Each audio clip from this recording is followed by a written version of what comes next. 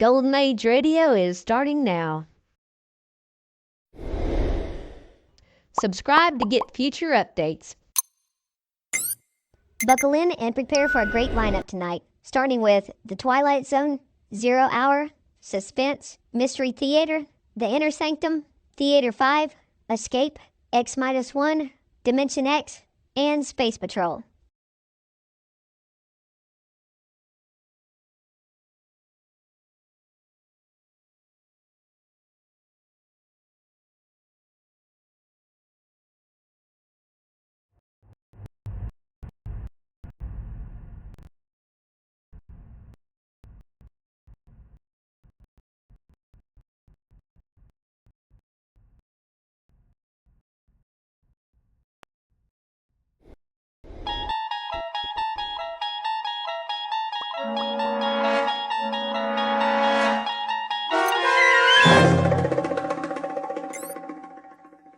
The Mighty Casey, starring Paul Dooley, with Stacy Keach as your narrator, was adapted for radio by Dennis Etchison and written for The Twilight Zone by Rod Serling.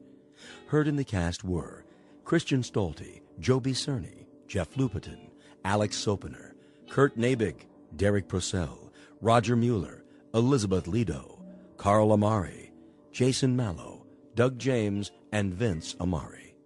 This copyrighted radio series is produced and directed by Carl Amari for Falcon Picture Group. Doug James speaking.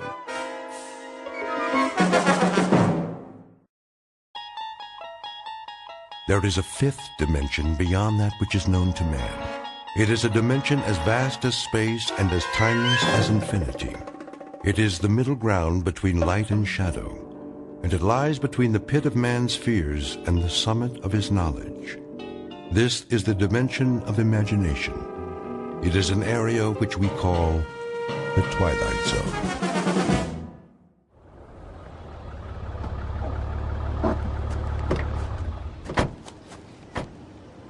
Okay, Pete, let's mark it off. Starting where? The dugout. Run a chalk line in front of the fence all the way to the gate so they can bulldoze it flat. Wait, what's the dugout? Where the team would wait. They'd sit on the bench, shoot the bull. Sometimes McGarry'd chew 'em out, but good. Oh, I know what a dugout is. But why'd you call it that? I don't see any bench. Not now, you don't. Used to be right over there, under the bleachers, near home plate. Okay, I get it. This place used to be a ballpark. Of course, that was before my time. Yeah, I'll bet it was. I always thought this was a track for motocross and monster trucks. My old man used to take me before it was a swap meet of me. That right. There was this one truck, the Grave Digger. Oh, man, you should have seen it. Big old tires, rolled right over anything. How old are you, kid? Me, 22. 22? I was out of high school before you were born. You know what? You really missed a lot. Yeah, Pops, back in the day. Hey, you ever see the monster trucks? Afraid I missed that. Ever see the Zephyrs? The what? Only the greatest ball club there ever was. Sure. That's why I never heard of them. Yeah, World Series champs, huh? They could have been. Let me tell you. And they almost did. 1 year in particular. We better get back to work, Corrigan. Wait a while, kid. I want to tell you a story. You bring your lunch? Sure, I brought it in the truck. Then let's take a load off. Good time for a break. It's okay by me.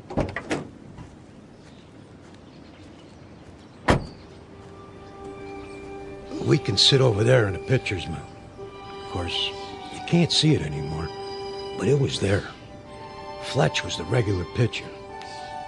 He was a nice guy, but he had an arm like an old lady. Then one day out of the blue.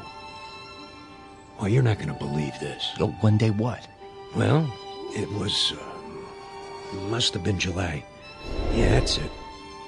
Middle of the season, everybody was talking about the Giants, how good they look, what a lineup, blah, blah, blah. The Zephyrs were stuck in a toilet. Then one day McGarry, that was the manager, he called for open tryouts. Why not? Couldn't be any worse than what we had. And that was when he came along. Didn't look like much. But when he wound up, man, what an arm. Who? I'm getting to it. Better start at the beginning. It was a hot one that year. No rain, the sun beating down.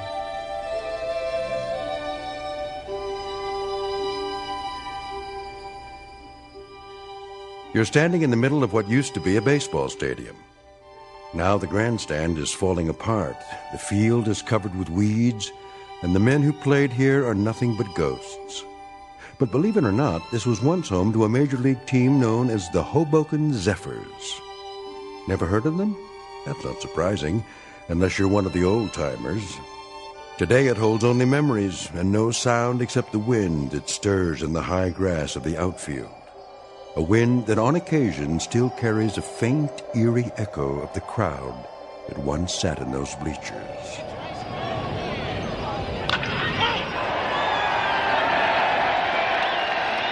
We're about to travel back in time to a day when the Hoboken Zephyrs were still a part of the National League, and this mausoleum of memories was an honest-to-Pete attraction. But since it's strictly a story of make-believe, we must begin this way. Once upon a time, in New Jersey, a most unusual event happened on the way to the ballpark. In a moment, you'll meet the cause of that event, a left-hander named Casey. Not the most original of monikers, but that's what he was called. So sit back, grab a hot dog and a bag of peanuts, and get ready for the playoffs.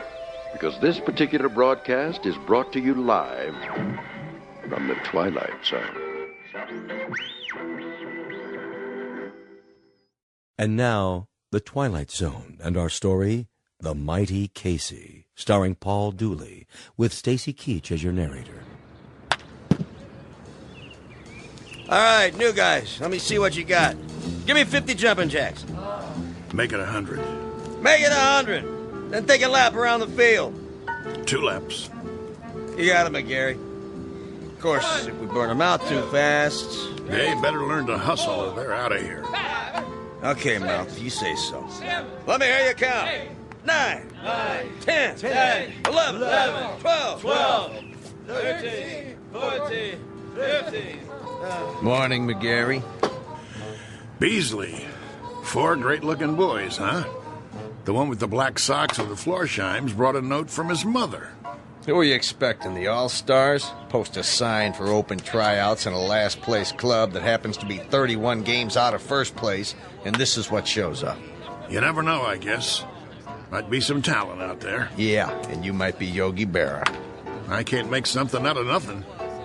You're the owner of the club. You gotta give me some ball players. Think you'd know what to do with them if I did? 20 games out of fourth place, and the only big average we've got is a manager with the widest mouth in the business. When the Zephyrs win 1 game, we gotta call it a streak. Buddy boy, when contract time comes around, you don't have to. Sure. You let me go. Who you gonna get? Now think of something. You can always manage the team yourself. One more time, Fletch. Ugh, trying to get it over the plate. You okay, Monkey? I must have slept funny on my arm last night. How's the team doing? Are you kidding?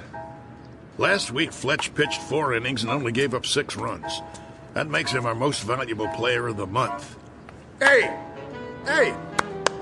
Okay, let's see some sweat out there. New guys, take a lap.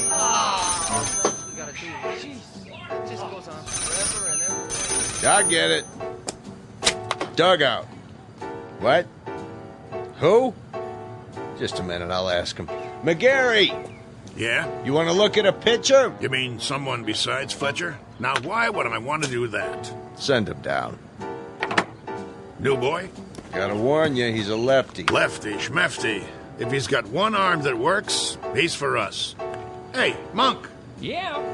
Fletch can take it easy now. I got a new boy coming in. Catch a few for him? Yeah, sure, Mouth. Yeah, okay, Fletch. Go on, shower up. Check.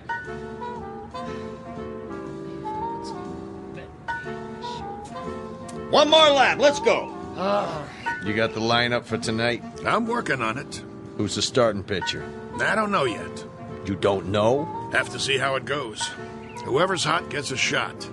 Make that lukewarm. Oh, Mike. Chavez, that's enough with the laps. They look like they're gonna pass out. Check. Take 5, boys. All right. All right, Gary, I've seen enough. Yeah, you and me both. What's that? I said I'll see you on the sports page. I'll stop by later. You do that. Mr. McGarry? Over there. Hey, Mouth! Your new man's here. You gotta be kidding. Mr. McGarry, is it? Okay, what's the gag? I don't know what you... Come clean, Gramps. Did old man Beasley put you up to it? I'm afraid Well, tell him I don't need a water boy. Thanks for coming by. Leave your name at the office. There must be some misunderstanding. I'm here about the pitching position. Right. Hardy har har. Oh, I'm not a pitcher, though I've thrown a few baseballs in my time. Of course, that was before the war. Yeah? Which one? The Civil War? You don't look old enough for Valley Forge, but come to think of it, was the winter really as cold as they say? I represent Casey. Oh, Casey. Straight from Mudville, I bet.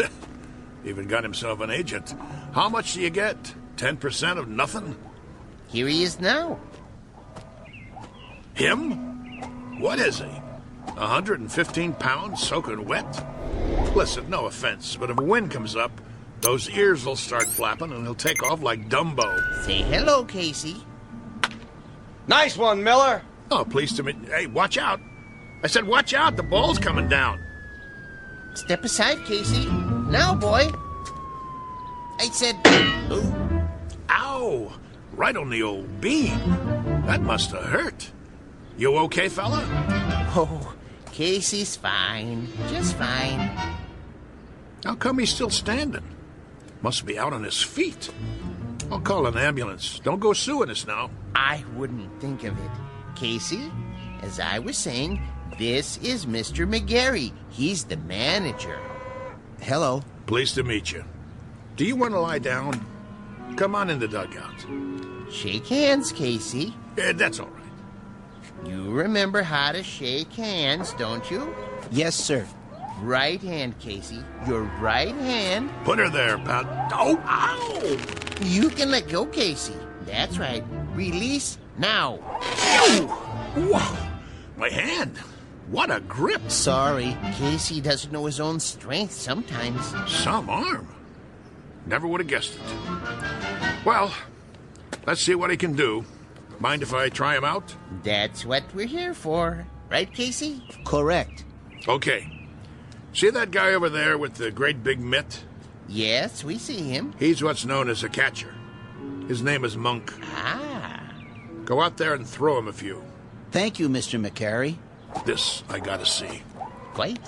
You his father? Casey? Oh, no, he has no father. An orphan, huh?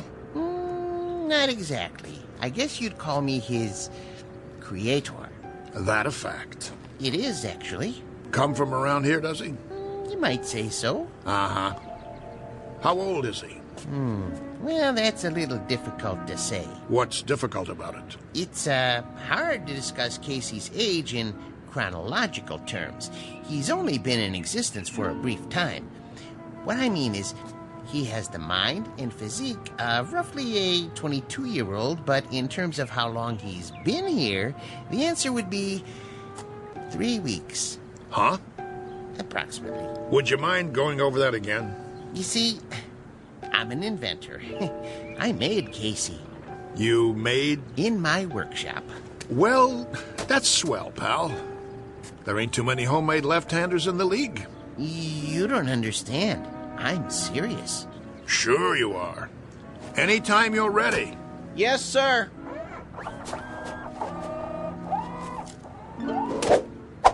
Oh, jeez Louise. That's his fastball. Try a curve now, Casey.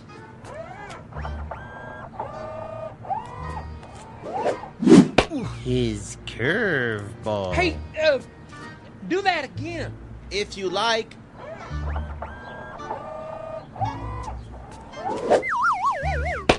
Hey! What was that? We don't have a name for it yet. Go ahead now, Casey. Don't hold back.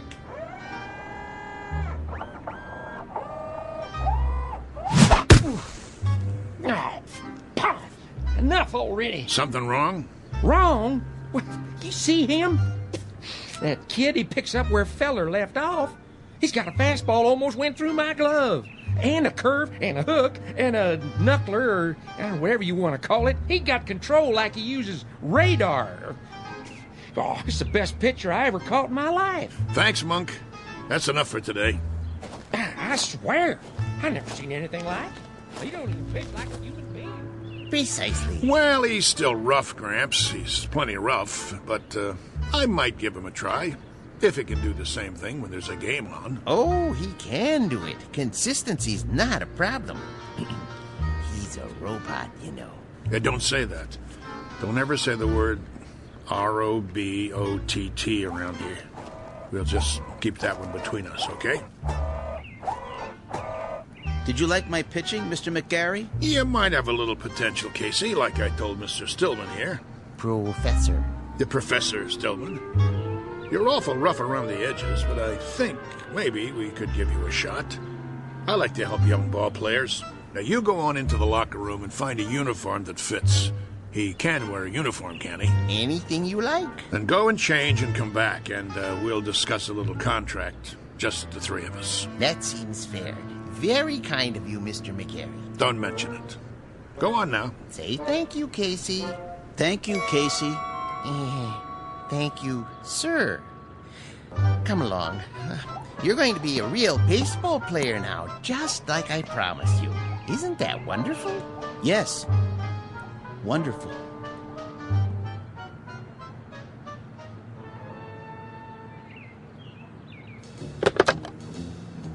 General Manager's office? This is McGarry. Now listen. Draw up a contract. New pitcher, name of Casey.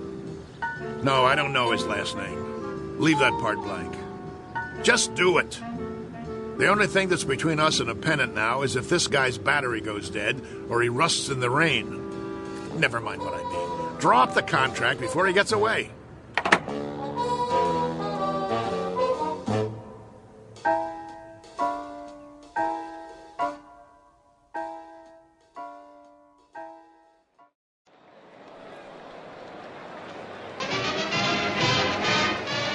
And ready in 3, 2. Good afternoon, sports fans. We're coming to you live for the last in a series of home games for the Hoboken Zephyrs. The Bullets are already on the field, warming up, but there's been a delay. The Zephyrs are still in the locker room.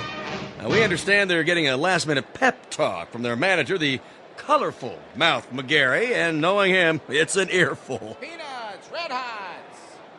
Well, the Zephyrs are at the bottom of the league this season, which means this is a make-or-break situation. Now, rumor has it there's a new pitcher on the team, but that's unconfirmed. Ah, yes, a beautiful sunny day. Local fans all here, ready to root for the home team. Still, no sign of the boys from Hoboken. Well, this might be a good time for a break before the action starts. But we'll try to get word from the locker room, but till then, let's go to a commercial. And you're on. 60 seconds. How much longer do I have to fill? Beats me. What's with these losers? Well, if I was on that team, I guess I wouldn't want to show my face either. 45 seconds. Beer here, get your ice cold beer. Somebody get me a beer. I'm dying out here. What am I supposed to do? Play tiddlywinks? It's going to be another slaughter anyway. Hey, ask him if he's got anything stronger than beer. You can always read him the stats. There are no stats. If this team was any lower, they'd get stuck in the grass. What am I doing here? Get me another gig. Little League. The weather. I don't care. Just get me out. 20 seconds. The Zephyrs are charging onto the field. No. The Zephyrs look hungry this afternoon. Yeah, sure. Who am I kidding? They're not going to show. The game's canceled. You'll see. 10 seconds to air. Oh, those bums. It's the same old story. Fletcher winds up, he throws, and he drops the ball on his foot. They should send out a bunch of chimpanzees. 5, 4, 3, 2. And welcome back, ladies and gentlemen, to more thrilling baseball action.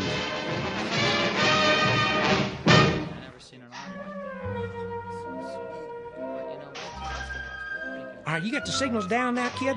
Man, there's no irons. Okay, when you're ready to throw, you watch my fingers. See, I'll give you the hand signals, just like we practiced. Remember the one for the fastball? This one. Yes. And a curve? Show him the one for a curveball. Yeah, it's right here. Well, what are we waiting for, Mom? This ain't a training session. This is for real. You're telling me? All right, kid.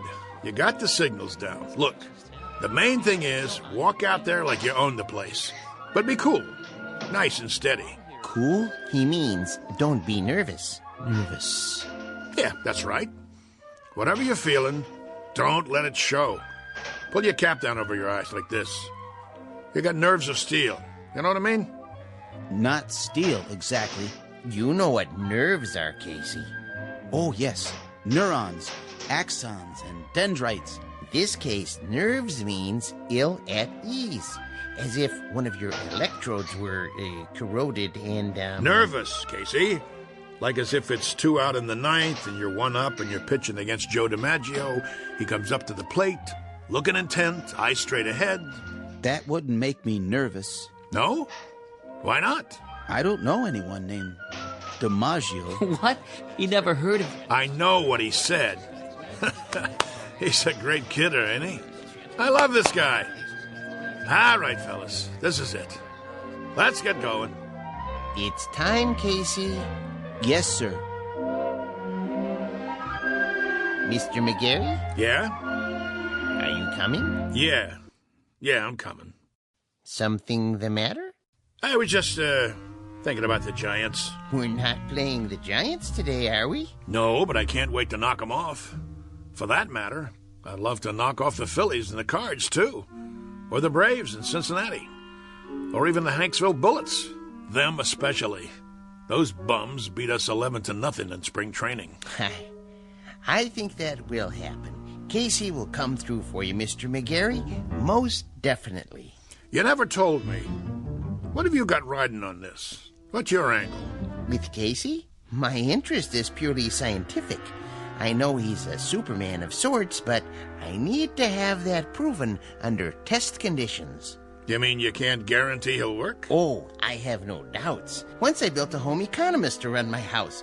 Marvelous cook. I gained 46 pounds before I had to, dismantle her. Now, with a model such as Casey, with his strength and accuracy, I knew he was destined to play baseball. And in order to prove my point, I had to have him pitch in competition. As an acid test, I settled on the absolute worst team I could find.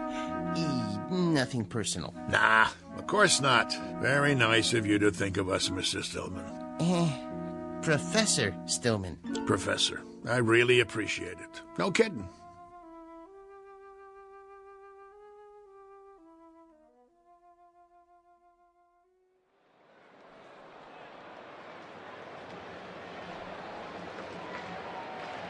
You can feel excitement in the air as the Zephyrs take to the field. Hey, you bums, do something. The pressure's on the home team, tensions are high, and there's a groundswell of support as this new pitcher approaches the mound. Well, it's do or die today. Fletcher's on the bench, and the new man, the only name I have is Casey, and frankly, he doesn't look like much. But his metal's about to be tested, to coin a phrase. Go home, kid. Your mother's calling you. The umpire signals for the start of the game. Play ball. The ball is whipped around the infield, and now the second baseman is hand-carrying it over to Casey. He rubs it off on his jersey and hands it to him. The pitcher is, yes, he finally takes it. He turns to face the batter, waiting for a signal. Here's the windup. He throws. The batter swings. Steve right. I must have missed that one, folks. It looks like the batter missed it, too. He went over the plate so fast, he swung a full 360. Good gravy, was that a fastball? Lucky pitch. Let me see you do that again. Take your best shot. Second pitch. Here's the windup. Whoa, Nelly! Halloran tries to take a bite out of it and misses. He's off his feet. Looks like he threw his back out, twisted around like a pretzel. Good golly, Miss Molly, we got ourselves a pitching machine.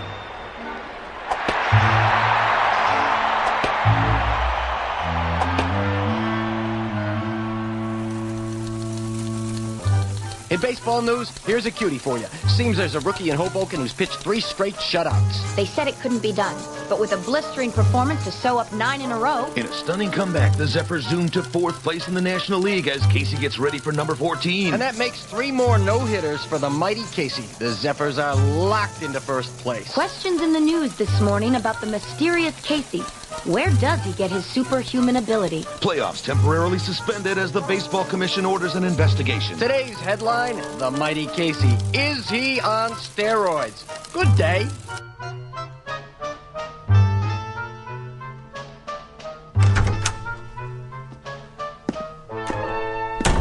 All right, Casey, if you just relax. What do you mean? He's relaxed. Let's get this over with, Doc. I'm going to sit down in front of you and strike your knee with this little rubber hammer. Why? It's a test, Casey. Nothing to get shook about. You mean shaken? Here we go. Casey, watch where you're kicking. Well, I'd say his reflexes are 100%. That it, Doctor? Not quite, Mr. Beasley. Just let me check his pulse and do a blood test. Oh, no. What's the matter? If Casey doesn't pass his physical, there goes the pennant. There goes the series. There goes my career. But why are you worried? He doesn't take anything illegal, does he? Absolutely not. You may rely on it. Then... there's something I haven't told you, Beasley. What? Now to take your pulse. Hey, Doc, you really need to do that? Oh, a mere formality. He seems to be in A1 shape. Absolute perfection, if I do say so. Quiet for a moment, gentlemen, while I listen through the stethoscope. Oh, boy. Here it comes. Breathe, please. Once more. What's wrong? Nothing. Not a thing. Everything sounds fine. It's just that... Out with it. What? This man doesn't have a pulse. No heartbeat either. Try again. I already have. This man isn't alive. He can't be. That's pretty funny, Doc.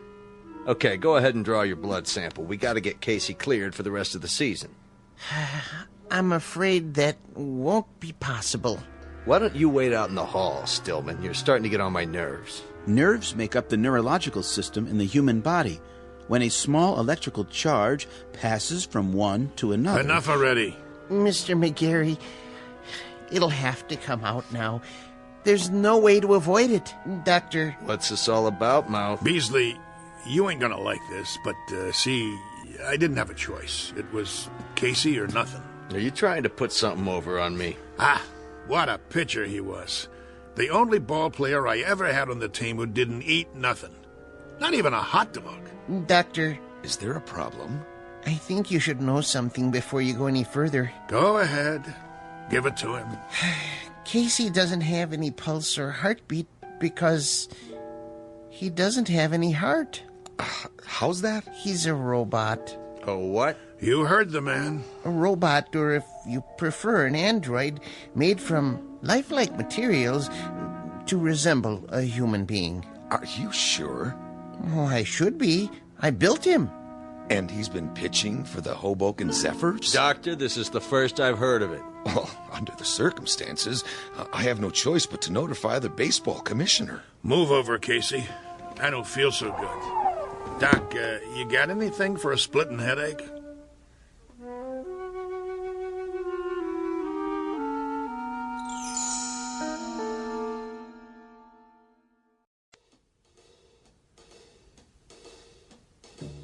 McGarry, you gave me your word. Yeah, that the team would win.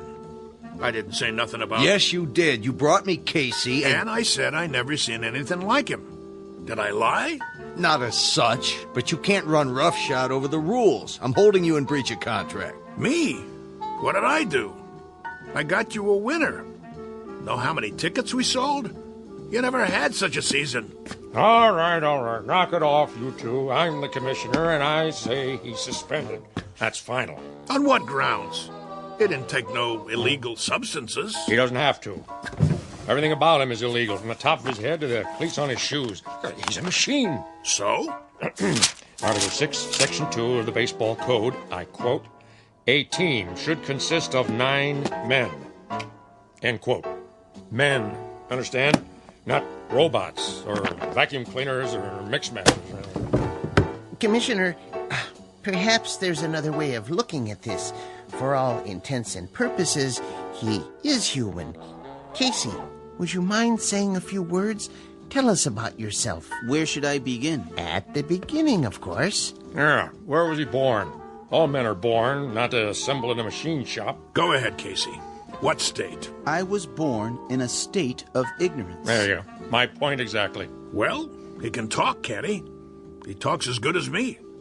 That means he's got to be alive. I wouldn't count on it. But he is not human. Easy for you to say. How human do you want him? He's got arms, legs, a face. And ears. But no heart. He doesn't even own one. How can he be human without a heart? Beasley don't have a heart either. He owns 40% of the ball club. That's it, gentlemen. He doesn't have a heart. Ergo, he isn't human. And that's a violation of the baseball code. Therefore, he doesn't play. Mr. Commissioner, suppose this, just for the sake of argument. Supposing I gave him a heart. You gave him? Where will you get one? At the local parts store? Hear me out. If that essential is the only thing that renders him different from the norm, I could try an operation. I think I could do it. In fact, I'm sure I could. Supply him with a self-contained mechanical heart, that is. Now you're talking, Prof. How about that, huh? What do you say? Well, it would be very irregular. If he were to be given a heart, would medical science classify him as... what I mean is, could he then be called... He had the doc fooled even without one. All right. With a heart, I'll give him a temporary okay until the league meeting in October. Then we'll have to take it up in session. The other teams will scream bloody murder. I can see DeRocher now. Then it's all settled. Casey gets a heart and accreditation as human, and the Zephyrs... Take it, Mouthy. With pleasure. Hoboken wins the pennant for the first time in 23 years.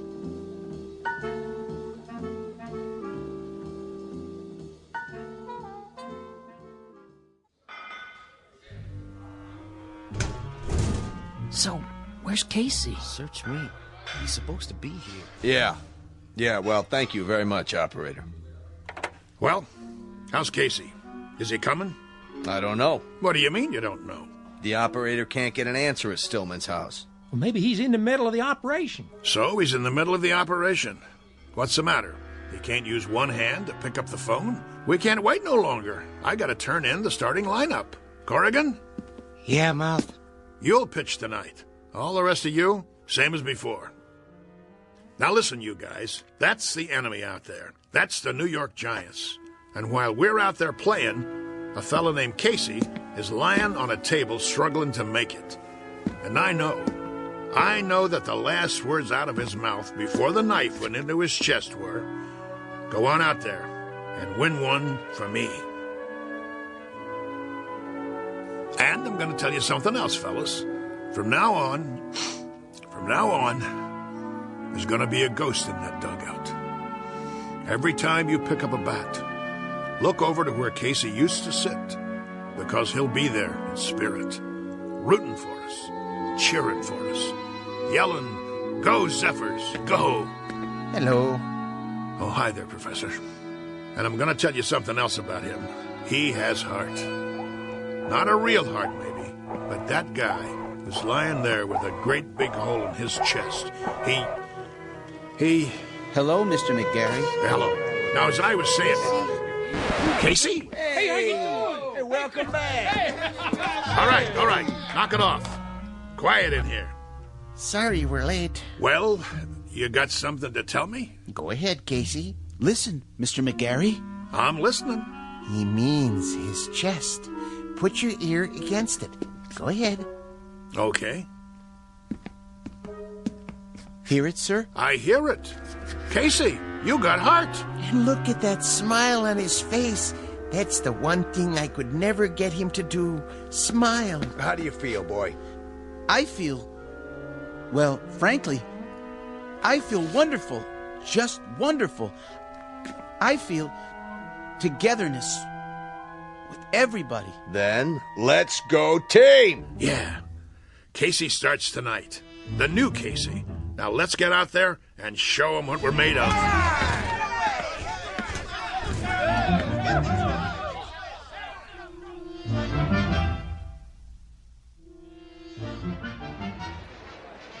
Here, get your red hot. Ladies and gentlemen, boys and girls, this is what we've all been waiting for, the big one.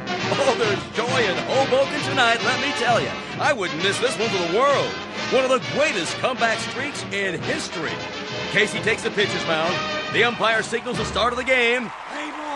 Casey winds up. He throws. And it's a high fly over the wall and out of the park. That's a home run for the Giants. What a way to start the game. Well, that'll be a big one on the scoreboard. What's he doing? Cool it, guys. Casey's just playing with him. Making it more exciting. Know what I mean? If you say so, Mouth. Another run for the Giants. Now it's 3-0. What's wrong with the mighty Casey? That's what fans want to know.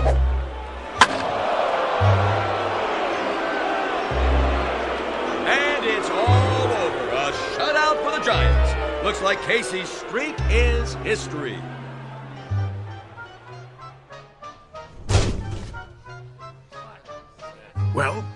Well, 1 minute he's 3 Bob Fellers rolled into one, and the next minute he's a tanker with nothing. You want to tell me what's going on? It's rather complicated. Then you tell me, Casey. Start by explaining how one pitcher can throw 9 balls and give up 4 singles, 2 doubles, a triple, and 2 home runs. I don't know what to say, Mr. McGarry. Shall I tell him? Tell me what? It's because Casey has a heart now. So? He has heart. Big deal. The thing is, Mr. McGarry, I just couldn't strike out those poor fellows. I didn't have it in me to do that, to hurt their feelings. I felt... He felt compassion. What? That's what he's got now. Compassion. See that smile on his face? Give an individual a heart, Mr. McGarry. Particularly someone like Casey, who hasn't been around long enough to understand things like competitiveness or drive or ego. And it's bound to happen. Oh, my aching back. I'm sorry, Mr. McGarry. I just couldn't hurt their careers. Professor Stillman thinks I should go into social work. I'd like to help people. That's what happens to you. Should I tell you what happens to me? I get shipped off to a baseball farm system that consists of 1 silo and a McCormick Reaper. The only thing we get come spring is a wheat crop. Right now, I'm going to go have me a drink. Oh, Mr. McGarry. What do you want? I was wondering if I might come with you. What for? Do you mind, Casey? Oh, don't worry about me, sir. You go ahead. Good. Now, Mr. McGarry, I've been doing some thinking. About what? The characteristics necessary to make a great baseball player.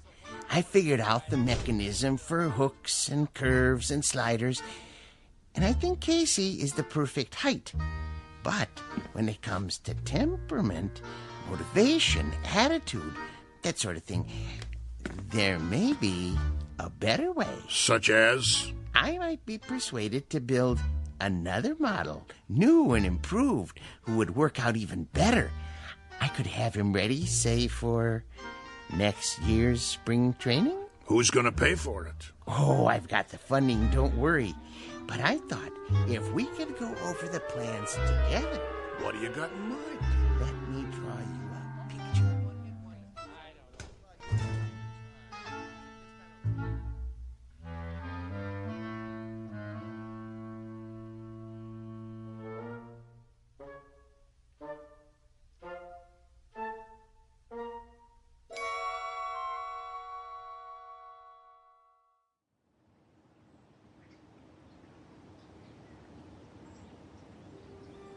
Geez, that's a heck of a story. Yep.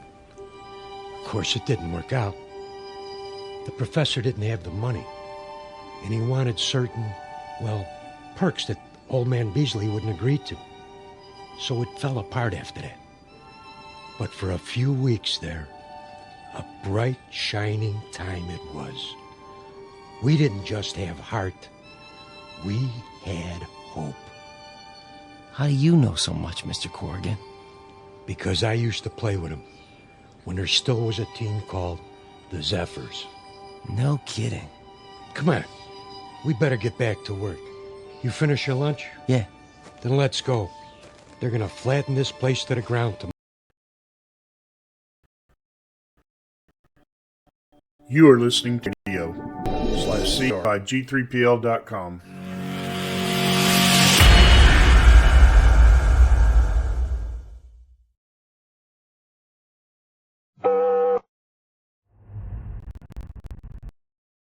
I'm Rod Serling. You're listening to the Zero Hour. Rest your eyes.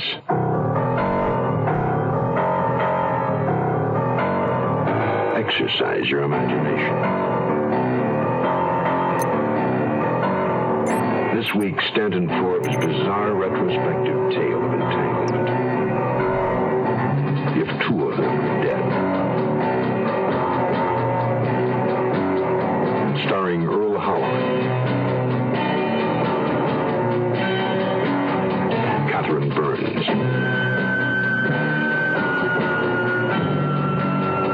and Nina Foch as Sister Maud. In Elliot Lewis's production of The Zero Hour.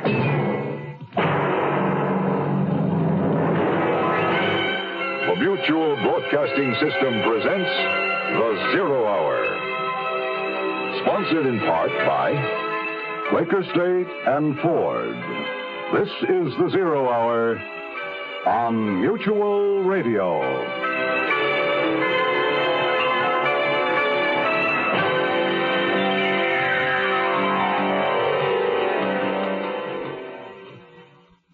This week, our story takes place in Midwest America, the Depression years. A lonely farmhouse in which three people come together under desperate circumstances.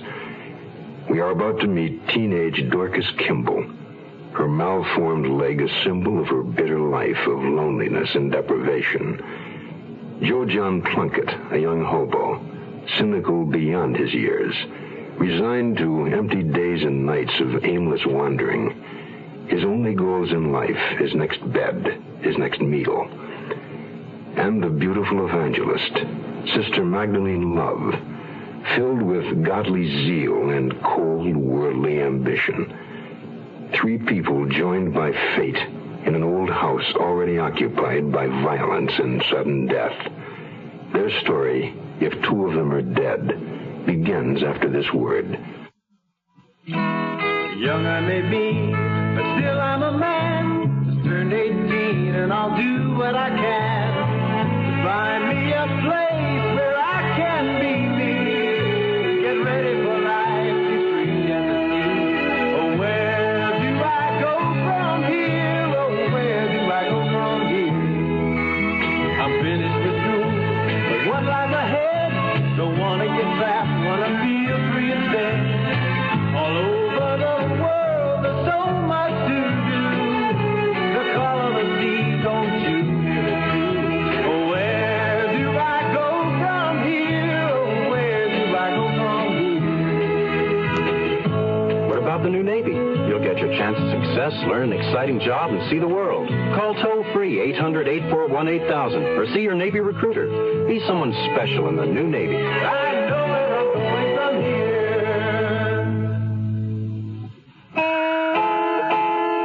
Picture this. A string of freight cars crossing a dusty stretch of lonely farmland.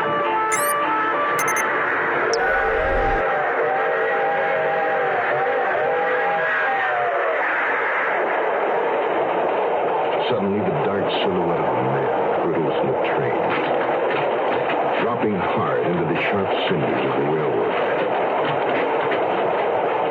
The man gets to his feet, slaps the dust from his clothes, finds where his bundle has landed and picks it up. The bundle contains all the man's worldly possessions, an extra shirt, some underwear and socks, a straight-edged razor in a worn leather case. and a small packet of letters addressed to Joe John Plunkett. At this moment, Joe John Plunkett is a hungry man, and a hungry man is ready to do just about anything to put some food in his belly. It was Plunkett luck, all right. I could see that at a glance. At second glance, anyway. At first, when I saw that big tent flapping in the wind in the field across the road, I thought, carnival. Rides and games, work and food. But soul food's what it turned out to be. Soul food for suckers. A revival meeting tent. People with nothing to put in their stomachs must be sitting ducks for some Bible thumper. Well, you deliver me. Now, dog. When you're a stranger, everywhere you go, dogs are poison. Probably take a hunk out of my own pair of pants. Get away, you little mutt. Tippy? Come on back here, Tippy. Yeah, Tippy. Be a good pooch of ham scray, will you? Tippy? And take her with you. I'm not in the mood for conversation with the farmer's daughter. Or anything else. Especially with some skinny little... I'm sorry about Tippy, but she won't hurt you. She just likes to bark. Little dogs are like that. They think they got to stand up to anything that moves. Yeah, well, I was just moving on. Walking all the way into town. You looking for work? Are you hungry? Yeah, I'm hungry. What do I have to do for it? Something I could see that by the look of her. Edgy and eager. I've seen people who look like that before. They wanted something bad. You any good with a jigsaw? Building things with your hands? I don't plan on settling down here. You see them things over there? Little painted windmills and wooden statues of Uncle Sam? My pa makes them himself, only he took sick. Tuberculosis. He had to go to a sanitarium. I need somebody to make some more. It ain't too hard. And you have a place to sleep and something in your stomach. I don't cook so bad. How old are you? 17. What happened to your leg? Infantile paralysis, but it don't hold me back now. You all alone in the place with your paw gone? That's right. I need somebody to help me. Just for a little while. You don't have to stay long. He was right. He was crazy taking in a strange tramp off the road.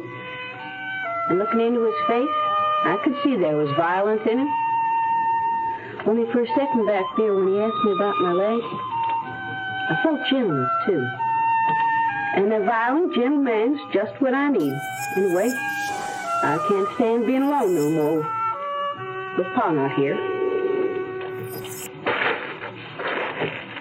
Reckon I ought to know your name. Joe John Plunkett. Mine's Dorcas Kimball. Where are your folks? Dead. And if questions come with this job, forget it.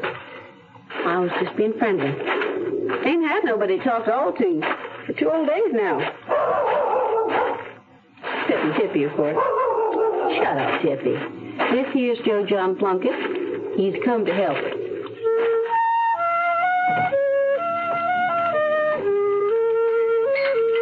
I cook a meal pretty good, don't I? Well, a man half starves, no judge. Never got no word out of Pa about my cooking either. He was always too liquored up. Where's your ma? Dead a long time. I'll go out and take a look at things in your pa's workshop, see what I can do. You've been to lots of places, I expect. A few. Ever been to Hollywood or New York? Places like that. No. Hollywood's got palm trees and sunshine. All pink and gold is the way I see Hollywood. Yeah. Well, I was never in any pink and gold cities. New York is silver and black velvet. All the cities I've ever seen were the same color. Gray. I'm going out to the workshop. I'll owe you the price of 1 square mil at least. I guess you seen the revival meeting tent down the road? I saw it. I don't want you to do no work in my pa's workshop.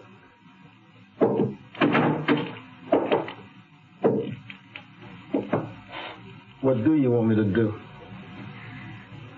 Take me to the revival meeting tonight. Want to see Sister Love. I remember where it said on the sign outside the tent. At tonight's service, there will be a special call for the lame and the halt. It's funny, I'd forgotten about her leg. But I didn't suppose she ever forgot it. Only I didn't see me escorting a cripple to a hallelujah meeting. I'd like to have upchucked the whole damn supper and canceled all debts. Brother, you got into debt so easy, and there was nobody to remind you how hard it is to pay. Nobody.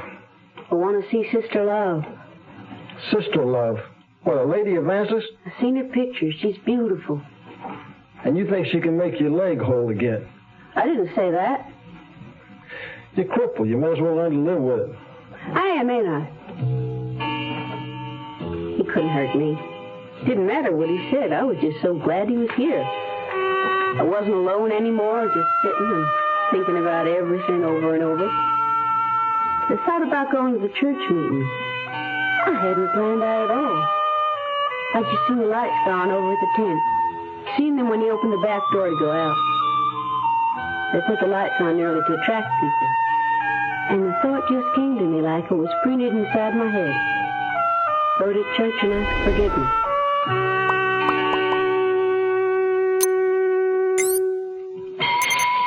Morning, Mr. Thompson. Sure is cold this morning. Cold? It must be 94 in the shade. I mean, it's cold inside your car's engine. Well, why didn't you say so? You didn't ask. Well, just tell me how my engine can be cold on a sweltering day. Glad you asked. When you start a car first thing in the morning, your engine is cold. Well, that's true, but so what? A cold engine does a bad job of burning gas. It can make soot, dirt, and acids form in your motor oil, and they can sure damage an engine. What can I do about it? Glad you asked. Instead of asking for my cheapest oil, you can start using a quality motor oil, Quaker State. Nothing finer than Quaker State. It's made scientific to neutralize acids and to hold solids suspended, so they don't gouge out your engine. Well, thanks for telling me, Caleb. Down a quart, Mr. Thompson. Quaker State? Well, yes. Why didn't you give me Quaker State before? You didn't ask. Quaker State your car to keep it running young. We'll return to our story in a moment. You're 17, 18. You've graduated from high school. You want to make something of yourself, but you don't have that something to make it with, like money for 4 years of college. What do? Well, you don't need 4 years of college to get a good job.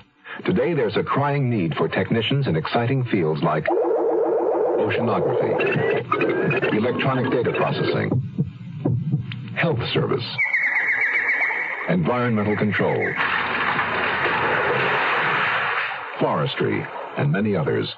Technicians earn twice the salary of the average high school graduate. Some even make more than 4-year college graduates. All you need is a year or two of technical training. To learn how you can become a technician, send for our free booklet. It's called 25 Technical Careers. Write Careers, Washington, D.C., 20202. If you can't afford 4 years of college, write Careers, Washington, D.C., 20202, and make something of yourself. What a strange little girl. Asking a whole lot of questions, offering answers I couldn't quite believe. And then when she was saying nothing at all, just staring out from behind those green eyes. You thinking about your pa dying? What? You got a look on your face. He could, you know. Tuberculosis is serious, isn't it? Yes. Only there's something worse than Pa dying. It's how he wasted his life. Drinking and ending up in a place like this. He never got anything from living. How do you know? I know.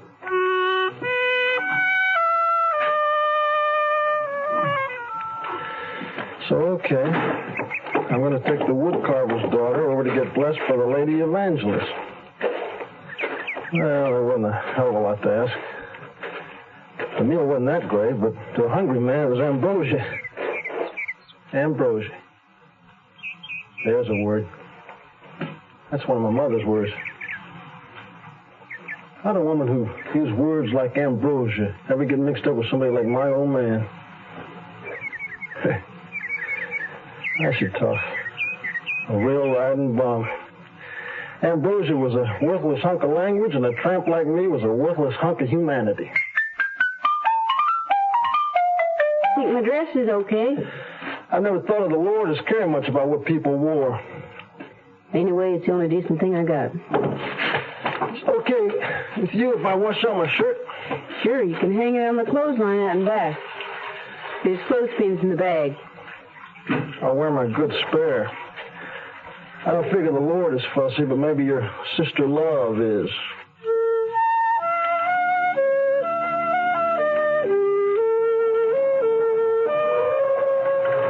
It was hard to believe. That deserted town I'd seen earlier was now alive with humanity. There was even a string of cars and trucks backed up along the road. Their headlights formed an arrow pointing the way to sister love and salvation. Every night I watch them come. So many people. There'll be some places down in front. If you want a place to sit, you better get inside. Come on, people are always strange about sitting in the first row. Oh, you want to see her good, don't you? Come on. Welcome, Sister Love. Thank you.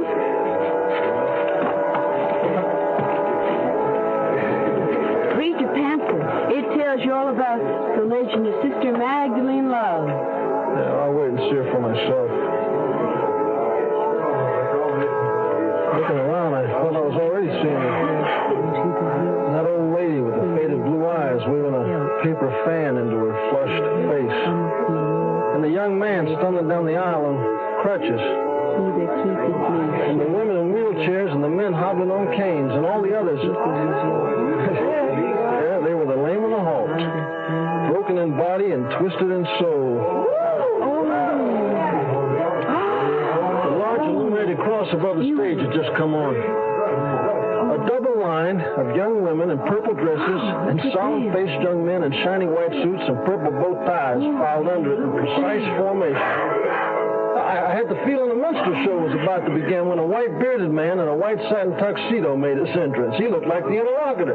Look, there's Brother Love. It says in the pamphlet he's her uncle. Both her parents were killed in the bus wreck down in Tennessee, and Sister Love prophesied it before it happened. Good evening, ladies and gentlemen. Sister Love welcomes you, and let us return her welcoming prayer. The prayer that will shake the heavens. Let us pray.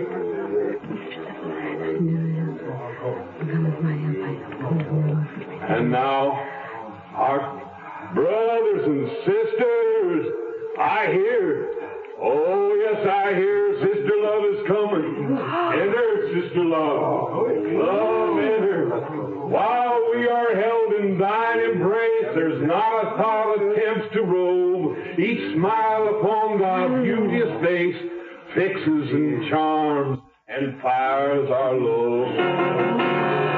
So that was Sister Magdalene Love. A face like carved ivory.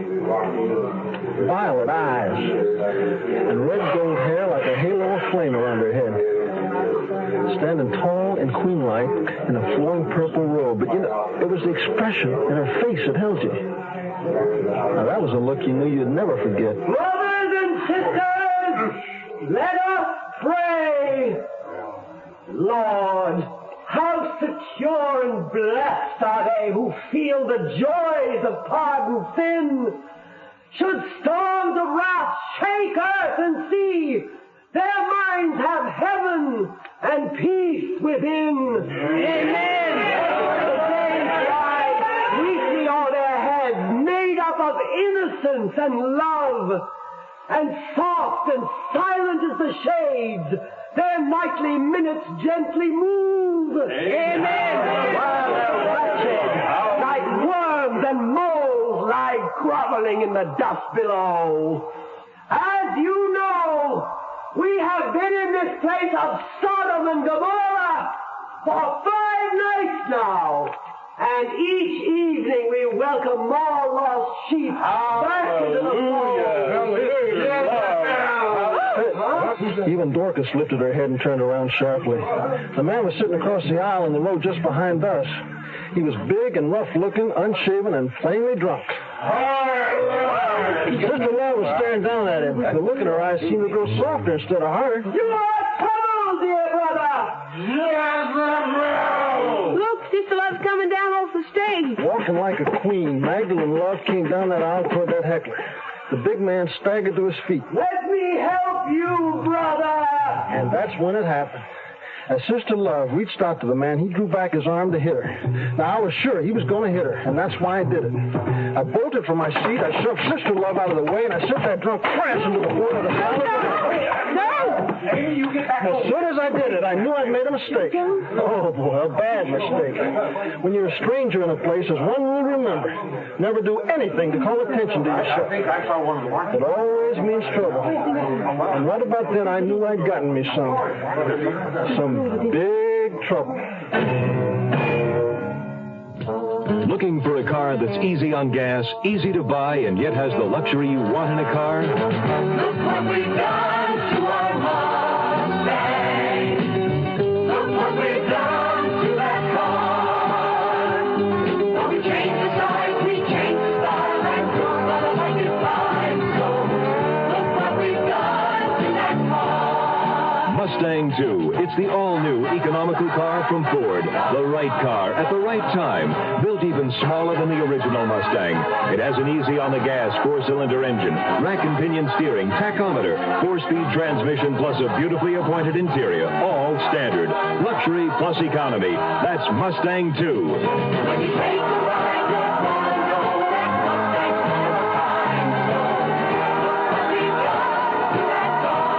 Mustang 2, $28.95 excluding dealer prep, destination charges, title, and taxes. See your local Ford dealer. The Zero Hour continues after this. Where does today's girl learn to be tomorrow's woman? At the movies? On television? Helen, darling, your floors are so shiny. Yes, John. I used Brandex polish just this morning. Brandex. Helen, will you marry me? Somewhere between the super sex symbol of today's commercialism and TV's Brandex image, impending womanhood is alive and well. And where is that somewhere? Wherever there are campfire girls.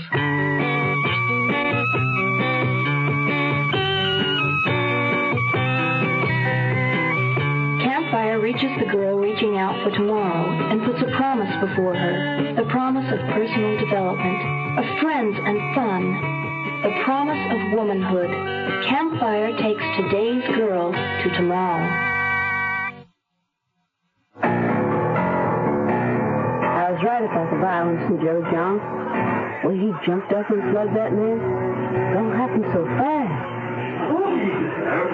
Joe John, you all right? Just sit back down, Dorcas. Everything's okay. It's a bad habit of mine. But anyway, I got no business. Yeah, but he's taking that man away. He's as liquored up as my pa ever was. Now, everything is all right, brothers and sisters. Now, just return to your seats and let us pray for that unfortunate sinner. Now, those of you whose bodies are tortured and maimed, but who wish to cleanse and purify your souls, come forward that Sister Love may lay her hands upon you and give you the healing of her blessing. Ye sons of men of feeble race, exposed to every snare, come make the Lord your dwelling place, and try and trust his care. This is what you came here for, isn't it? Aren't you going up there? No. Then come on, let's get out of here.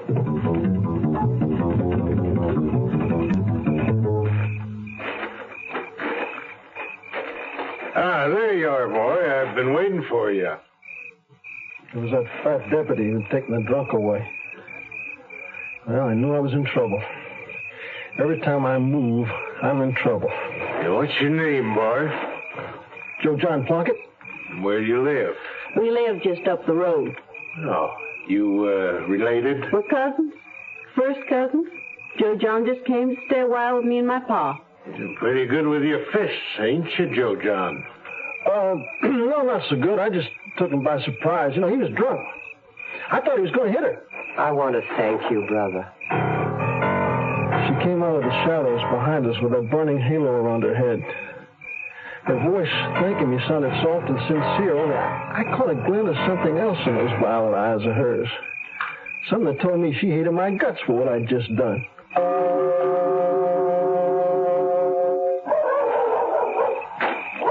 Hush up, Tickle. Show me up.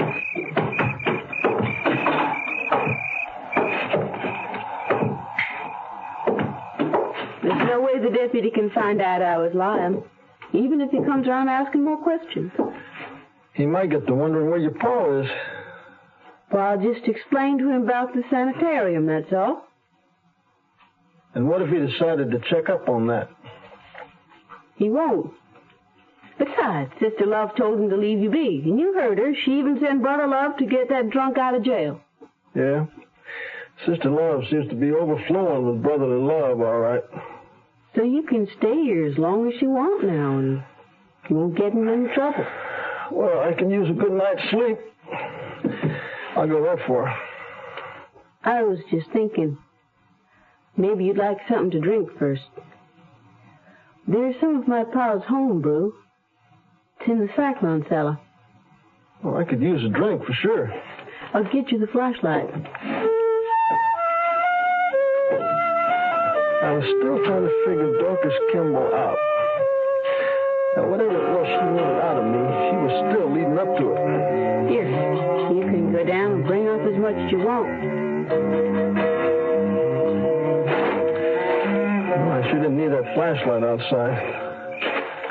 The moon was full and the stars looked like they went on forever. I crossed the yard to the cellar door. It was so heavy, I wondered how Dorcas ever managed to open it.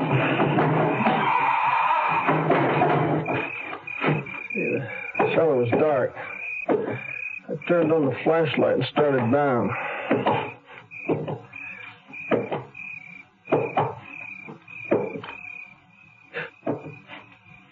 And then I saw what Dorcas Kimball had sent me down here to find.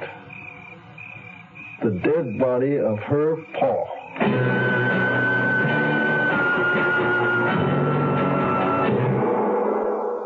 You are listening to Mutual's presentation of The Zero Hour. I was in South Korea with the Peace Corps, and we were the first rural health program in Korea. What a lot of us did was to go around and check to see if there was a TB patient in the house. A lot of these people had never, ever had any kind of medical attention at all. I remember one case. She was in pain. She was in real pain, and a doctor examined her and became very concerned. And he told us later that had she not come in, she would have died. I was very, very proud, you know. But you probably heard this, and you'll hear it again and again from volunteers. The volunteer himself gets more out of it than he actually gives to the people he's supposed to be helping. Volunteer for the Peace Corps. The Peace Corps is one part of action. Action is doing something. There is something you can do. Get into action. Here's a tip from your Better Business Bureau. Spring and summer are the seasons when most people plan vacations and they go flying off all over the place. And of course, they bring back a peck of precious pictures. Many camera stores are beginning to paste notices to their counters warning people that airline security measures may ruin photographic film in checked baggage. Some anti-hijacking devices used to check baggage for possible concealed weapons utilize X-rays, which will fog your film whether or not it's been exposed. Therefore, one of the best ways to protect film while traveling is to place it in a strong, clear plastic bag and hand carry it. Even though the film may be clearly visible in the bag, make sure that the airline boarding personnel are aware of the film so that it isn't accidentally subjected to X-rays. This has been a consumer tip from your Better Business Bureau.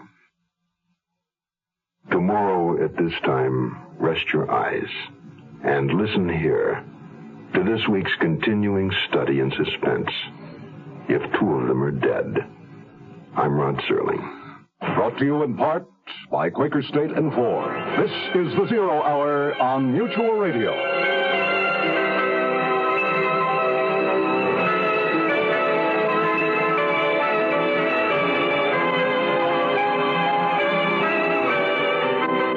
You have been listening to The Zero Hour, a presentation of the Mutual Broadcasting System in association with Hollywood Radio Theater. Heard every weekday at this time. Rod Serling is your host. Zero Hour is produced and directed by Elliot Lewis. The Hollywood Radio Theater theme was played by Ferranti and Teicher and is now available on United Artists Records and Tapes. Hugh Douglas speaking. Tune in tomorrow, and once again, rest your eyes and listen here to The Zero Hour. This is the Mutual Broadcasting System. You are listening to Golden Age Radio, rumble.com/C/GAR, brought to you by G3PL.com.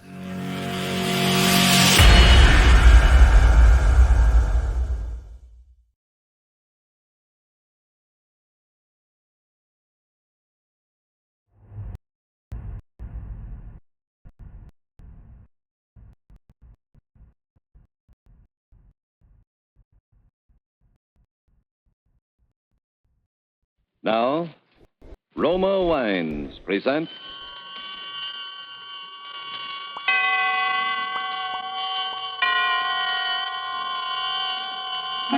Suspense.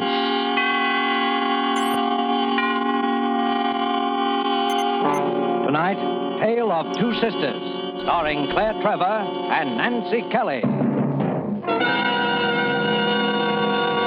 Suspense is presented for your enjoyment by Roma Wines. That's R-O-M-A, Roma Wines. Those excellent California wines that can add so much pleasantness to the way you live, to your happiness in entertaining guests, to your enjoyment of everyday meals. Yes, right now a glassful would be very pleasant as Roma Wines bring you Suspense. This is the Man in Black, here for the Roma Wine Company of Fresno, California, who tonight from Hollywood bring you as co-stars Miss Nancy Kelly and Miss Claire Trevor.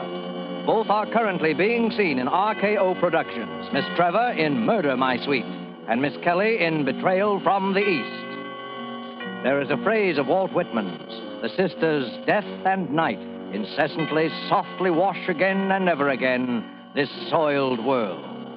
And so with the tale of these two sisters, and with the performance of Claire Trevor as Clara and of Nancy Kelly as Adele, we again hope to keep you in suspense.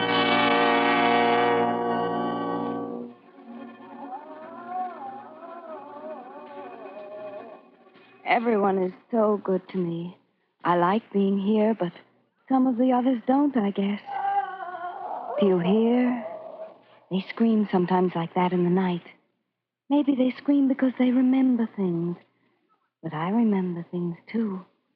Especially when people come out from town to see me, to bring me things. But there's nothing that I want that can't bring back my sister. My beautiful sister, Adele. Today was Thursday, and they came. And now they've gone. And when they came, they brought back memories of Adele. When we were children. The night that Mother died. The night we made the promise. Don't cry anymore, Adele. I'm afraid, Clara. We're alone. We're not alone. But if something happened to you... Nothing's going to happen to me. I'm going to take care of you. But that's what Mother said.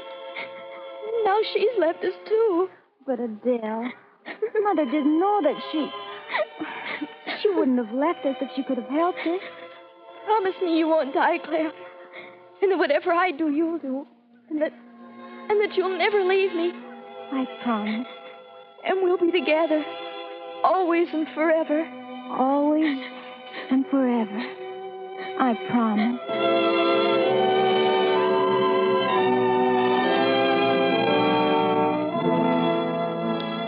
And for years, I kept that promise. Adele and I were as close as anyone could be. We had few friends, and I didn't mind as long as she was happy. But sometimes I was frightened at the way she clung to me after we were grown. I was afraid of what would become of her in case anything ever happened to me. And then something did happen. I met Douglas Foley.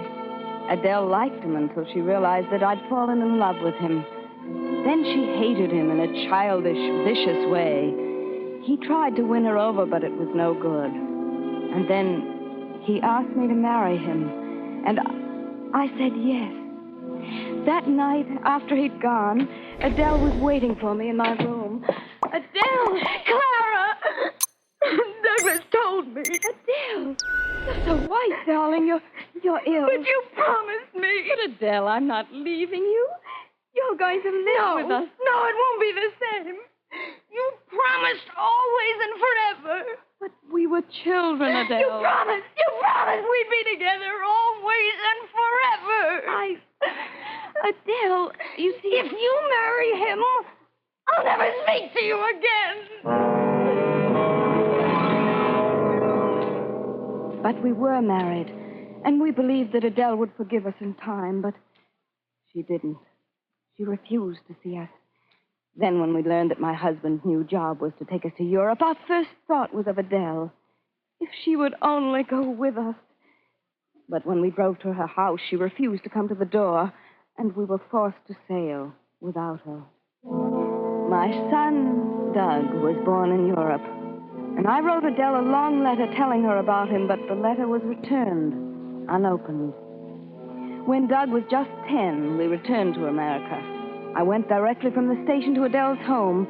She was working in the garden when we drove up. I was shocked at her appearance. Her hair had turned almost white, and there was a strange look about her. I sent Doug to the gate to introduce himself. She looked at him in a puzzled manner. Then she saw us sitting in the car, and she turned and walked into the house. The next thing I remember was that day, 1 month after my return home, when I was put on trial for murder, for my husband's murder. Mrs. Foley, will you tell us again what happened the night of your husband's murder? My husband was working in the garden all day when it began to grow dark. Will you please speak up? Well, my husband had been working in the garden, and when I called him in, he insisted that he had something to finish. I called him several times after that, but then I became irritated and I gave up. I had my dinner alone, and I went up to my bedroom. Then you admit that you quarreled with him the night of the murder. No, we didn't quarrel. I was irritated, but I said nothing to my husband. Your husband's death was caused by a deep, narrow wound in the vicinity of the heart. It is the opinion of this court that the instrument used might have been an ice pick. Mrs. Foley, have you any other ideas as to what might have inflicted this wound? No. Had your husband any enemies, Mrs. Foley? No.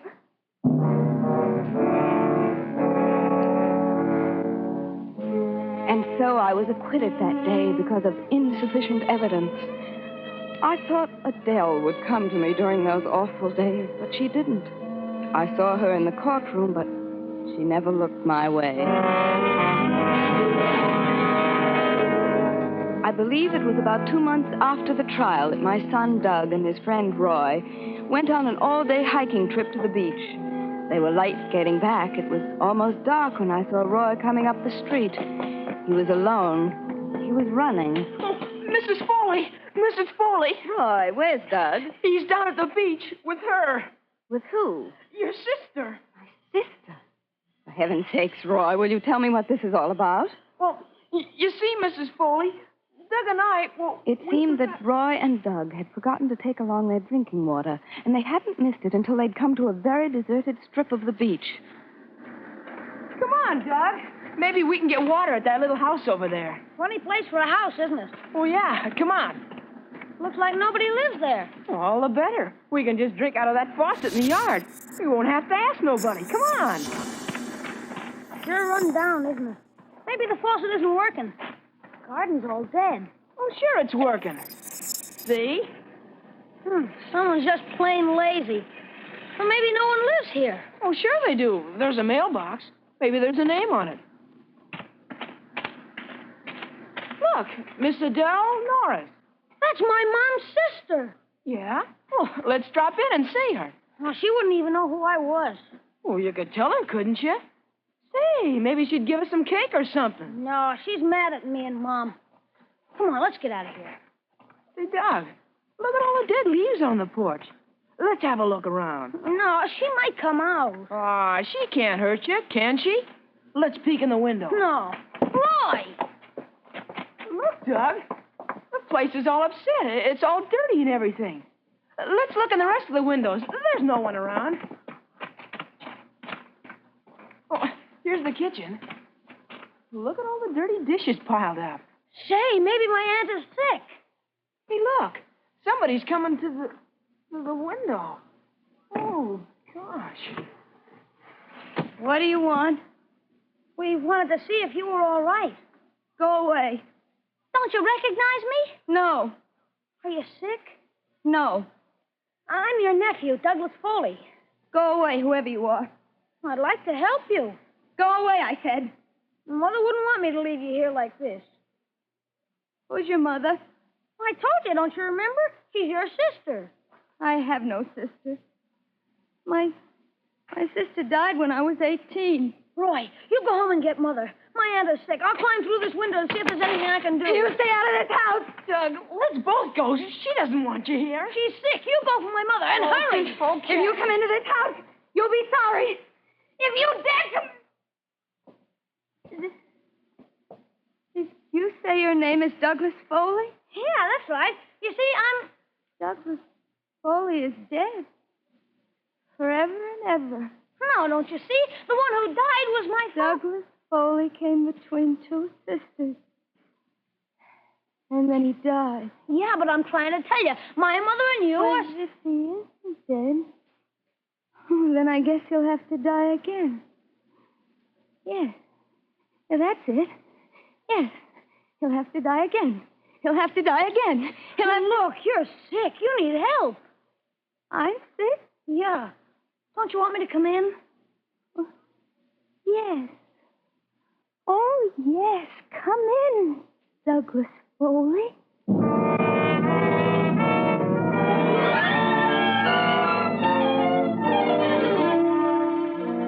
Tonight for Suspense, Roma Wines are bringing you Nancy Kelly and Claire Trevor in Mel Dinelli's radio play, Tale of Two Sisters. Tonight's study in Suspense.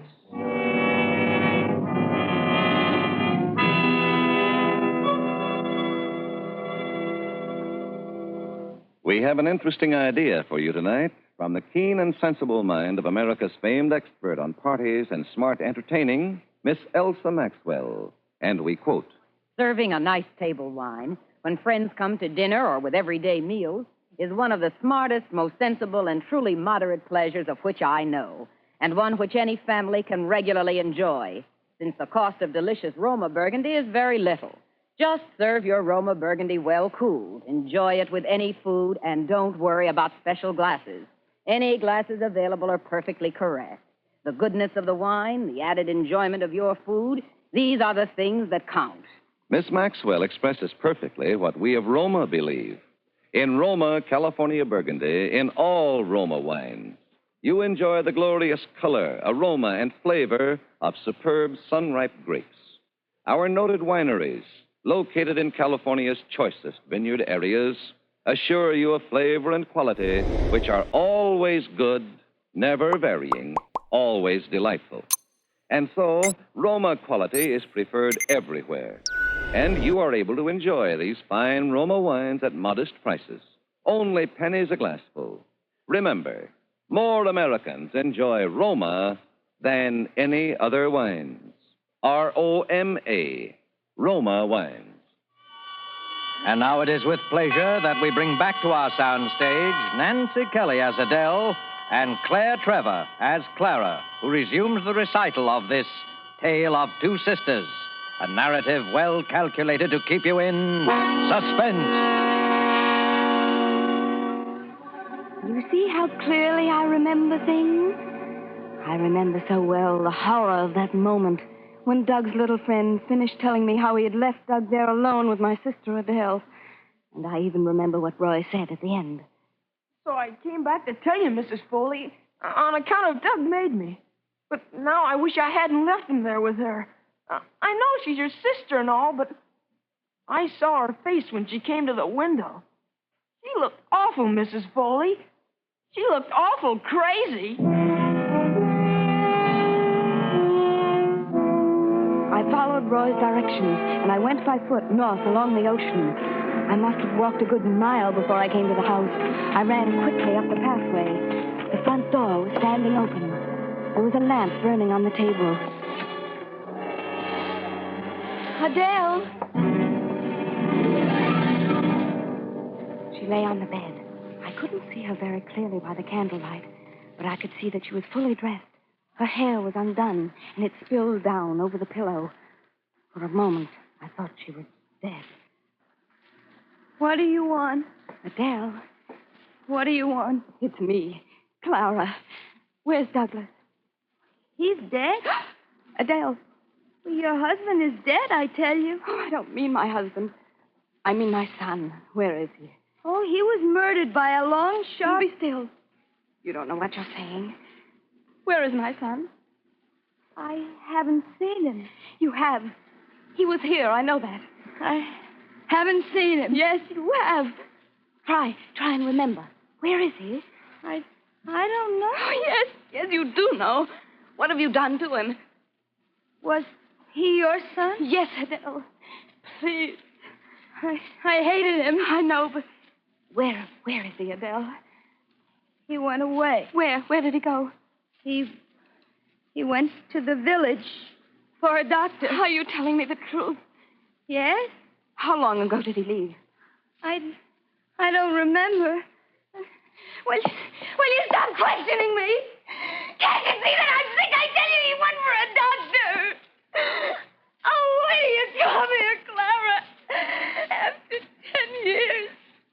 I've come to help you. I don't need your help. Adele, did Doug really go for the doctor?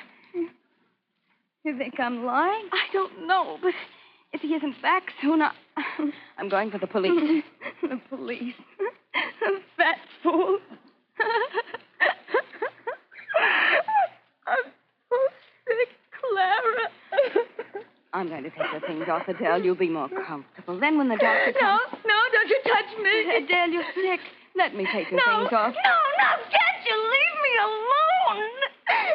Leave me alone. How do you know what's good for me after all these years? Oh, I'm in pain, Clara. I have a heavy pain here by my heart. When I'm tightly laced, I can almost bear it. All right. We'll leave it till the doctor comes. Will a doctor help me, Clara? Yes, of course he will. Douglas Foley came between two sisters. Adele. He worked in the garden. He was bending down low.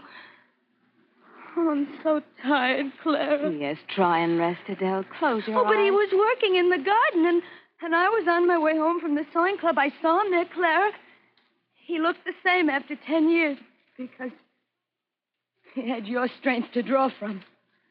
But I was alone. I'd grown old, and he had stayed young. And then she seemed to doze off. Her breathing was so labored, and I thought, perhaps she'll rest more easily if I undress her. And I went over to the bed. She was wearing a corset. I reached over and began to unhook it. She started mumbling something in her sleep. You broke your promise. Always and forever, you said. But she didn't wake up. And I finally managed to take her corset off. But as I went to place it on a chair, I noticed something protruding from the material. At first, I thought it was a broken stay, but it was round, and one end was sharp. I looked closer. It was a steel knitting needle, a long steel one, and there was rust on it. Or was that brown stain rust? Adele had concealed the knitting needle. And there was proof of what I guess I'd known all along. Adele had murdered my husband. With a shudder, I dropped to the floor, and then something caught my eye. There was a hand sticking out from beneath the bed. It was white and still. It was a child's hand. I fell swiftly to my knees. Doug! Doug! And just as I reached out for him, I felt a sharp blow on the back of my head, and I fell to the floor. Unconscious.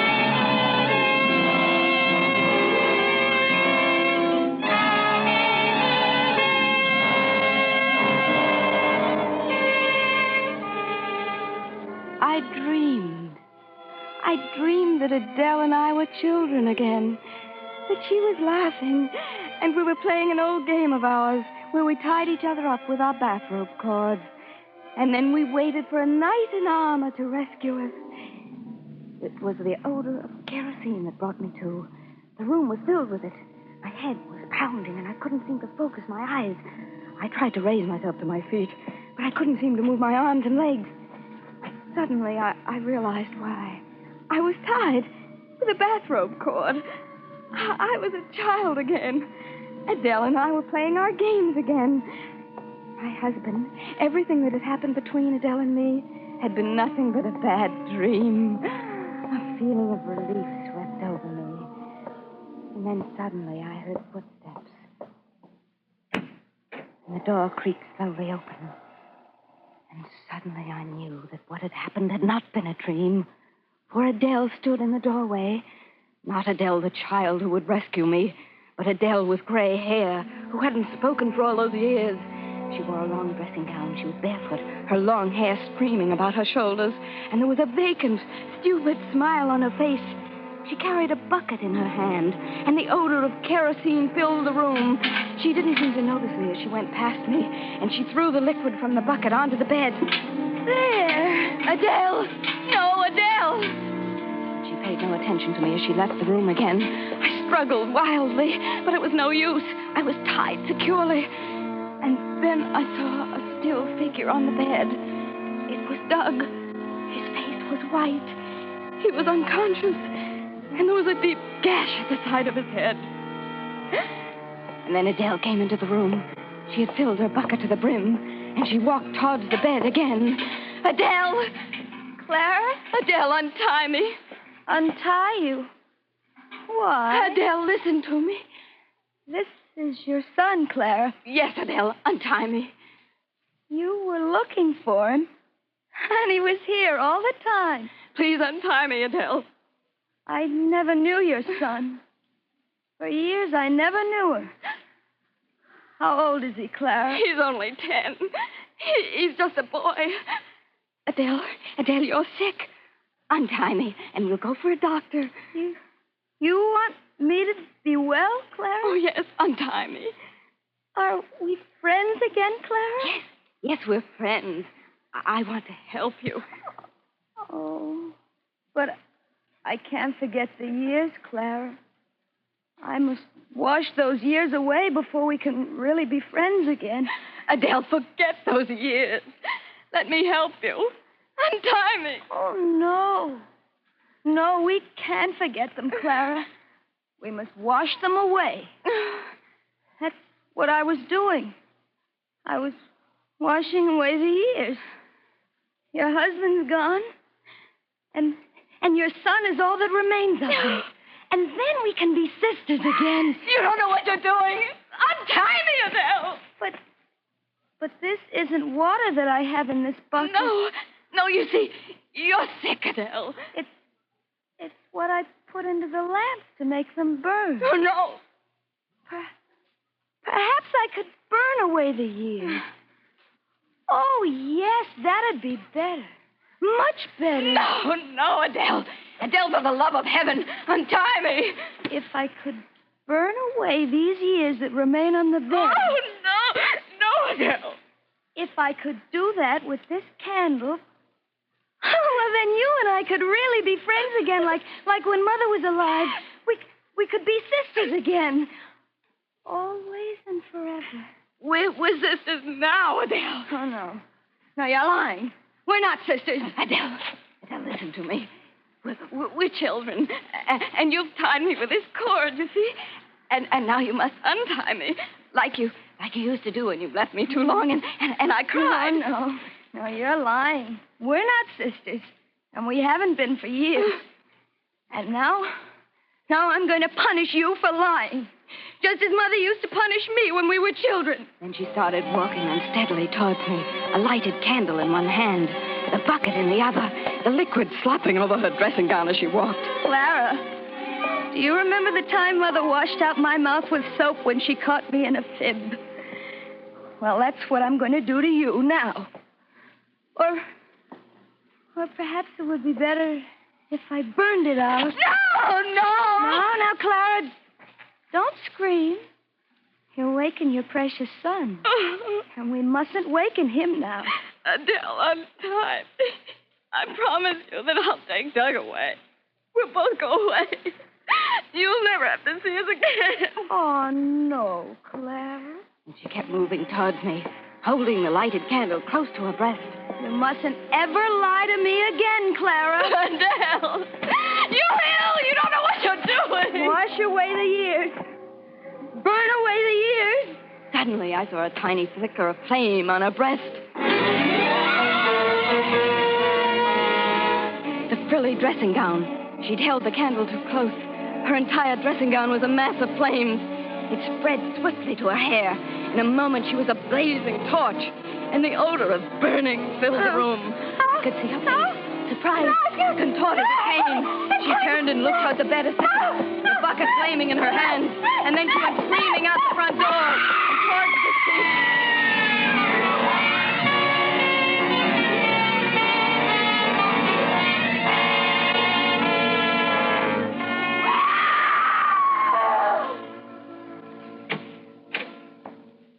Mrs. Foley. Mrs. Foley, Yes? you mustn't scream like that. I wasn't screaming. That was my sister, Adele. Yes, I know. Try not to think about it, Mrs. Foley. You knew my sister was burned to death, didn't you, Mrs. Willard? She was very beautiful. Yes, I know. Try and rest. Is there anything I can get for you before I go to bed? No, thank you. Well, go to sleep then. I will. Good night. That's right. Go to sleep. Was that my sister, Mrs. Willard? No, Mrs. Foley. It was one of the others. They scream because they remember things. Yes.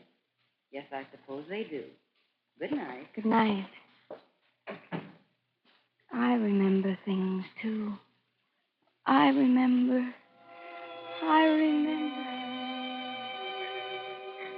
Promise me you'll never leave me, Clara. And that whatever I do, you'll do. I promise. Always and forever. Always and forever. I promise.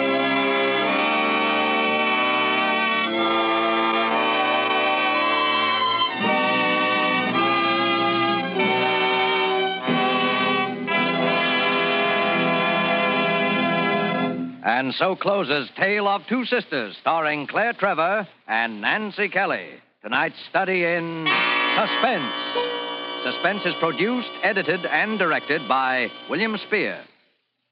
The other day, Elsa Maxwell told us about a friend who had lived many years in wine-loving countries around the world. I gave him some of our delicious Roma, California Burgundy at dinner. And he confessed to me that he thought it every bit as enjoyable as any he had ever had. So I say, you people who do not regularly serve Roma wine are missing one of the most delightful treats daily living can offer. It's so good, so smart, and yet so very simple. Take Miss Maxwell's advice. Enjoy Roma wine regularly. It's always good, unvaryingly fine in flavor and quality, and only pennies a glass. Remember, more Americans enjoy Roma than any other wines. Roma, R-O-M-A, Roma wines. Ladies and gentlemen, next Thursday, same time, you will hear Mr. Lee Bowman as star of Suspense. Presented by Roma Wines, R-O-M-A, made in California for enjoyment throughout the world.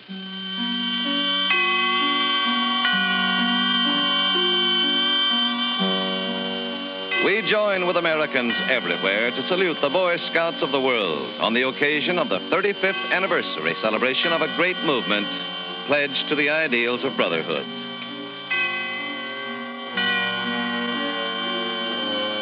This is CBS, the Columbia Broadcasting System.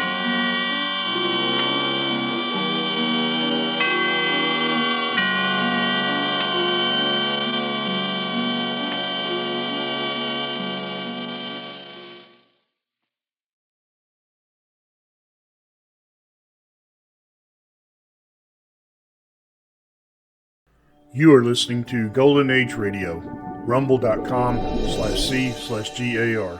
Brought to you by G3PL.com.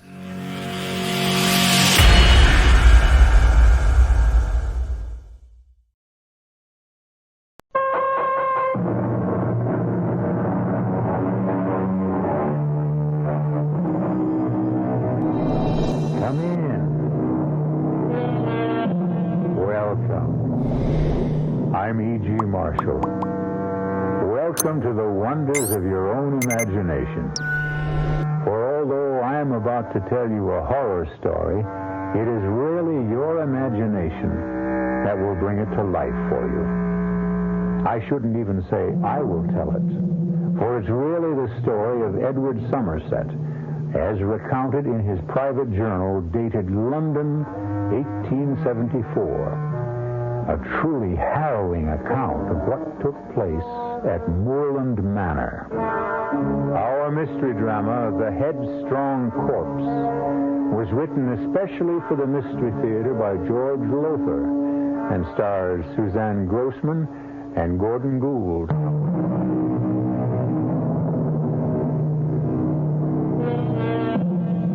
As you may know, it's a custom of mine, a hobby, if you will, to read old diaries and journals, the accounts of lives written down by people long since dead and in their graves.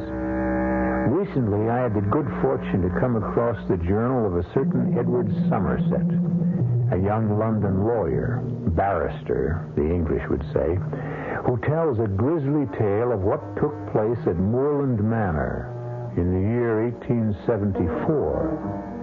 According to Edward Somerset, but no, let him tell the story in his own words, just as he recorded it in his journal. And so, this being the appointed day, I took the coach to the village of Burley, 20 miles south of London in Kent, and in spite of the storminess of the weather, made the trip in less than 4 hours. I found Margaret Trezilian, the girl I loved devotedly, but who, alas, shall never be mine, in a terrible state of nerves. Edward, how glad I am to see you. And I you, my darling. Though I feared you'd not welcome the sight of me. Darling, if only I'd never consented to marry Richard Westmore. Never given my promise. You have no choice. Is there no escape, no way out? Only if Dr. Westmore releases you from your promise. Rescinds the marriage contract you and your father signed. He'll never release me. In fact, he's coming for the weekend. He'll be here this evening to set the date for our marriage. Perhaps if I were to have a talk with him. Now, what's all that? Hobbs and Mrs. Murchison having another of their quarrels. Mr. Hobbs is that. Oh, no, it isn't, Mrs. Murchison, by no means. Oh, we'll see, Mr. Hobbs, we'll see. Miss, what is it now, Mrs. Murchison? Since we buried my father a week ago, you and Hobbs have quarreled without let-up. What is it this time? It's him and his lofty airs, that's what it is. Sir Simon was hardly cold in his coffin before Hobbs began lording it over me and the other servants. Now your father is dead, he seems to feel he's in charge. I am. That's the way Sir Simon would have wanted it. Oh, begging your pardon, miss, but as you know, I was butler and personal servant to your father before you were born. I've been with this family many years, most of my life, in fact. Whatever this disagreement between you and Mrs. Murchison may be, we'll discuss it another time. At the moment, we must go to the crypt. Fetch a lantern so you can light the way. Well, Why do you stand there? Oh, there'll be no need for me to enter the crypt, I trust. I don't believe so. Edward? No. The will merely states that the coffin was to be left open for a week and food and water left nearby. The master was always afraid of being buried alive.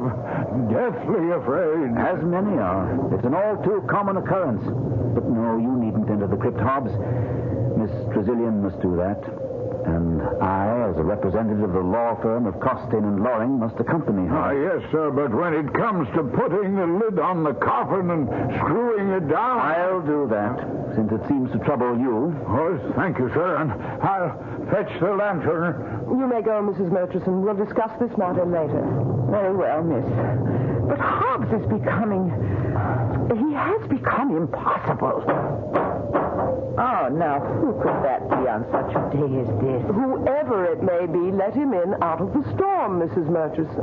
Yes, Miss Edward. Thank you, Murchison. Thank you. Frightfully. Soaked to the skin. Lord Burley, what brings you out on such a day? Well, all days are good days for business, my dear. Business?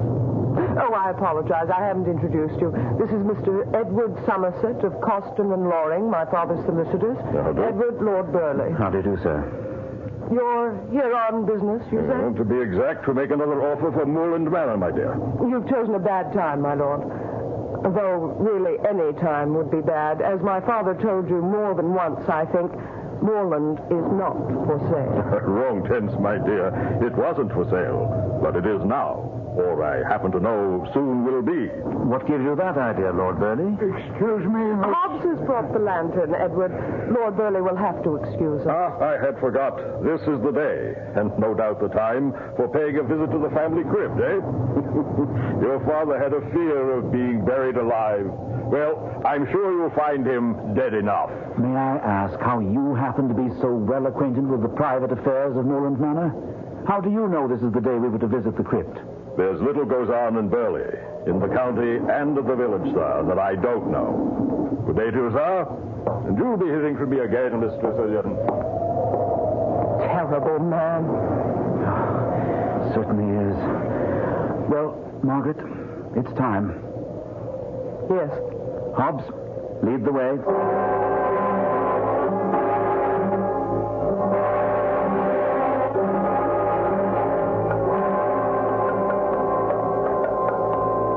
Here we are. I'll open the door.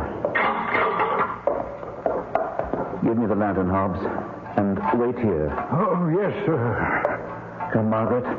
Edward, I can't enter that awful place again. I'm afraid you must. It was your father's wish. So cold. Damp. There's the open coffin. Let me just shine the lantern inside it to be sure your father's body is still there. Yes, it is. Look, Margaret. Yes. The body is there. Go outside now. I'll put the lid on the coffin and screw it down. All right. I'll wait for you with Hobbs until you... Edward. What is it? There's something strange here. Something curious. The clothes on the body. The clothes? That isn't the suit we buried my father in. In fact, Edward... Oh, good Lord. It isn't my father's body. Now. Edward, I tell you, it isn't. You knew my father. He was much taller. And he was thin. By heaven, you're right. But this makes no sense at all. It's his head. Yes, it is. I'm going to faint. Outside, quickly. I'll join you. Miss, what is it, miss? Something horrible. Horrible. What, miss? What? I don't dare say it, Hobbs. I don't dare think it. Mr. Somerset, sir, what is it? What is it in there? The thing in the coffin, it's Sir Simon's head, but not his body. Not his body? Someone cut his head off, stole his body, and put another in its place.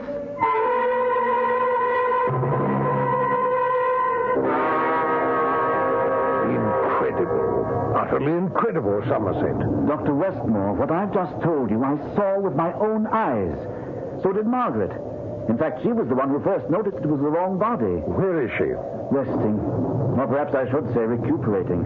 It was an awful shock for her. Well, no doubt. Have you notified the police? No. Well, why not, man? There's only a constable in the village, and I've heard he's anything but competent. I intend to send a message to the London police by coach tomorrow morning. Well, better still, I'll take it for you. I'd rather not wait till you leave on Monday. Oh, I'll not be staying the weekend now. Margaret will be in no mood or condition to discuss our wedding plans. And as a surgeon at London Hospital, I have much to do. No point wasting my time here. You don't exactly sound like a man in love, Dr. Westmore. In love? With Margaret, of course. But I'm not. Nor is she with me. It's all purely a financial arrangement, you understand. Well, no, I didn't quite. Oh, but of course. An arrangement I made with Sir Simon. He was a very ill man for nearly a decade. He sought my rather special services, if I may say so. But as you know, Morland is mortgaged to the hilt, and he was unable to pay. In return, he offered you his daughter's hand in marriage? And Morland Manor. Even though the estate is heavily mortgaged, it will give me a tidy sum. A fortune, in fact, once I sell it. Now, look here, let's go down to the crypt. I want to see for myself. I'll ring for Hobbs first. You say you're not in love with Margaret? Not in the least. I am. Are you indeed? And she's in love with me? Yes. Yes. I don't know quite how to ask this, except to ask it. Will you release Margaret? Why, of course not. Even if... Oh, Hobbs. You rang, sir? Yes. Dr. Westmore and I want to go down into the crypt. Bring a lantern, will you? Yes, sir. Oh, and tell Mrs. Murchison she can serve tea in half an hour. Yes, sir. As I was saying, Doctor, even if Margaret signed over all right to Morland, to you... Why should I bargain for what will be mine once we marry? And if she refuses to marry you? Well, she won't. Margaret is a woman of honor.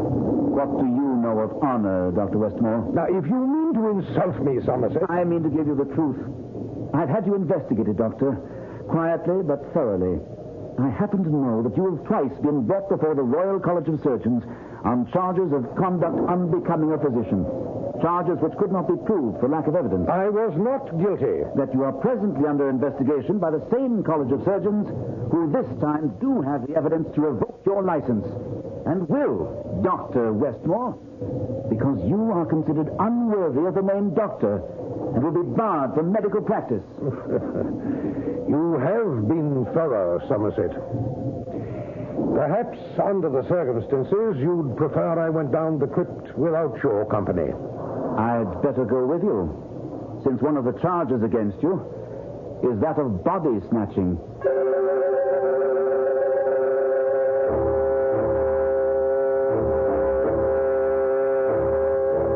I'll take the lantern, Hobbs.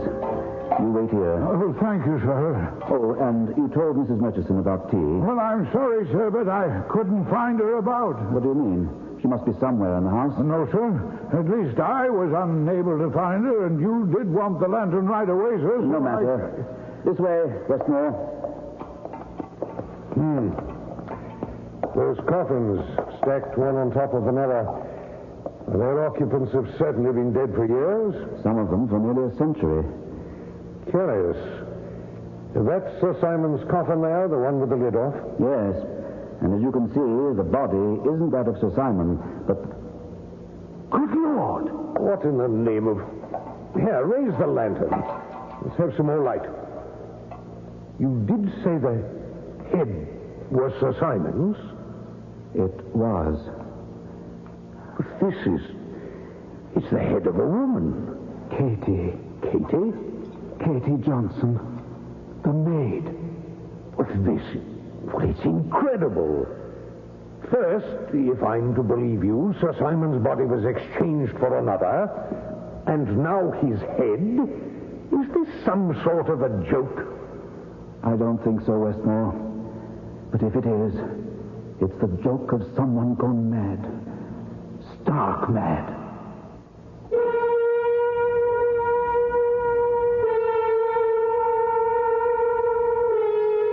A baffling mystery, wouldn't you say? You might even call it heady. Sorry, I couldn't resist that. Edward Somerset's daily journal, recording what took place later on, is even more baffling, and I'm afraid more ghastly. Most of this strange story, the body of it... There I go again. All I meant to say was, there's more to come.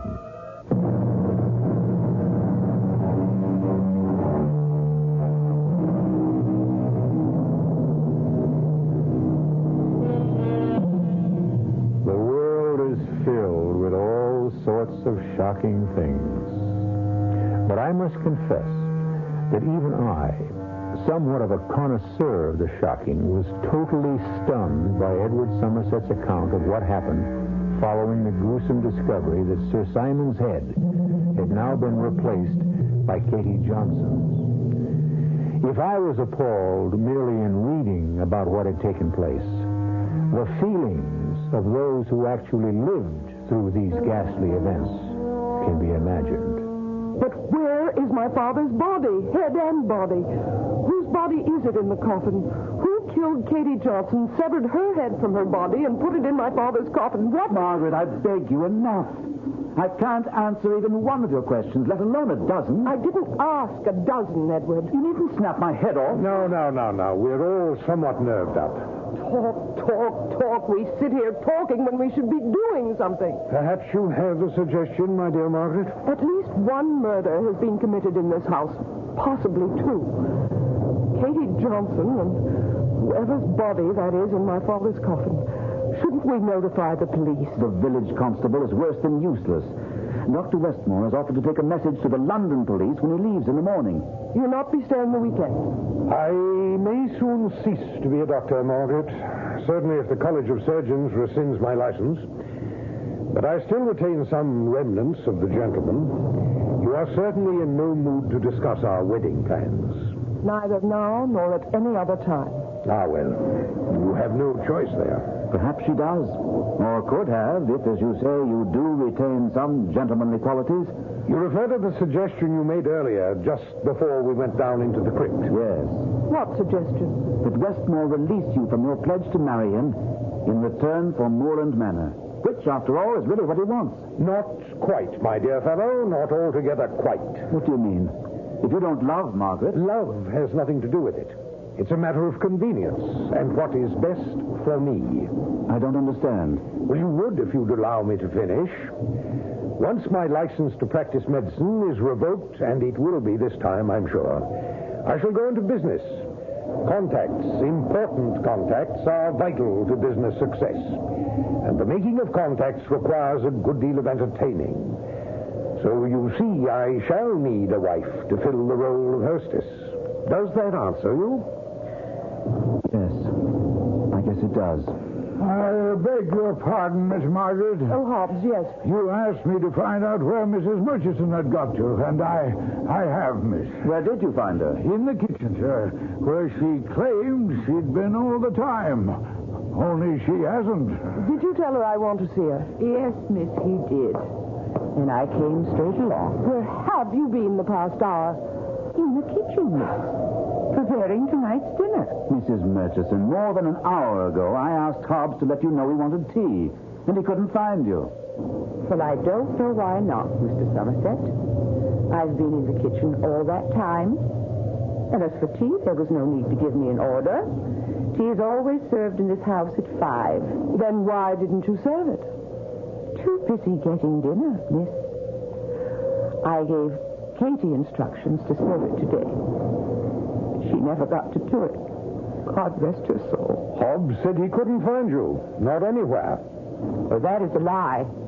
I have been in that kitchen the last 2 hours. Never left it once. He's lying, he is. Trying to get me into trouble. Oh, come now, Murchison. Why would Hobbs want to get you into trouble? Because I know too much about him. That's why. And he's afraid I might tell what I know. He wants to see me dismissed. The woman is mad. Stark mad. Am I? Am I? We have been paid no salary in this house for 6 months. Now, not that I'm complaining, miss. I'm not. But ask him how he can afford to buy the finest of vintage wines to swill down his gullet. Ask him who pays for the costly cigars he smokes. And ask him where he gets the money for the expensive suits, shoes, whatever he wears when he goes to London on his days off. Ask him. Is it true, Holmes? Why, yes, miss. I'll not deny that I enjoy good wine and a fine cigar. How do I pay for them? Why, miss, your father paid me well in the many years I served him. I was able to save considerable. And that, miss, is all there is to it. Though Mrs. Murchison would like you to think otherwise. Think what? Well, Mrs. Murchison? Nothing, miss. I've said too much already. Now, if you'll excuse me, I have a roast cooking. 1 minute. Sir? The inside of your right arm. I just noticed when you turned. It's smeared with what looks like blood. Blood? Well, look at it. Oh. Oh, yes. Is it blood, Mrs. Murchison? I guess it is. Yes, preparing the roast, cutting it, I must have got a smear of blood on me. Is that how you got it, Mrs. Murchison? What do you mean, Dr. Westmore? Nothing. Nothing, Mrs. Murchison. May I go, miss? Yes. And you too, Hobbs. Oh, yes, miss. Well, she could have got that blood on her from cutting a roast of beef. Or from cutting something else. My suspicions of Mrs. Murchison were sharply aroused. I had myself stated to Westmore that whoever was responsible for these ghoulish happenings must be mad. Stark mad. I was speculating on all this in the drawing room after dinner, paying little attention to something Margaret and Westmore were discussing, when, to the surprise of us all, Lord Burleigh was announced for the second time that day. His lordship, miss. Good evening, Mr. Zillion, Mr. Somerset, and you, Dr. Westmore. Good evening. Lord Burleigh, I thought our business had ended this afternoon. Ah, no, my dear. Business, sound business, that is, never takes no for an answer. Since I could not reason with you, I decided to ride over and, if possible, reason with your husband-to-be. To answer your look, Doctor, yes, I heard you were here. Is there anything you don't know, Lord Burleigh? Very little, very little. As your betrothed may have mentioned to you, I'm interested in buying Moorland Manor. She didn't mention it, no. Ah, yes. Well, I am prepared to make you, all things considered, a quite decent offer, Doctor, once you come into possession through marriage, of course. Would you be interested? I would, indeed. Why do you want moorland, my lord? Well, it adjoins my own estate. The 780 acres of moorland would be a welcome addition. I should think so, yes. What are you prepared to offer? £1 per acre, 780 pounds. That isn't an offer, Lord Burleigh. It's an insult. Not at all, not at all.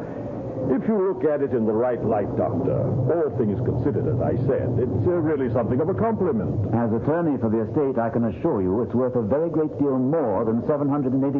Oh, can you, Mr. Somerset? Can you indeed? In your position, you must also be aware that the estate is impoverished. Yes, but... That taxes are now a year in arrears. Yes, still... I know. You entertain the hope, the forlorn hope, Mr. Somerset, that through proper management, through improved land production, you might salvage the estate. I would hope that Dr. Westmore would, when he becomes owner. Well, hasn't he told you he means to sell more land within a month, perhaps less? You'll be willing to settle for shillings. What do you mean by that? I mean, quite simply, my dear, that there would be no one here to run the place for you. No servants, no farmers, no stable help, no one. Why not? Because the strange things taking place here, I refer to the occurrences in the family vault, are already known in the village, and the people are frightened. Within a few days, they will shun Moorland Manor as if it contained bubonic plague. This is impossible. Well informed as you may be on what goes on in Burley, you couldn't be this informed. Unless... Yes? Nothing. No, I insist. Unless what, my dear? I said nothing. But your silence signifies everything.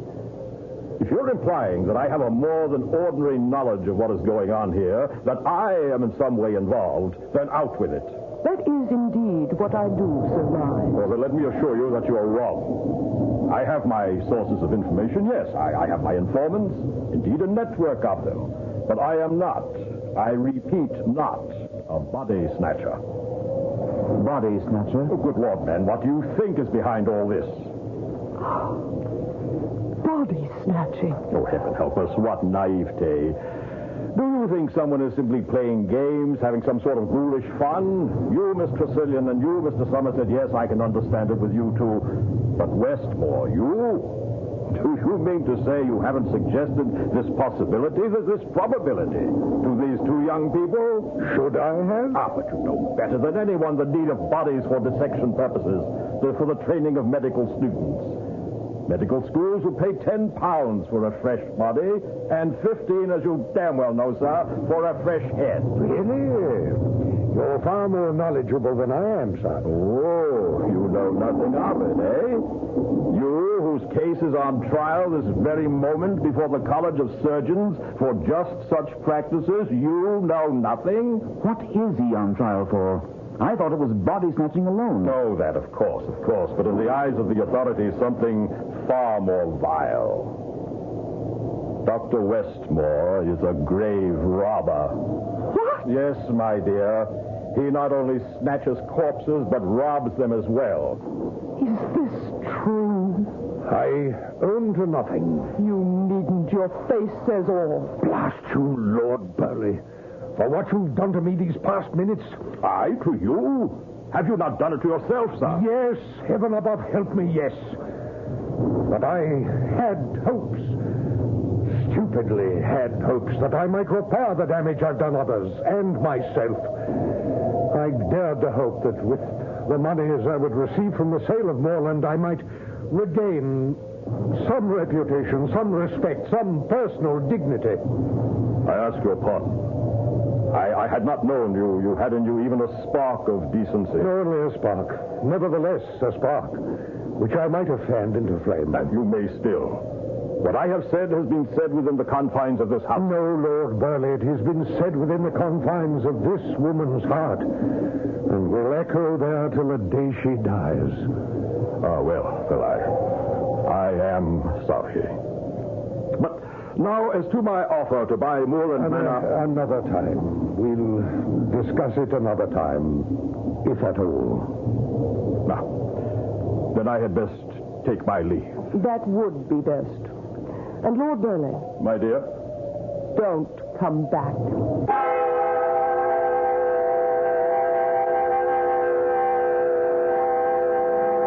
The revelation of another side to Dr. Westmore's character, a good side, came as a surprise to both myself and Margaret. Unhappily, this better side of Dr. Westmore, as Margaret and I discovered in a long discussion with him following Burley's departure, by no means influenced him in releasing Margaret from her obligation to marry him. When finally he had retired for the night, Margaret and I sat hopelessly talking of the future. Edward, I love you so. And the thought of marrying Dr. Westmore, I shudder at it. I too, my darling. There must be something. What? What solution have you thought of? one that only God could arrange, I'm afraid. Westmore's death. Oh, Edward. Frankly, there have been times when I've been nearly driven to arrange it myself. You mustn't say such things, Edward. Not even think them. 2 a.m.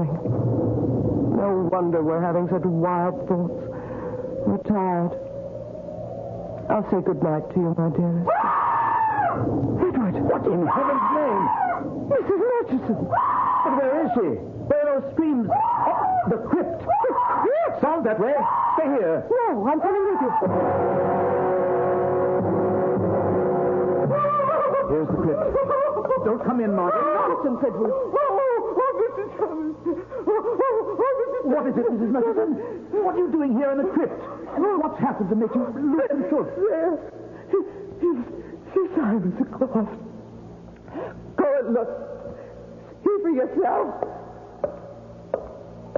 Good Lord. Edward, what? No, don't look, Margaret. I must.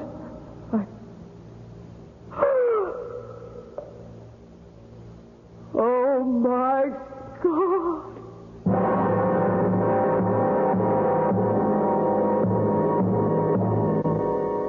When I came to that part of Edward Somerset's journal, I could hardly wait to turn the page, to find out what new horror had taken place in the crypt.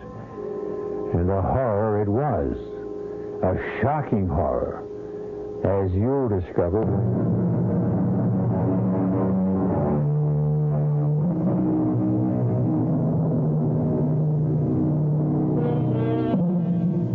Shall we turn that page of Edward Somerset's journal? Personally, I could scarcely wait to do so. But I am used to horrors, can sort of take them in my stride. While you, on the other, you insist? Very well, then. We turn the page.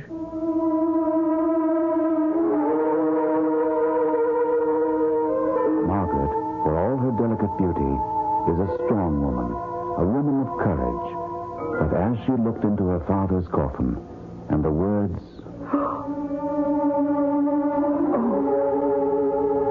My God, escaped her lips, I feared she was about to faint. But she somehow managed to retain control. When I was sure she wasn't about to collapse, I turned my attention to Mrs. Murchison and said, "Pull yourself together, Mrs. Murchison." I'll try. And answer me. What are you doing here in the crypt? And at this hour of the morning? Well, answer me. I wanted to clear myself. Clear yourself? To prove my innocence. Now, last night, when you saw the blood smear on my arm, the way you looked at me, all of you, the way you talked, I could see you suspected me of doing these foul things. But what brought you here? What could you expect to prove here? I don't know. I only know I couldn't sleep. I tossed and turned, all sorts of thoughts going through my head, all sorts of needs to prove to you that your suspicions of me were unfounded.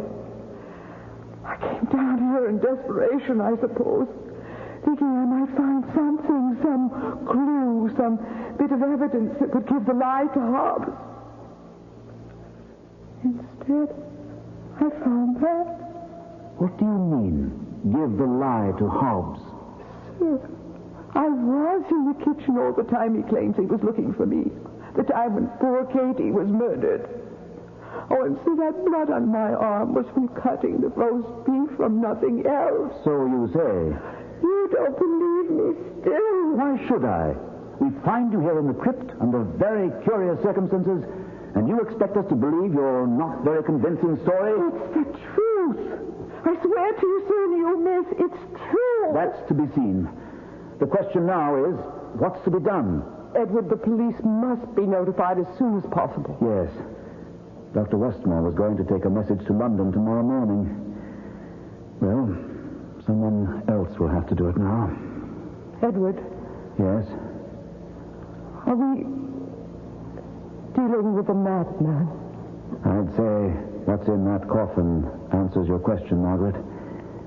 If we had found Dr. Westmore's head, just the head, I might still have some doubts, but not anymore. Not after finding Westmore's head with the lips cut off.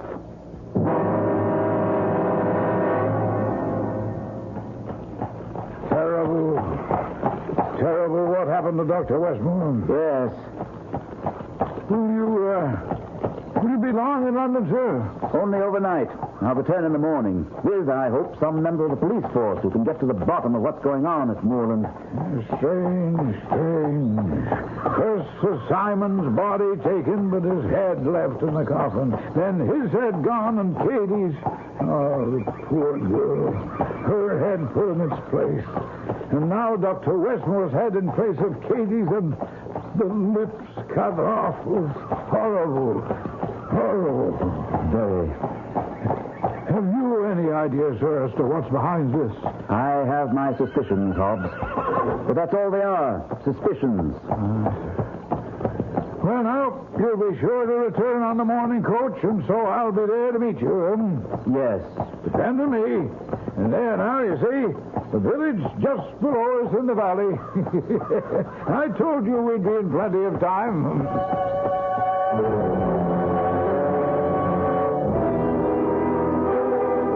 You've hardly touched your dinner, miss. I'm not hungry, Mrs. Murchison. Oh, small wonder. All that's happened here. And some of the village farmhands telling you today that they'd not be coming back to Moorland to work the fields. I'll see who it is, miss. Lord Burley. Is your mistress at home, Mrs. Murchison? I'll see, my lord. No need. I'm sure she is. I thought I had informed you, Lord Burley, that your presence here is no longer desired. You may change your mind about that. If you've come to see me about... I've come to see the crypt, if I may have your permission. Whatever for? I learned today that a good number of your farmhands have left you because of the doings here. Well, for my benefit, once I own moorland, I think it best to clear up the mystery of the crypt as quickly as may be. You think you can? I know I can. Because, you see, I know, on good authority, the reason behind what's been going on. Is it body snatching? Yes. So, in any case, I am informed. But I wish to see for myself before taking action. I have your permission? Very well. Well, come along, then.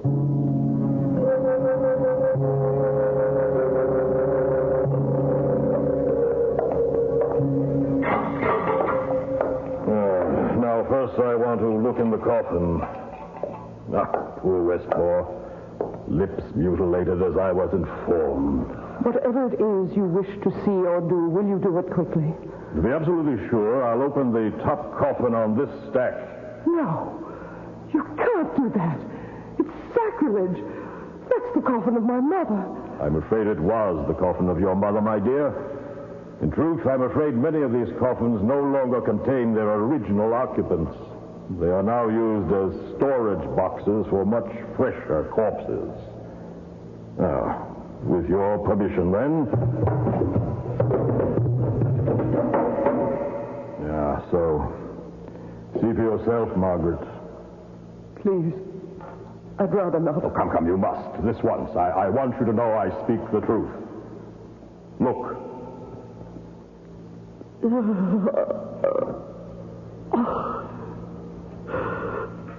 But why? If bodies are in such demand, why store them away? Why not sell them at once? Oh, my dear, you're as devoid of business sense as your father. In business, there is an inexorable law known as the law of supply and demand. When supply exceeds demand, prices fall, and vice versa.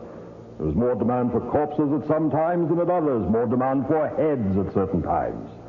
At the moment, medical schools are in need of heads. Why? I haven't the vaguest idea. My informant didn't know. I do. What? Hobbs, what are you doing here? No need to answer that, Hobbs. That butcher knife in your hand is answer enough. Answer enough for you! Damn your rotten soul!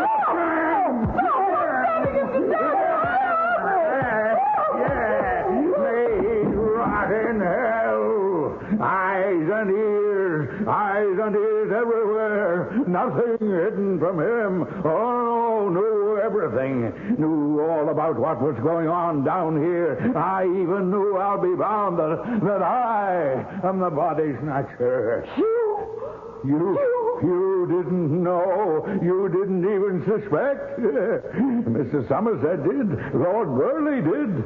Dr. Westmore, oh, yes, he more than suspected. He knew, because he was the one who bought what I had to sell. Westmore! He started me, but I ended him. I had to. Why?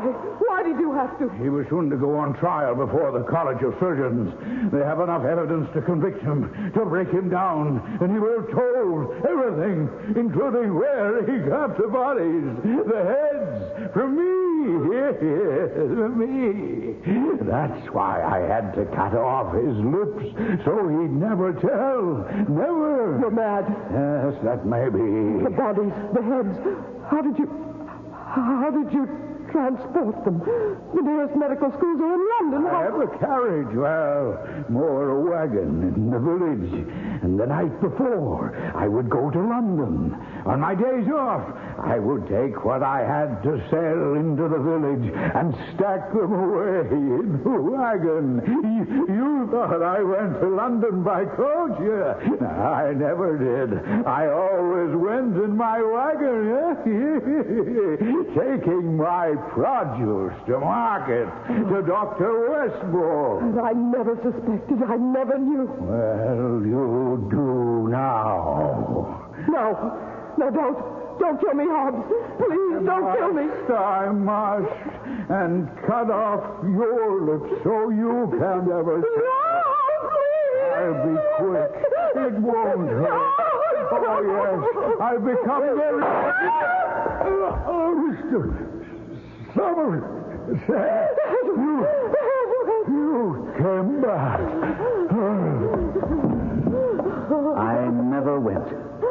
But Hobbs will never know that now. Edward, darling, he was the body snatcher. I know, dearest. I heard everything he said. But I knew the whole story before I came back from the village. You didn't go to London? I never intended to. The more I thought about it, the more it seemed that if Lord Burleigh could buy information, and he couldn't have got it any other way, then maybe if I spread the word in the village that I was willing to pay and pay handsomely, well, in any case, I did. And it worked. You learned about Hobbs? Everything. Thank God you arrived in time. I thank him not only for that, but for the future that lies ahead for us. There are two important tasks I shall devote the rest of my life to. One is restoring Moorland Manor to what it once was. And the other? Making you the happiest woman on earth.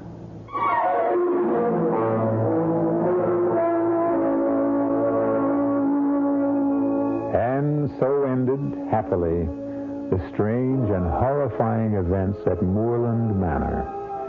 Edward Somerset continued his journal for many years, and I'm glad to be able to tell you that he did restore Moorland Manor to its former splendor.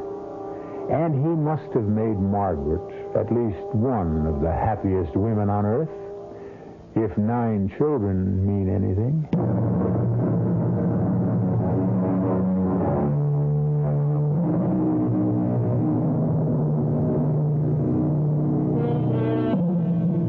Our story took place in 1874.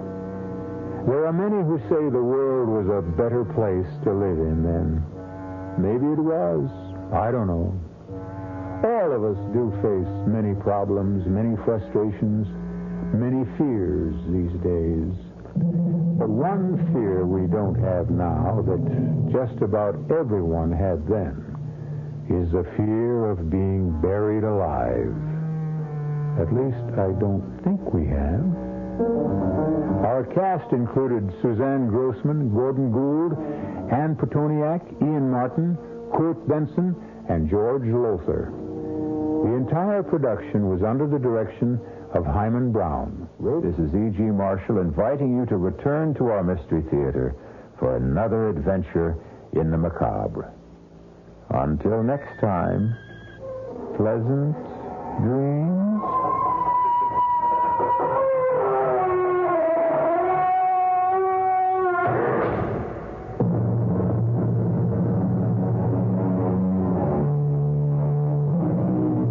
The preceding Mystery Theater program was furnished by the CBS Radio Network. This is WOR New York and RKO General Station.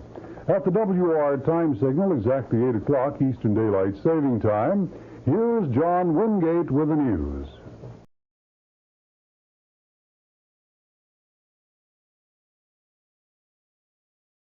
You are listening to Golden Age Radio, rumble.com/C/GAR. Brought to you by G3PL.com.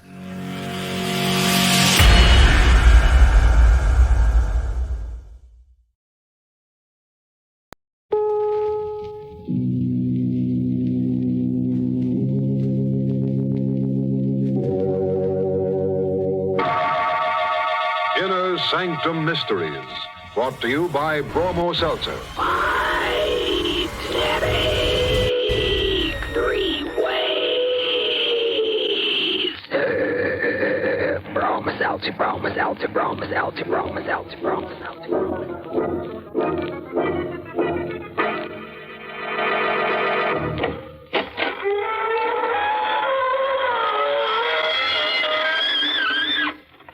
Good evening, friends of the Inner Sanctum. This is your host, inviting you through the gory portals of the squeaking door for another soiree with some super-duper supernatural personality. And if you've never met a super-duper supernatural personality, aren't you the lucky one? Because they're devitalized people, usually somewhat dead, with transparent complexions and morbid imaginations. Would you like to become one? You won't have to worry about the high cost of living. And you'll never have to worry about dying, because once you're dead, that little matter will take care of itself. But, why don't I become one? I've got news for you. I am.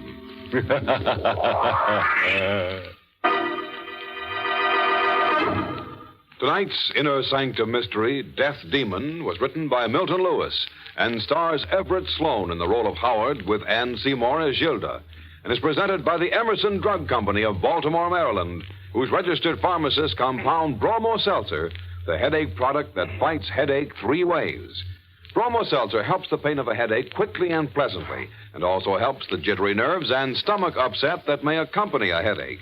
No wonder in a recent representative nationwide survey, druggists report that of all headache products dispensed at their fountains, the overwhelming favorite is Bromo Seltzer. All right, friend. Let's stop all this ghoulishness and let's get grim. Now remember our rule. Don't jump out of the window unless it's open. Ready now. Then listen as Howard Rhine tells us his strange story. The wind was rising when I returned to Greystone Farms late that night. The house with its Victorian gables and towers looked like a clawing hand reaching into the scudding clouds. I went directly to my room, even though the living room was lit up. I had no desire to see my stepmother or the man she had married. The moment I got into my room and turned on the light, I gasped. My things had been disturbed. Many of them were gone. I ran down to the living room. Come in, Howard. We want to talk to you. I looked at this young woman, not more than 10 years older than myself, whom I called Mother. In the flickering firelight, she looked more beautiful than ever. But he was there, too. And I felt his voice cut across the room. You needn't stare at her like that, Howard. She didn't take those things out of your room. Who did, sir? I did. Please stop this absurd trick of calling me sir. Do you like it or not? I'm your stepfather. I'm sorry, sir, but my manner of addressing you is the politest I could think of. Please, Howard. Where are the things you took out of my room, sir? Here. You had no right to take them. I told him to. You? For your own good, Howard. We were worried about you. Were you really? You've been ill. You know what the doctor said. What we found in your room justified all our fears. How long have you been reading these horrid books? Ever since my father was murdered. What do you expect to get out of them? Perhaps, sir, I expected to find some way of reaching my father. You know that's nonsense. Is it? Books on witchcraft, necromancy, morbid rubbish. I gave you credit for more intelligence, Howard. This brooding about your father might destroy your mind. And why should you care about that, Mother? Because, well, I'm fond of you, Howard. I'm not your real mother, I know, but I tried to be one to you when your father was alive. I want to help you now. Help? Then why don't you try to find out who murdered my father 2 years ago? The police are doing everything they can. You think I've stopped trying? Yes, Mother. I don't believe you even care who murdered your former husband. All you care about is him. Now, see here, Howard. It's true, I know it. I'm not a fool. The only reason you permit me to stay in this house is because my father's will compels you to take care of me, or you wouldn't have a penny of income. Howard, you're hysterical. Can't you see what these books have done to you? Perhaps you'd like to see what they've done for me, sir. What are you talking about? This morbid nonsense. What if I tell you that some of those things are true? They can't be. Someday I'll be able to talk to my father and find out who murdered him in his sleep. Perhaps I might be able to do it right now. Right now? You're frightened? You wouldn't like to see him again. This man you loved so deeply that you remarried a year after his death. Stop it, Howard. Stop it. And you're frightened too, aren't you, sir? And with good reason. I don't think you'd care to meet this man whose wife you stole. Howard. Would you like to see him? I'm not afraid. Then perhaps I shall make him appear. What are you saying, Howard? Do you know where I was all day, Mother? At my father's grave. And look, this earth. I brought some of it back. This earth that's now mingled with his remains. Listen. That's Dane, my father's dog. Animals know when the dead are near. This time it will work, I'm sure. The signs are right. What are you going to do? Throw this earth into the fire and follow an ancient ritual to set loose the chained spirits of the dead. There! Howard! Did you see how the flames leap up, Mother? The lightning struck that tree and knocked a branch through the window. You're wrong. It's my father! Father! Where are you? Father!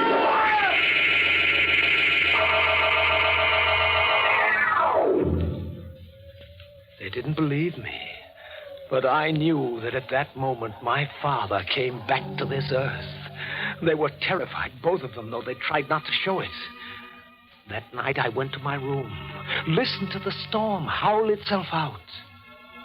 But there was no further sign of my father. I must have slept, perhaps dreamed, because I heard a voice I hadn't heard in 2 years. I recognized it, still thick with the accent he had acquired from his boyhood in Europe. My son, wake up and find the person who murdered me. Wake up, my son, wake up.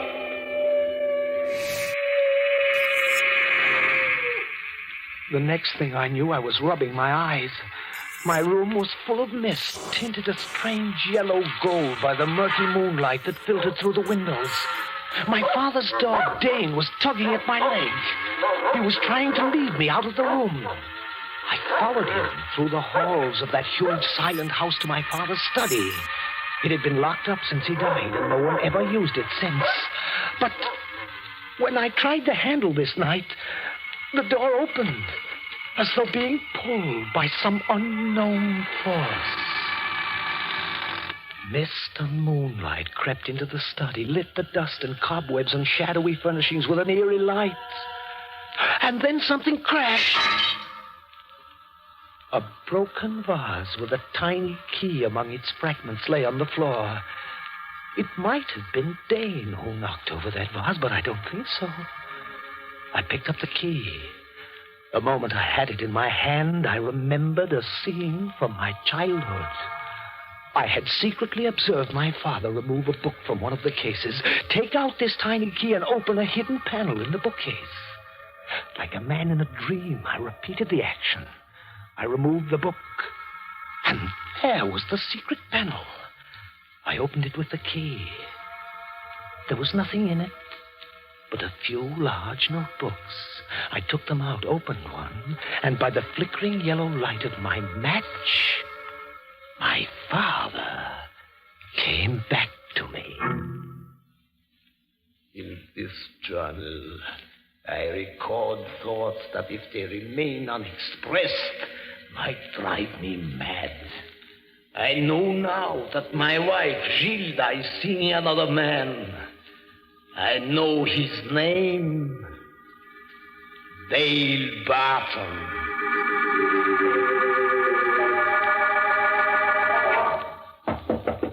Howard! Howard, open the door. Please. What do you want, Mother? Just to see you. I've been worried about you. Really? Why? You've been locked in this room for the last 2 days. Here, I have brought you some food. Thank you. Where is your husband? He had to drive to town.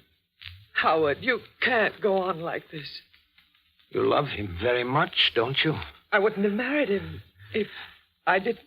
You love him more than you love my father? Please, there's no point in discussing this.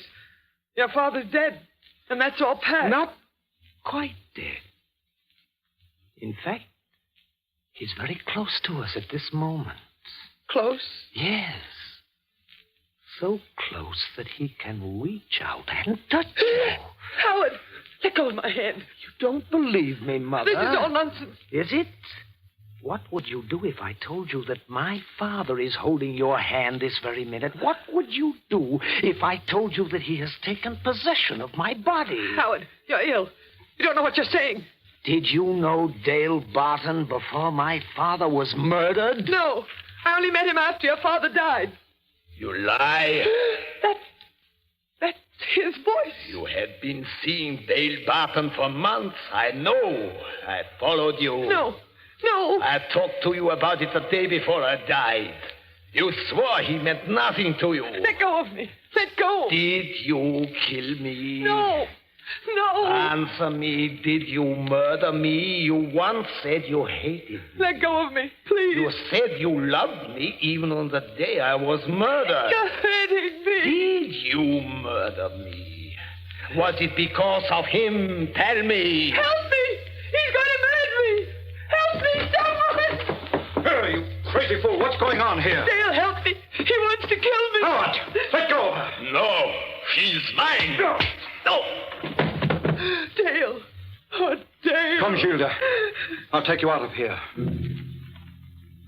He led her out of the room while I lay on the floor. Had she murdered my father? Had he?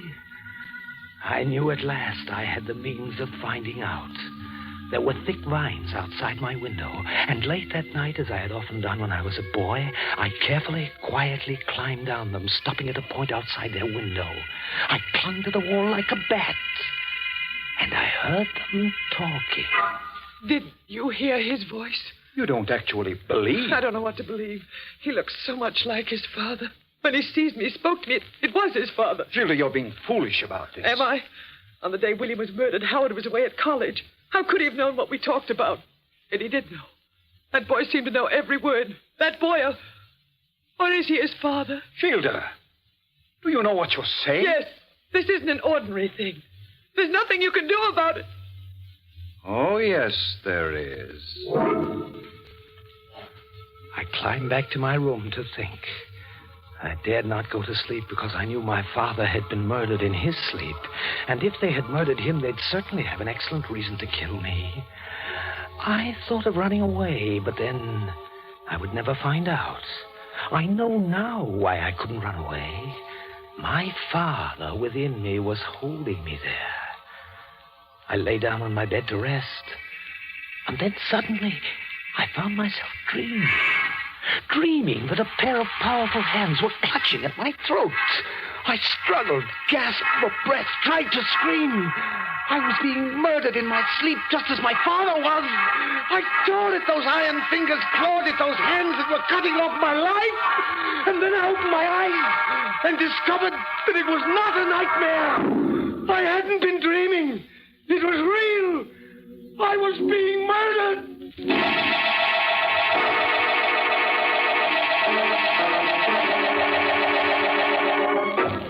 You are listening to Inner Sanctum, brought to you by...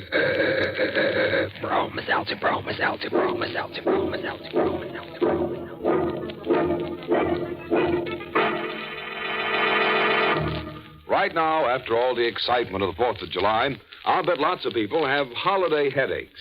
If you're one of those unhappy folks, I'll tell you how to get fast headache help. Just take a sparkling, refreshing glass of Bromo Seltzer. You'll find that Bromo Seltzer fights headache 3 ways fast. First, Bromo Seltzer helps the pain of a headache and does it quickly and pleasantly. Second, Bromo Seltzer helps calm jumpy, jangled nerves. Third, Bromo Seltzer helps soothe an upset stomach. And since stomach upset and jittery nerves may team up with an ordinary headache, it makes a lot of sense to insist on Bromo Seltzer, the headache help that's famous for fighting headache 3 ways.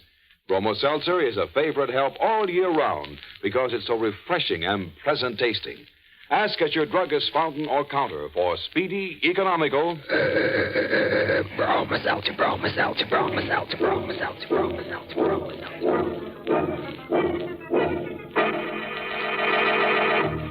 Well, friend, your breathing spell is over. Now it's time to lose your breath again, so let's get back to our story. Now, what did we do with the corpse? Oh, yes. We were interrupted while we were making one. And if you remember, the corpse belonged to Howard Ryan, the young man who was telling us this story. He had just discovered that his dream had come true, and someone was choking him to death. That's a nice way to wake up from sleep, isn't it? Well, let's have Howard tell us what happened. My eyes focused through the haze, and I recognized Dale, my stepfather. They were his hands that were around my neck. Suddenly I heard Dane bark, and the door flew open, and like a rising cannon shell, the dog flew through the air at the throat of my stepfather. A moment later, I felt his hands release me as he shouted. Stop him! Don't walk hard! Just kill me! I'll kill you! For a moment, I did nothing. I knew I wanted him to die, but I still wasn't sure if he had killed my father. I suppose I was a fool, but I yelled, Yes. Dane, stop it! Down, Dane, down! Here, Dane, come here. All right. Who opened the door? I want to get out of here. Not yet. Why? Are you going to turn that dog loose on me again? Perhaps. You want to kill me? You tried to kill me. Kill you if you lost your mind completely. I woke up with your hands around my throat. You're insane. I was trying to pick you up from the floor. You're lying! I'm not. I heard you moaning and screaming, and I came up to see what was wrong.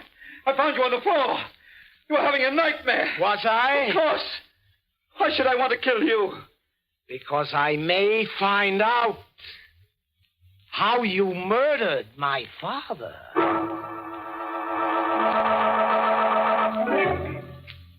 What he said could have been true. I had had little sleep for a long time, and his attack on me could have been a nightmare. I could never be certain. But to protect myself, I kept a gun with me at all times. I read and reread the journals of my father, which I had found. More and more often, it was his voice that came out of my mouth, his thoughts that filled my mind.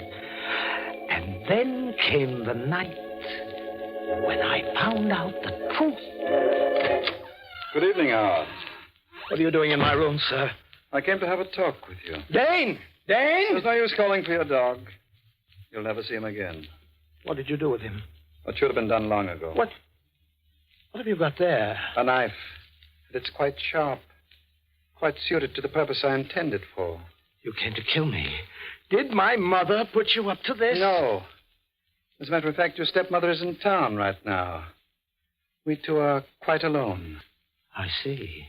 You've always hated me, haven't you, Howard? Yes, sir. I suppose you can't help it. Your stepmother's a very beautiful woman. She has nothing to do with us. Makes very little difference. Fact of the matter is that you become dangerously psychopathic. I want you to know that I've taken steps to have you confined. Oh, so that's the game, sir. You're going to kill me and tell the authorities you were protecting yourself from a homicidal maniac. I'm glad you're aware of your disadvantages. But you're not aware of yours. A gun. Did you murder my father? Are you going to... Did you kill me? Who's speaking? Answer me. Did you murder me? Who are you? What are you? Answer me. Yes, I'll answer you. I'll kill you. Don't. Speak before you die. Did you murder me in my sleep? I have got to know. Now. Murder you? Did you? Did you? But he never spoke again. My father, using my body, had murdered him. Howard, have you seen Dale? Yes, Mother. Where is he?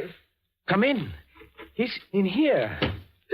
Howard, you murdered him. Yes, when he tried to throw that knife at me, you see, he still has it in his hand. Howard! Don't try to get away. Let me out of here. No, Mother! And don't call me Mother. You're no son of mine. You're a murderer. Yes, Mother, but less of a murderer than you are. At least I killed in self-defense. Not when my victim was asleep, helpless, and unaware of danger. Let me out of here. No, you're going to stay. Oh. Yes, this gun. The same gun I used to murder your husband. Oh. Stay just where you are. Why? Because I want you to see this man who succeeded my father. This creature whom you love. Look at him there, Mother. Twisted grotesquely into the whining coward he proved himself to be in death. Look at him. This is the man you gave up my father for.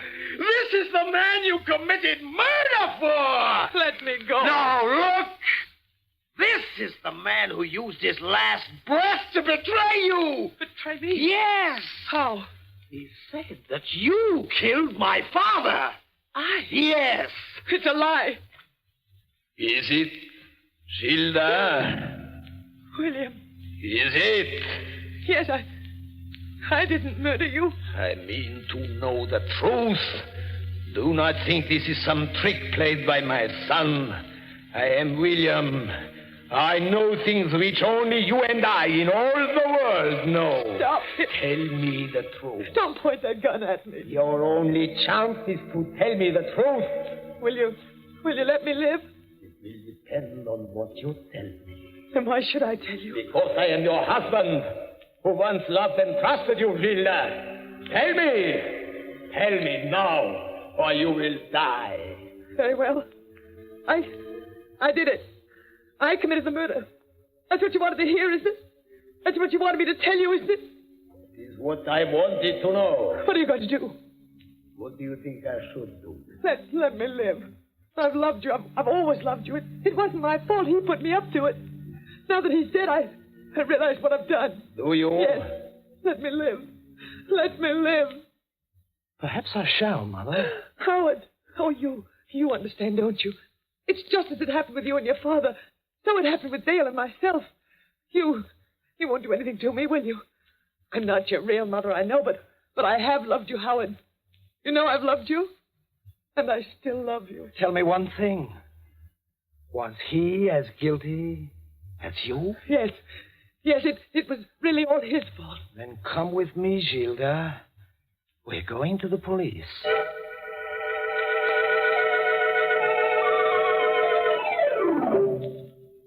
And that's what happened, Inspector. She finally confessed. And I brought her here. Have you anything to say, ma'am? Yes, Inspector. Well? Everything I told my stepson.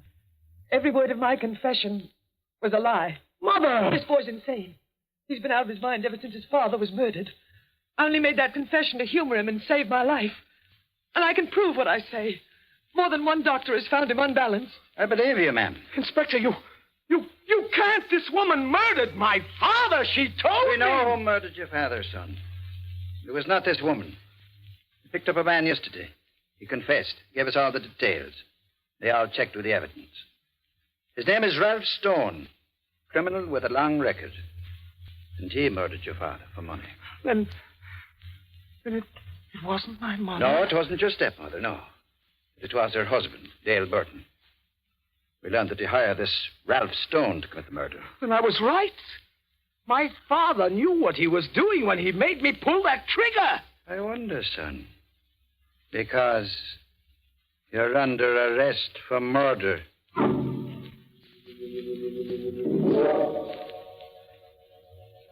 I kept telling them that I didn't murder Dale Barton. I didn't pull that trigger. It was my father who murdered him. They don't believe me. But it has to be right, you see. How could Father have known Dale was guilty without supernatural knowledge? My father still lives inside of me. And sometimes he talks.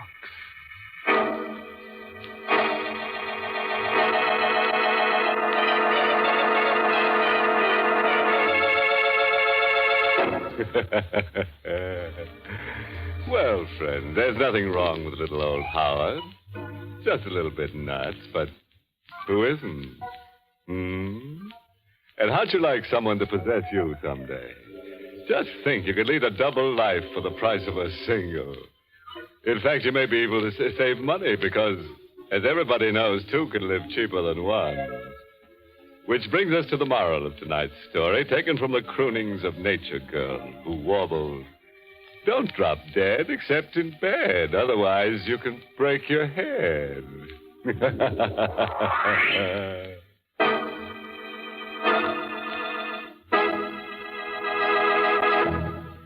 It's common knowledge, I suppose, that jittery nerves can help to cause a miserable headache. And it's almost as well known, I think, that Bromo Seltzer can help a headache in short order, even when that headache is accompanied by jangled nerves or stomach upset. Because Bromo Seltzer not only helps the headache, but helps calm the jumpy nerves and stomach upset at the same time. The makers of Bromo Seltzer have just received a letter from Mrs. Helen A. Haas of Mount Vernon, New York, in which she said, I've used Bromo Seltzer many times. As director of a children's dramatic school, many times jumpy nerves bring on a headache. But thanks to your fine product, a headache no longer creates a problem. Thank you, Mrs. Helen Haas. You pointed out once again what millions of smart men and women know. Bromo Seltzer fights a headache quickly and helps calm jumpy nerves, too. What's more, it's so pleasant tasting, it's actually refreshing. Caution, use only as directed. If headaches persist or recur, see your doctor. But for ordinary headaches... Fight headache 3 ways. Bromo Seltzer, Bromo Seltzer, Bromo Seltzer, Bromo Seltzer, Bromo Seltzer.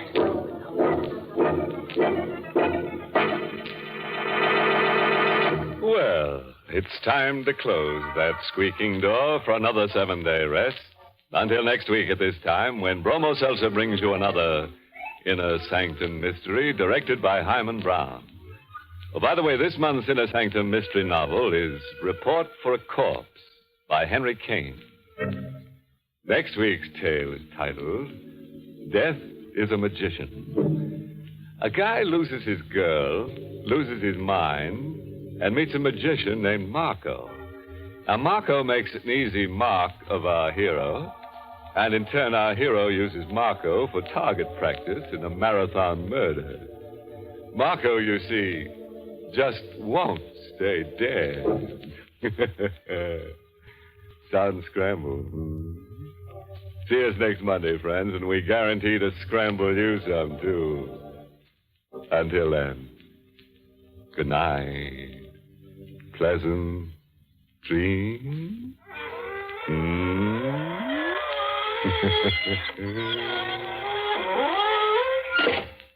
This is Dwight Weist inviting you to tune in again next Monday at this same time to Inner Sanctum, which is brought to you for your entertainment every Monday right through the summer by... Bromo Seltzer, Bromo Seltzer, Bromo Seltzer.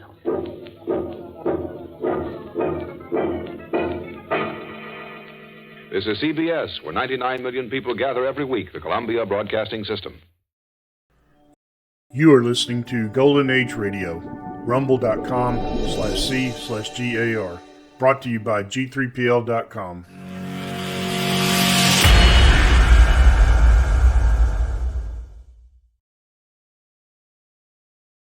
Hey, Danny! What do you want? Come on down, will you? Yeah, bud. What's up? Well, the gang's over at the Silver Spoon. There's this Clyde sitting at a table lapping up firewater like it's going out of style. Is that why you called me? Is that all? No, wait a minute. He's flashing a roll of loot as big as your head. This guy, I tell you, he's ready to and be... the whole gang's there, huh? Yeah, well, look, sitting with the sucker is his chick, huh? Beautiful, dark red hair, lips begging for action, and eyes like, oh. And stacked, oh, what I mean, stacked. One look, you throw rocks at your best girl. So I thought we'd have some fun, Danny. Just for laughs, huh, Buzz? Yeah, just for laughs.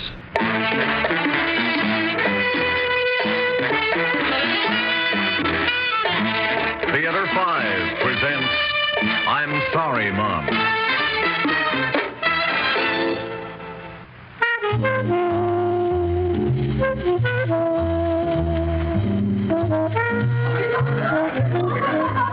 100 grand.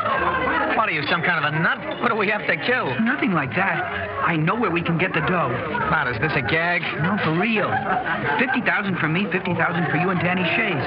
If I can talk to him. They told me he hangs out here at the Silver Spoon. What else do you hear? You Danny's friend? Come on, cut out, buddy. Get lost. Don't be so tough. 100 grand. I think Danny would 100 grand, 100 grand. Yakety yak, yakety. Come on, beat it. If I could talk to Danny, I know Listen, kid, anything about Danny you say to me. I'm vice president in charge. He'd go for this proposition. I know he would, I'm sure. Okay, buddy, give it to me straight. But you better make it good.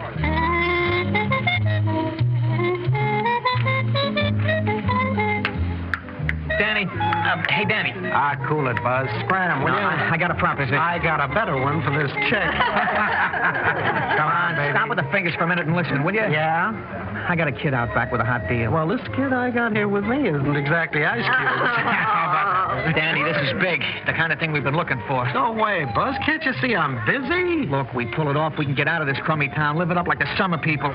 Will you listen to me? You're the one always yapping. All we need is one big break. Well, this is it. Sure. An engraved invitation from the White House, yeah? Okay, big shot. You don't want in, I'll get some guys and do it on my own. Now, wait. Make it quick. What's the pitch? Don't do me any favors. All right, now, cool it, Buzz. Listen, I'm sorry, chick. Tonight's just not the night. Okay, now. Where is this kid? At a table out back, this way. Who is it? Name is Jerry Carter. Hey, what you got in your hand there? It's a newspaper the kid gave me. Yeah, that's his mother, Claire Carter. Oh, not a bad-looking dish for a mama doll. Go on, read it. See, Claire Carter's new play will open early in the fall. The last ever 2 years ago was a smash comedy hit that broke box office records. Yeah. She writes some plays, movies, everything. She makes money like other mothers make cookies. She must know all the right people. Yeah, that's not all. The kid's old man was a banker. Was? Yeah, he's dead. His mother's working on husband number 2, Everett Gray. He's loaded, too. Okay, everybody's got loot. How do we get a piece of the action? Yeah, we'll let the kid tell you. That's him over there in the corner. Oh, come on. That little creep is still collecting bubblegum pictures. Well, who cares? Hi, Jerry. This is Danny Shays. Danny, Jerry Carter. Hello. Hi. Oh, come on. Sit down, everybody. I guess you don't recognize me, Danny. Should I? Last Saturday night. I was driving home with a friend from the country club dance. You and Buzz and some other guys tried to run me into a ditch. I wheeled around and barreled away before you got back on the road. Oh, you're the kid with that slick Italian job. Yeah, that's right. Well, you handled it like a pro. I can move it. Man, with a car like that, I'd really make the scene. A birthday present from my mother. You got a nice mother. What's the beef? It was a bribe. Huh? She thinks she can hide me in a corner from all her fancy friends. You look so young, Mrs. Carter. It's hard to realize you have a 17-year-old son. After a while, she got to believe her goony friends. Take a delightful ride into the country, she said. Yeah, some fun alone. Think she ever had any time for me? On Parents' Day at school, she sent her secretary down as a stand-in. How do you think I felt when every other kid had his mother or father there? I'll tell you, like a worm, that's how. That's tough, kid. I'll show her. going to get a lot more than a lousy car. Well, we're on your side, kid. If you help me, I mean. You name it. My friend told me you'll do anything for kicks. He said you even had a couple of close shaves with the police. And your friend knows his business, doesn't he, Danny? Well, shut up, Buzz. So, okay, Jerry. What's the angle? It's simple. Kidnap me. Kidnap? Sure, hide me out. Phone my mother. Tell her she'll never see me again unless she coughs up $100,000. And after she comes across, we split the dough right down the middle, 50-50. That's a lot of potatoes, huh, Danny? Hey, whoa, baby. Wait a minute. You're talking too fast. Now, let me get this straight. No sweat. It's 2 and 2. 50,000 for you and 50,000 for me. Yeah, my mouth is watering already, but you, Jerry, you don't look like any part of the poverty program. Oh, you mean the nice clothes I'm wearing, a car, and all that jazz? Well, none of it's really mine. Not even the car, if it comes to that. It's in his name. His who? My stepfather. Mr. Everett Gray III. Oh. Yeah, Mother's always saying, be nice to him, be nice to him. He doesn't give a penny's worth for me. When I talk to him or tell him something that happened to me, he just shakes his head and smiles. Doesn't hear one word I say. Sounds like a creep. Well, maybe you're imagining things. Oh, no. I tested him once. I stopped in the middle of a sentence. He nodded and smiled and walked away. Didn't even care. Ever take a sock at you? I wish he did. It was his idea to put me in military school just to get me out of the house. Said I needed discipline. They want to get rid of me, I'll show them. The money we get, I'll have a ball. And they'll never find me. Well, I got some places you could go you couldn't even find yourself. You sure you won't chicken out if things get hot? With my mother? She'll probably lap up the publicity like it'll sell a couple more tickets to her plays. She'll fork over the money. Don't worry about that. It looks like a setup. Too good. Jerry's on the level. Maybe. I'm taking the chances. You guys are in the clear.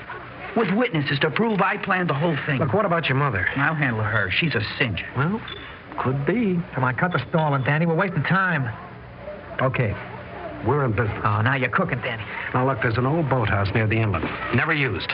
We'll hold up there, Jerry. Buzz, you get a hold of Turk. Wait a minute. Why Turk?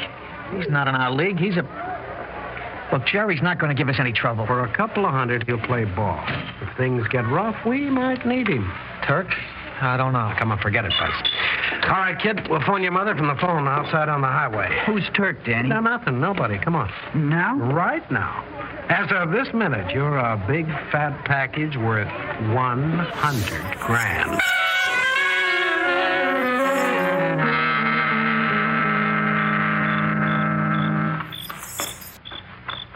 Buzz, you and Turk wait here and keep an eye out.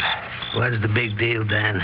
The kids are stiff. You got no worry. Play it my way, huh, Turk? Danny's got it laid out cool, Turk. What does Turk mean, Buzz? Nothing. You got a cold deck, Dan.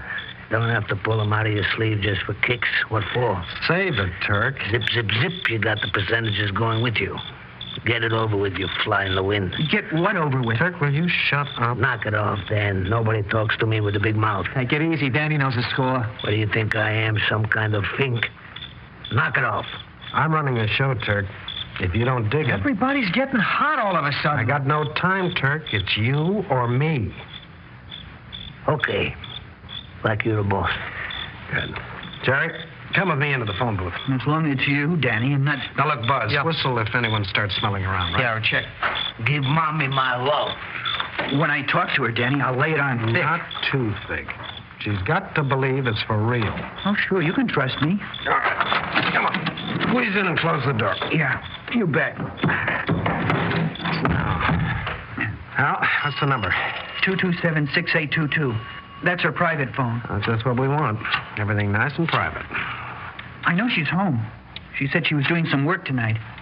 What are you shaking for? Scared? Oh, heck no.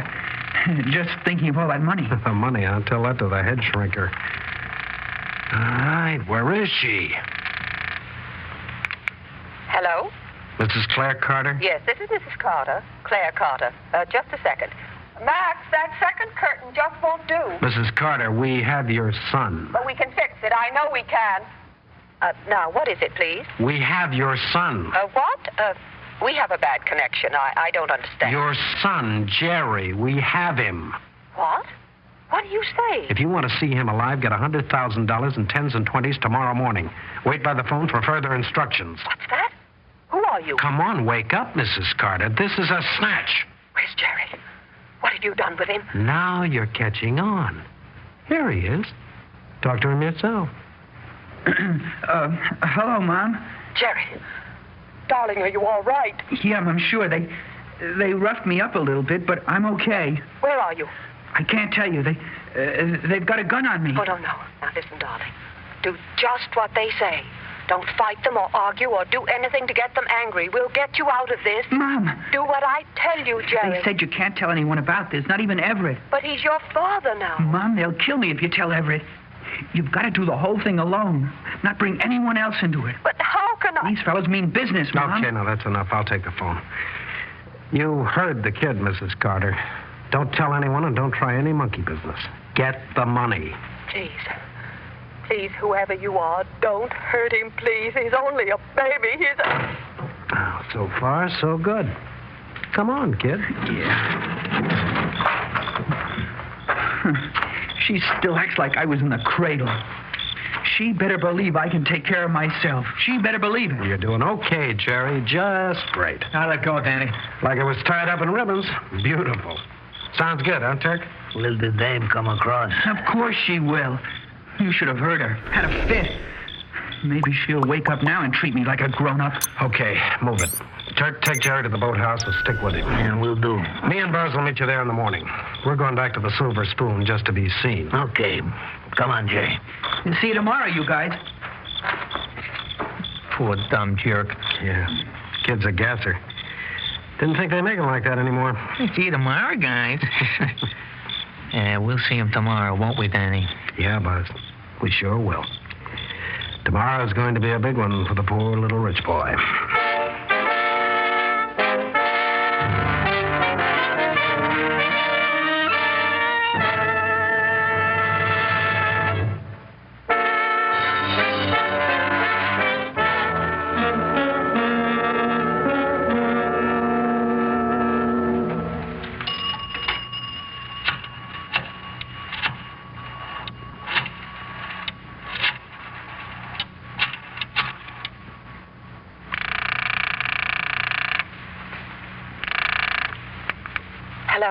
Hello? Did you get the money? Yes. How big are the bills? 10s and 20s, just as you said. You listened to the teacher? Good. I'm prepared to do anything you say to get my boy back. No one knows about it? No one. All right. Here's what you do. Put the money on the valise. You got that? Yes. Now listen. Are you listening? Because if you blow it, there is...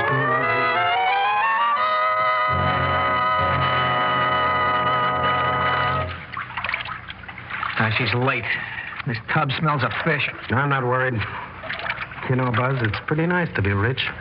Private dock in the backyard, a 60-foot cabin cruiser. Hey, you didn't tell her to come out here in a cabin cruiser. She could hide the crew and we'd be... No, dummy. I told her to take the motorboat so we can see the whole bit. Oh, great. What's the matter, Buzz? Where's the old confidence? I haven't goofed up yet, have I? One thing about you, Danny. When you want to be sharp, nobody beats you. I don't know. You could have been a manager of something or a wheel in a good business. This is the business. $100,000. You know how much that is? Well, like a Ferrari apiece and some pocket money for a rainy day. Is that all you get on the brain? Sports cars? What? With all that loot, you could... Hey, wait. Hear anything? Yeah, there's a boat round on the point. Give me the glasses. Yeah. All right. Well, is it the dame? Yeah, I think so. It's her, all right. Alone? Yeah. Okay, start her up. Yeah. Boy, that money's so close I can taste it.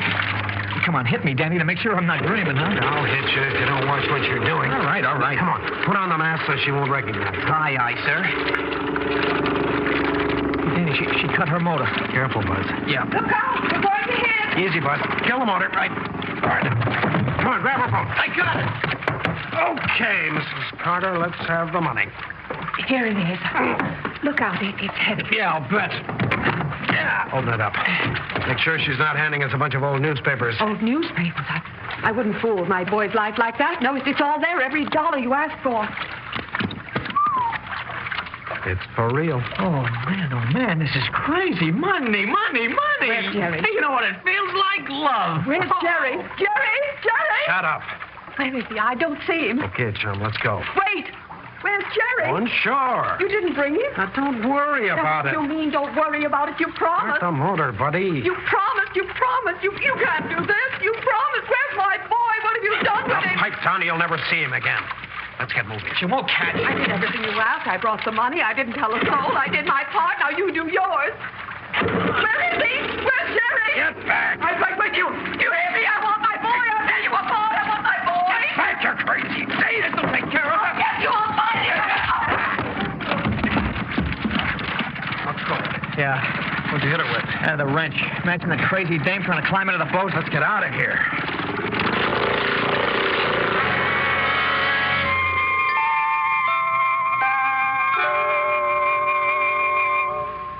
We could sneak down to the dock, Turk, see if they're coming in. No, we can't, Jerry boy. We stay put. Danny, Buzz, how did it go? A breeze. Where's the dough? We took time to stash it in a safe place. Why? Because we got other things to do first. Any trouble? No, nothing to it, Turk. When do I get my cut? When we finish the job? When'll that be, Danny? Oh, well, we want to take Jerry out to where the money's hidden. Back in the woods where nobody can see us. Well, it doesn't make sense. Why not here? You know, this kid takes after his mother. Always putting up an argument. Well, your old lady gave us a hard time. Trying to climb into the boat. Mom did? Yeah, she was wild. Where's her baby boy? Kicking, scratching. Man, oh, man. You mean she put up a fight? Yeah, you can say that again. She cared enough to... a couple of big guys she'd dump us into the drink if I hadn't hit her with a monkey wrench. You hit her? Oh, a glancing blow. She'll be all right, Jerry. Probably she'll... Well, she's come to already and is on her way home. You mean you left her in the boat unconscious? What do you expect? First aid treatment, too. Wasn't in the contract. She's okay, all in one piece. But she might be hurt, bleed to death. Hey, now, wait a minute. Where are you going? Get the shore patrol. They'll pick her up. Look, you out of your mind? But, Danny, we've got to. We can't let her drift around all night. Who says so? We got a nervous Nellie on our hands. But, Danny... Can't take a chance. What chance? Just phone the patrol. We don't have to say who we are. Good idea. No. But she might die out there. You wanted to teach her a lesson, didn't you? This wasn't part of the deal. Who's your friend, Buzz? Where'd he come from? Beats me. The money, you know, what we talked about, the deal. I don't know about any deal. Do you, Buzz? I don't know about any deal. Turk, you know about any deal? I don't know from nothing. Tip off the patrol. Divvy up the money and we're each on our own. We can... We got a little news for you, kid. There isn't any divvy. Not now or ever. But Danny... But Danny... You walked in over your head, kid. This isn't the Boy Scouts. All right, keep the money. Just let me out of here so that I can... Turk, you're not getting through this door, kid. I won't squeal, I swear it. I'll tell him I never saw your faces, that you kept me locked up in some dark place. Come on, time. Yes. Let me talk. Please. All right, let him talk. But don't get smart, kid. Like you said, Danny, I got in over my head. I didn't know what I was doing. Kid stuff, getting even with Mama. Oh, now she's out there. Because of me, because she cared so much for me. Okay, it's all my fault. I'll sign a confession, anything. I'll say I lost the money in this town so they won't be looking for it. What do you say, fellas? Give me a chance. Give me a chance.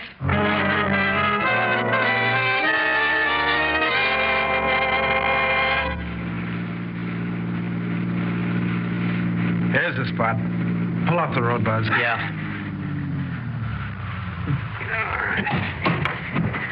Okay. Carry him into the woods, Turk. Hey, he's kicking like a crazy man. Come on, take his legs. There we are. Hey, what about this? Further in, it's too dark. Okay, put him down. Well, you ready, Turk? What do you think? He's all yours. Say the gag's loose. Grab him. Shut up, you no good punk. Shut up. What was that? Who's there? Someone's coming. Picnickers. I'm cutting up. Come on, Turk. Where are you? What's the matter? Who is it? What? Son, what happened? He's been knifed. Somebody get an ambulance. I'm sorry. I didn't mean it. I'm sorry, Mom. I'm sorry. He's dead. Say, this must be that boy who was kidnapped. His mother called in from some boat. Well, what did he mean? He's sorry.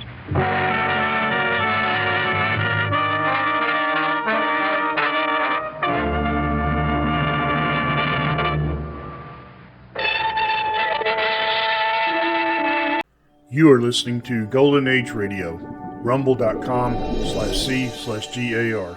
Brought to you by G3PL.com.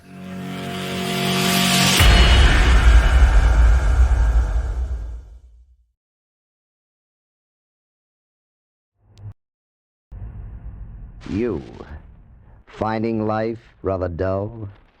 Dreaming again of exotic places? Wishing you were somewhere else? We offer you escape.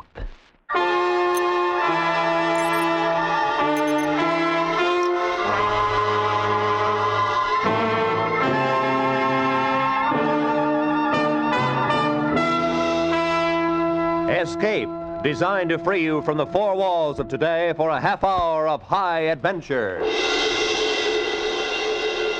Escape with us now to a small fishing boat off the California coast and a night of terror and death at the hands of a brilliant madman, as Bud A. Nelson tells it in his exciting story, 7 Hours to Freedom.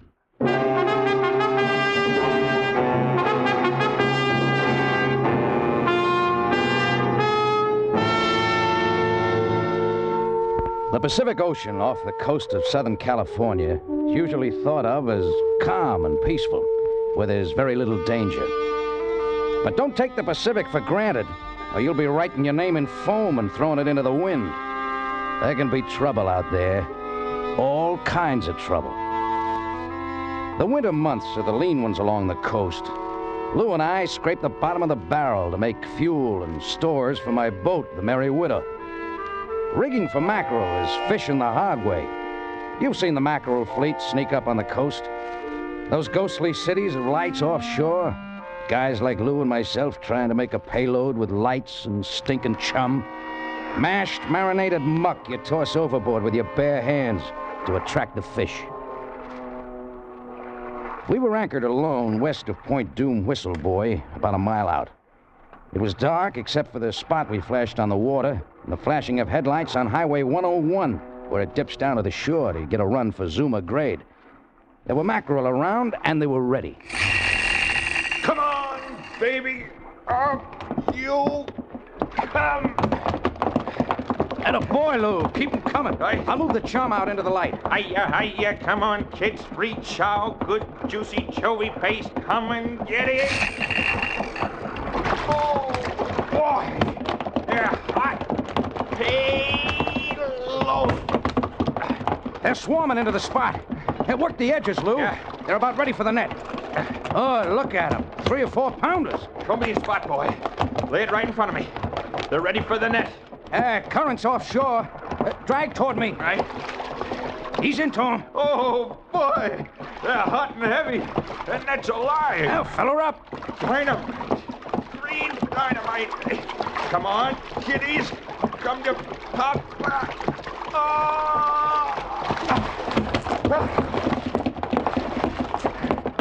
Beauties. Good boy, Lou. Keep him coming. Swamp us.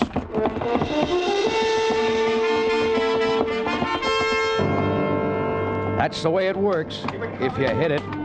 You forget the smell, the scum, the numbness in your hands, the icy water in your boots. You forget you're heaving 30 to 50 pounds on the end of an 8-foot pole. And you see dollars pile up in the bin boards on your deck. You forget everything around you until they're gone. And you notice that there is a world around you.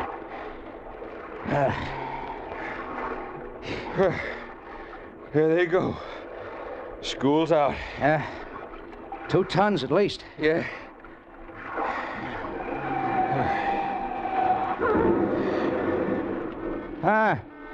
Looks like another wreck on Zuma Grade. Yeah. Look at the headlights. People just can't pass up an accident. Must be a pretty bad one. I'll take a boat any day. Yeah, let's get out of here. We can make it back in time for chow. Yeah. 6 fried eggs, seasoned with Tabasco sauce, bowl of chili, and a pot of black coffee. It sounds good to me. Oh, that stuff sure gets cold. Yeah. Get the anchor. Let's get out of here. Fire up. I'm for it.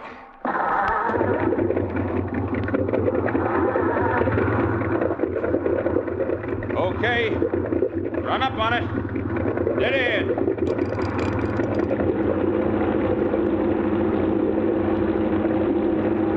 Hold it. What's the matter? Anchor's fouled. Want to back down on it? Feels like rock. Take a turn on the cleat. Let the swell break it loose. Hey, she's really caught fast. Wait a minute, Lou. Give me some slack. I'll back up.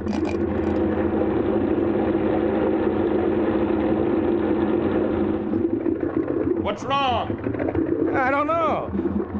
Come here. What's up? Look. Company. Yeah. What the devil are those guys doing out here in a little rowboat at this hour? They're either drunk or crazy. They're sport fishermen. But I don't see any tackle. Ahoy there! Wait! Please wait! Oh, they're in trouble. Look. Guy in the stern. Hunched over. Hey, get the boat hook, Lou. I'll rig a fender. That tide's doing more good than the oars are. These boys aren't seamen. Nah. Watch the roll when he pulls you alongside. You in the bow, catch the rack. Hold yourself over. Hold it on, Jake! We have an injured man here. Lend a hand. Yeah, sure. Howard, get aboard. Ellis, help Stacy. Help him? Dead weight. Give me a hand. Thank you. Thank you. Now, my injured friend. You in a skiff. Yeah. Hand him to me. Yeah. Right here. Lift him as high as you can. Now, slip your hand out. Okay. There.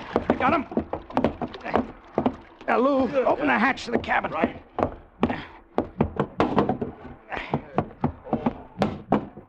Move that gear off the bunk.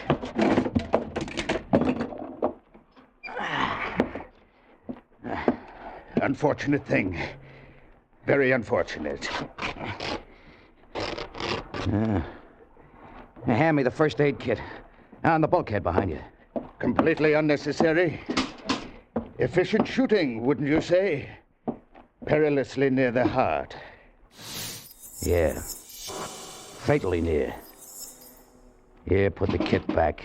It's too late. How'd this happen? Loaded gun. Yes. Loaded gun in expert hands. This may be pretty funny to you, mister, but I don't think it'll go over very big with the police. The police? No, I suppose not. Poor Stacy, his fourth and final loss. Look, mister, what's the story? Oh, that's right. You came in at the end. But first... What's a gun for? Your protection. And mine. Forgive me, young man, for pointing this at you. I use it only to establish command. Outside. Go on.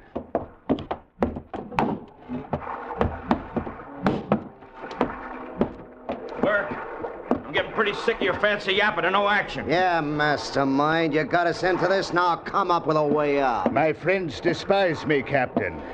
Look at them. Young Ellis. Shut up, Burke. I warned you. He's a coward, a thief, and a murderer who fancies himself equal to any known knife artist. You know I'll kill you, don't you, Burke? If it's the last thing I do, I'll cut that fat off of you. It will be the last thing you do, Ellis. And Dowd there.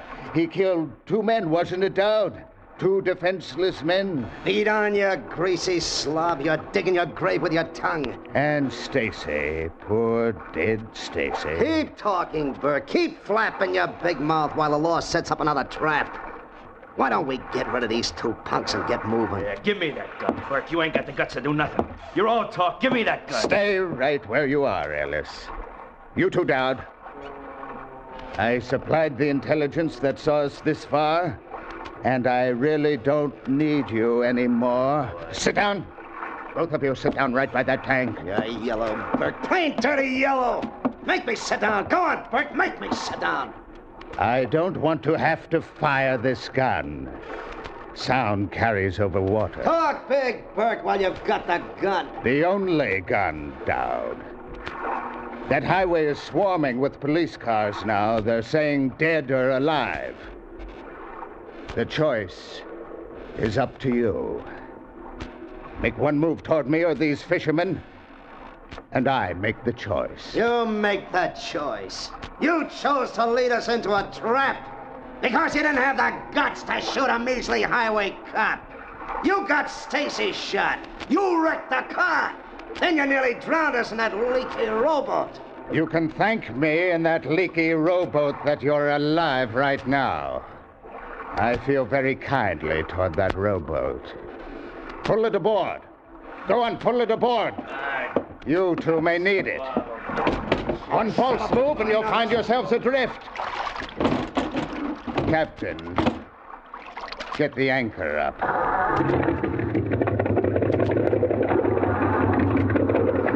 Take in what slack we can get, Lou. The line parts and parts.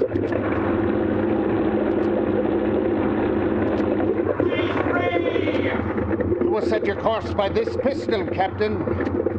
Our destination is Mexico. Look, Bert, A word of warning, Captain. I seem to stand alone. These fools I took through prison walls have turned against me. But I still have a pistol. How far is the international border? 7, 8 hours. I prefer 7. 7 hours to freedom. My freedom. And 7 hours for us to consider your fate.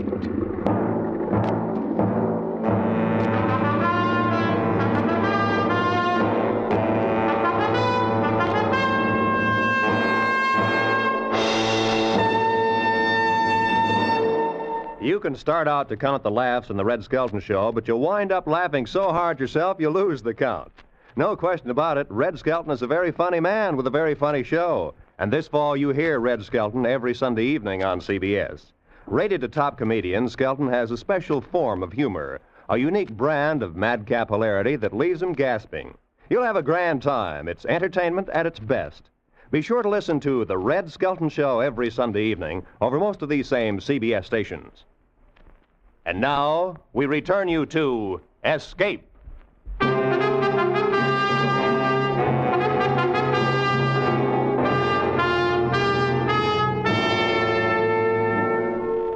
Dawn broke with the Los Angeles harbor light well on our stern. The Merry Widow's bow pointed at Mexican waters, and the pistol in Burke's fat hand setting the course. The morning was foggy. Other things were clear. Someone along Zuma Beach would find their rowboat missing. We had a dead man in the cabin, and the lives of Lou and I hung on the whim of a fat maniac.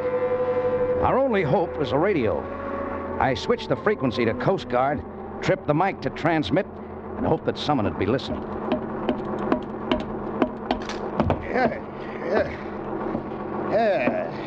It's more pleasant up here on the bridge, Captain.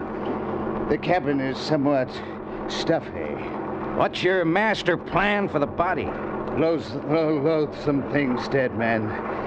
Much as I'd like to dispose of it, we can't risk cluttering our trail. Let us hope there will be no more. There needn't be, you know, if you cooperate. Yeah, the Merry Widow's at your disposal, Mr. Burt. As long as you hold that gun on the crew, there's no choice but to take you to Mexico. We don't have too far to go. Just about due west of Long Beach, making 18 knots. You are unduly nervous, Captain. Is it the pistol? Look at our friends huddled together down there in the stern. Planning my assassination, and no doubt yours. You understand the situation, don't you? No. Then I'll tell you. This gun and I are your buffers, your guardians against the plotters back there. In exchange for this protection, you give me transportation. In a few hours, I will be a free man, and I shall go my way alone. Maybe. Radio. The radio. I underestimated you, Captain. Very clever. Well, I tried. I assume I've been broadcasting for some time. You have. Direct to United States Coast Guard. I bow to you. How stupid of me. And you. Up to this point, you've shown some intelligence. These heroics give me no choice. All right, go ahead and shoot. You'll pile into rocks before you hit San Diego. You'll never see Mexico. Lou's no pilot, none of you are. You're right. You are still useful. Resume your course. Look, Burke, you're supposed to be the brains of the outfit. If you're even half smart, you'll get in that skiff and head for shore. You better not be on this boat when the Coast Guard catches up with us. If you are a religious man, Captain, I would suggest that you pray they don't catch up with us. Look, mister, my advice to you is to launch that skiff and hit for the beach. You're a fool, Captain. Until your little stratagem shows tangible results, I wait. And you live. Resume your course.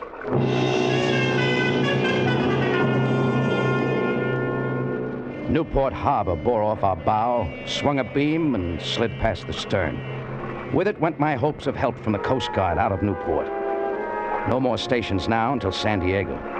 At the foot of San Clemente's red tile roofs, I saw a Santa Fe streamliner rushing north towards Los Angeles. I wished I was on it and headed in the same direction. How far are we from the border, Captain? 5, 6 hours. Good. If the Coast Guard heard your radio, they don't seem to be rushing to your rescue. Take another look, Burke. Dead ahead and bearing down. Hold your course. Don't try to attract them or you die right where you stand. You, Lou! Yeah? Stay where you are. Hold your course, Captain. Mister, that's a Coast Guard picket boat. They got guns. Ellis, down. Stand up and wave. Make it look friendly. Don't overdo it. You, Captain, wave too. Wave, wave.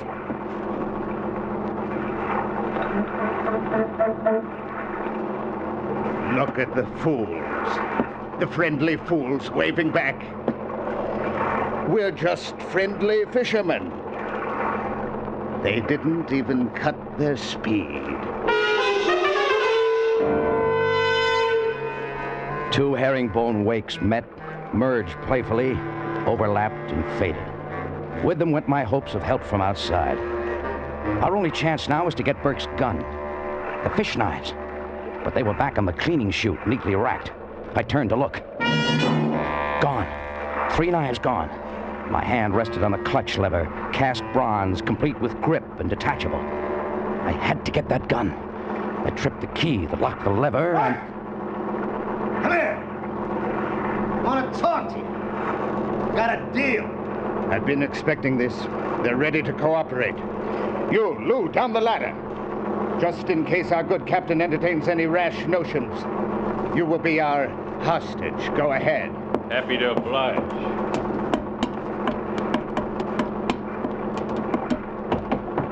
Step right back to the little group, Lou. This conference may be of interest. I watched helplessly while Lou led the way aft where 2 criminals sat, backs to the bait tank. They rose as Burke lurched toward them against every roll and pitch of the boat. Ellis suddenly stepped between Lou and Burke. The pistol roared harmlessly. Burke slumped balloon-like as Dowd tore the pistol from his hand.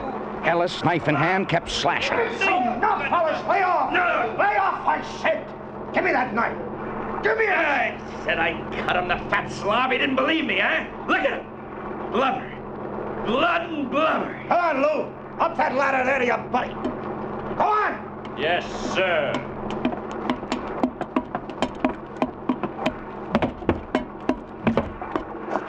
Sit down there and stay put.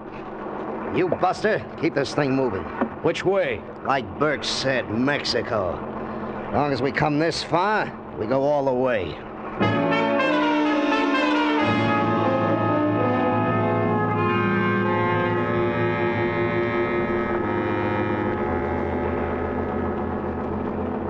Move in. Drive in closer to shore. How close? I'll tell you how close. Hey, now, wait a minute. I'll pick out a spot to beach the skiff. Then we'll move back outside the 3-mile limit until dark, so that Mexican patrols can't find us. Ain't that nice? In the dark, I move in as close to shore as I can, And you go ashore in the skiff, and I head back up the coast. Just like that, huh? Well, Buster, you'd better pick a good spot to make a landing, because you're going in with us. Going in with you? What about this boat? Leave it and the Mexican authorities. You're gonna drive this boat right up on the beach, that's what, right up on the beach. Wreck it? Look, Dowd, we draw close to 10 feet of water. We'll ground a city block offshore. So what? I can swim.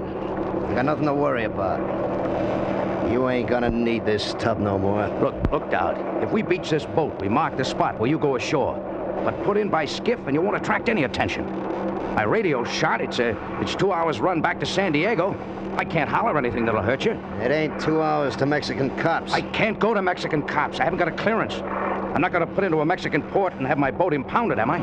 I told you how it's going to be. As soon as the Mexican authorities find this boat with bodies on board, they'll know you boys are over the border and how you got there. Huh? Well, maybe you got something. Now, I'll talk it over with Ellis. Don't try nothing.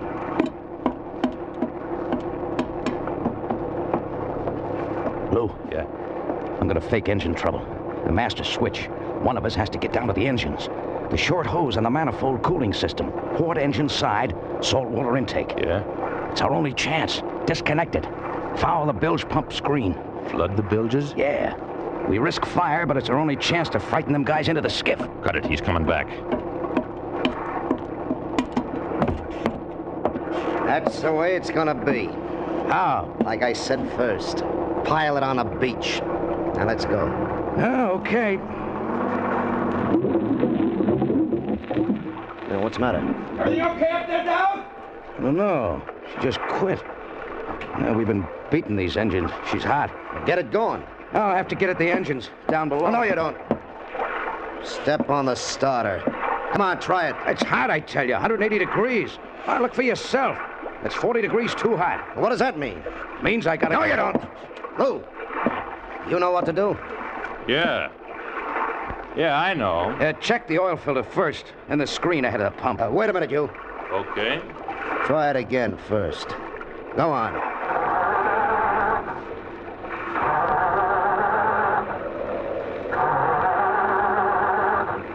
It's no use. The trouble's down the engine room. Go on, Lou. Hey, Alice. Yep. Go down in the hole with this guy. Keep an eye on him. Okay, sure.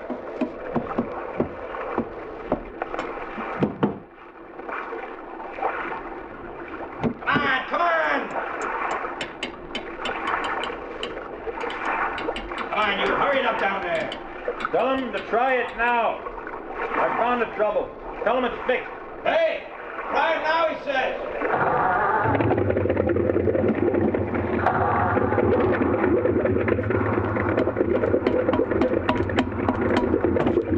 That was it. Piece of kelp in the screen. Plenty of water now. Plenty. Good. Get going.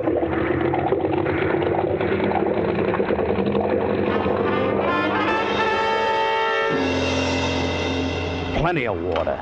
All the salt water that should be flowing through the water jackets of two big exhaust pipes pouring into the bilges, and two red-hot manifolds absorbing all the heat of the two big engines. I took a sight on the hull. Chine line 2 feet above water. Bilge pumps sucking nothing but air. 10 minutes, riding 6 inches lower. Half hour, 1 foot down. 3/4 of an hour, 18 inches lower. Water would be climbing up to drown out the batteries. Exhaust pipes, white hot. I yanked the release on the CO2 system. White clouds sizzled up from below. Fire! Fire, we're sinking! Bilges full of water! Filling fast, we're going down! What do we do, Captain? Get the skiff over the side before she explodes. Fire extinguisher, Lou. Cover me, I'm going below. Get the skiff over, don't stand there, Dow. Push it over the rail! We're getting Alice! Get out of here! Wait! Death's down below! Wait! You can't leave us here to sink! On, suckers!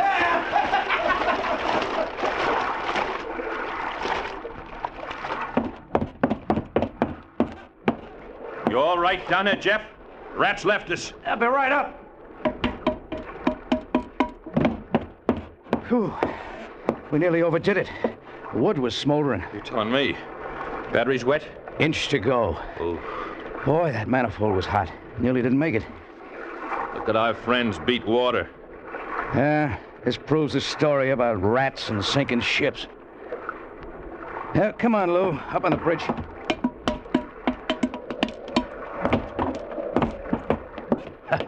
Watch their faces now.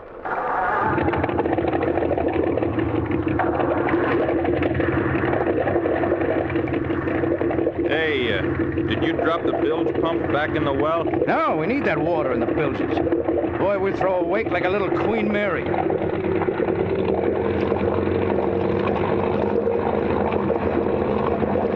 up 2,800. Still a little hot. I'm on 3,000. Look behind us. We're throwing a wake like a destroyer. Come on, baby. You big bird. 3,000. Churn. Come on, around. That's a nice, tight circle. Wrap. What are you going to do? Crash him? Nah. Gonna lasso him with a wake. We let chop hits their skiff from 4 sides. You think they're in a sou'easter? Look at Dowd. Trying to get a bead on us. He's... There they go. Capsized. That's just what I wanted. Yeah, but they're hanging on to the keel of the boat. I'd let them dig wood for about half an hour. Brother, that water's cold. You should know. Let's see if Dowd's still got a gun. I can't tell. Looks like he has. But he won't have for very long. His hands will get so numb you think they're sawed off. Set the bilge pump, Lou. We lighten ship while we wait. Oh, and on your way back, break out that bottle of Johnny Walker, huh? Might as well enjoy ourselves now that we got them guys where we want them.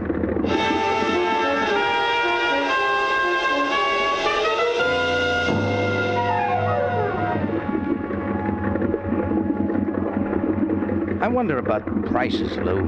Mackerel? $42. No, I didn't mean that. I meant bounty. Reward. State of California owes us quite a little dough.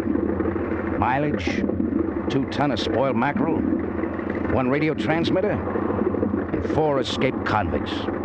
2 of them on ice. Well, get the boat hook, Lou. 2 live ones are ready for the gaff.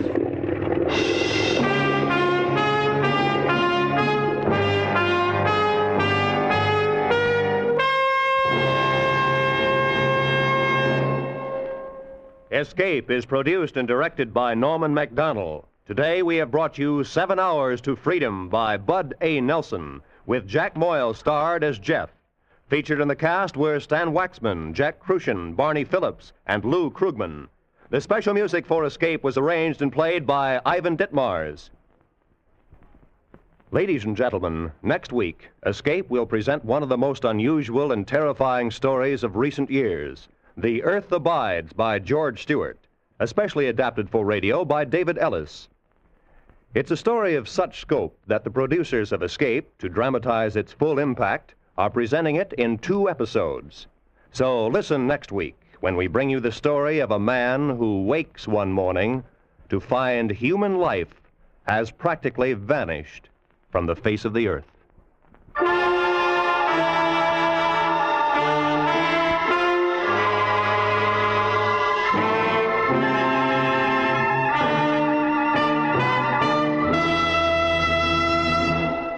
CBS's lovely red-headed Saturday night comedian, Lucille Ball, pays an extra visit to CBS, the Star's address, tonight.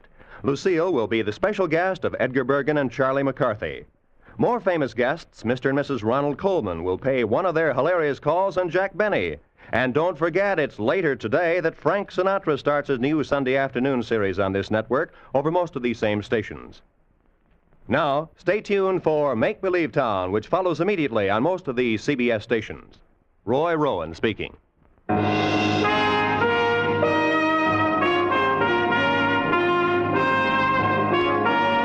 is CBS, where you spend an hour with Frank Sinatra every Sunday afternoon, the Columbia Broadcasting System.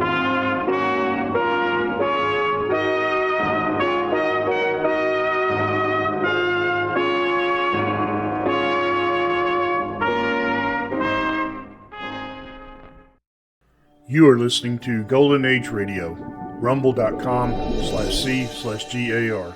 Brought to you by G3PL.com.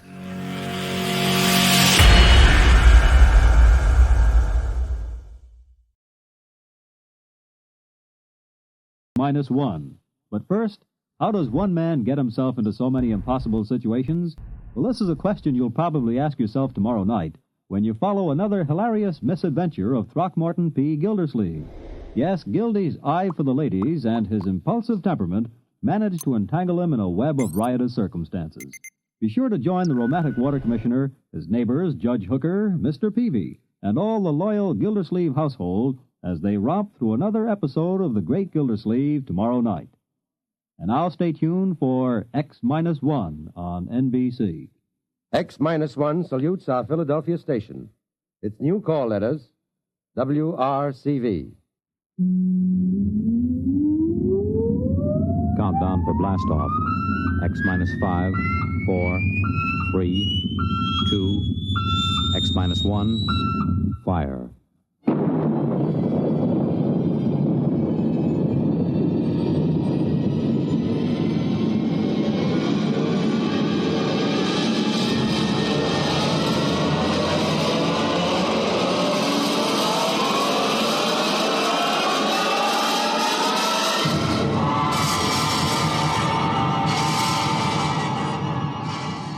From the far horizons of the unknown come transcribed tales of new dimensions in time and space. These are stories of the future, adventures in which you'll live in a million could-be years on 1,000 maybe worlds. The National Broadcasting Company, in cooperation with Galaxy Science Fiction Magazine, presents X-1.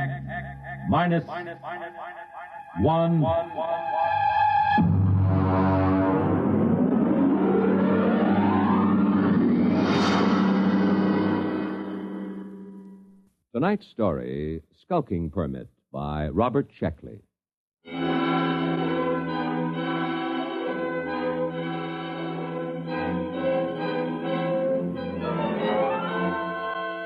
August 16th, year 2204. 2. Central Colonial Administrative Authority, Alpha Centauri Sector. From Colonial Contact Inspector 37. Subject, Planet New Delaware. Following the procedure outlined in manual for contact with lost colonies, open communication by interstellar radio with New Delaware. This is the first contact established in 200 years. And proceeding on overdrive for personal investigation. Situation on New Delaware appears unconventional, to say the least. Hi there. Hi, Billy. Hi, Tom. Got no time for talking this morning. Got to get this sign up. It's a real pretty sign. No aliens allowed within city limits. What's an alien? Beats me. The mayor told me to put it up. He says to me, Billy Painter, you're chief of police, so I want you to paint me a big sign and set it right in front of the town hall. Aliens. Aliens. Oh, it's a real pretty word. Billy Painter, I thought I told you. Take it easy, Mayor. I put the sign up. It's not that, it's the church. I painted it just like you told me. I know, but you painted it wrong. I painted that church with a nice bright red. What's wrong with that? I looked it up. It's the little red schoolhouse, not church house. Churches are supposed to be white. Can't keep track of them all. Schoolhouse, church house, jail, post office. Got along fine enough in New Delaware for 200 years without them. I know, but we need them now, and we haven't got much time. Where are the Carpenter boys? I saw Sam and Marv over at Ed Beer's Tavern. Well, Billy, you go down there and tell them that they've got to build us a little schoolhouse, and you paint it red. It's very important. Mayor, when do I get a police chief badge? I read that a police chief always gets a badge. Make yourself one. Now go on. All right, then. Oh, it sure is hot here. I don't know why the inspector couldn't have come in winter. Oh, Tom Fisher. Yeah? Tom, I've got a job for you, a very important job. Well, now, look, Mayor, I'm on vacation. Fish won't be back in these waters. No vacation, not now. He's due any day. Tom, how would you like to be a criminal? I don't know. What's a criminal? Well, come over to my house and I'll explain. I've got to appoint a criminal, and it looks to me like you're it.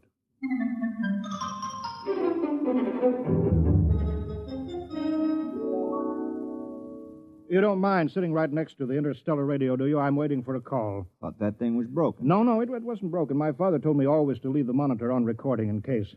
Just didn't seem to be anybody calling, not for 200 years. Not since that war back on Earth. It's time now. You just listen, Tom. They said that they would call just at this time. New Delaware, do you hear me? You, Delaware, come in immediately. Yes. We hear you. He's very touching. This is Colonial Inspector 37. As I told you in my broadcast yesterday, there's been no contact with the outer colonies for some centuries due to unsettled conditions here. But that's over, except for a little mopping up. Now, you, New Delaware, is still a colony of Earth and subject to her laws. Do you acknowledge that status? Oh, yes. We called a town meeting last night and talked it all over. We're still loyal to Earth. Excellent.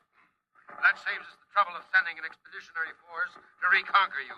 However, as Colonial Contact Inspector, I will be obliged to make a personal investigation to make sure that you conform fully to the customs, institutions, and traditions of Imperial Earth. Imperial? That's funny. All the books talk about Earth as a united democracy. Well, a lot can change in 200 years. And, of course, there's been a war. Do you hear me, New Delaware? Oh, yes, sir. We hear you. You realize, of course, there is room for only one intelligent species in the universe. Man. All others must be suppressed, wiped out. We can tolerate no aliens.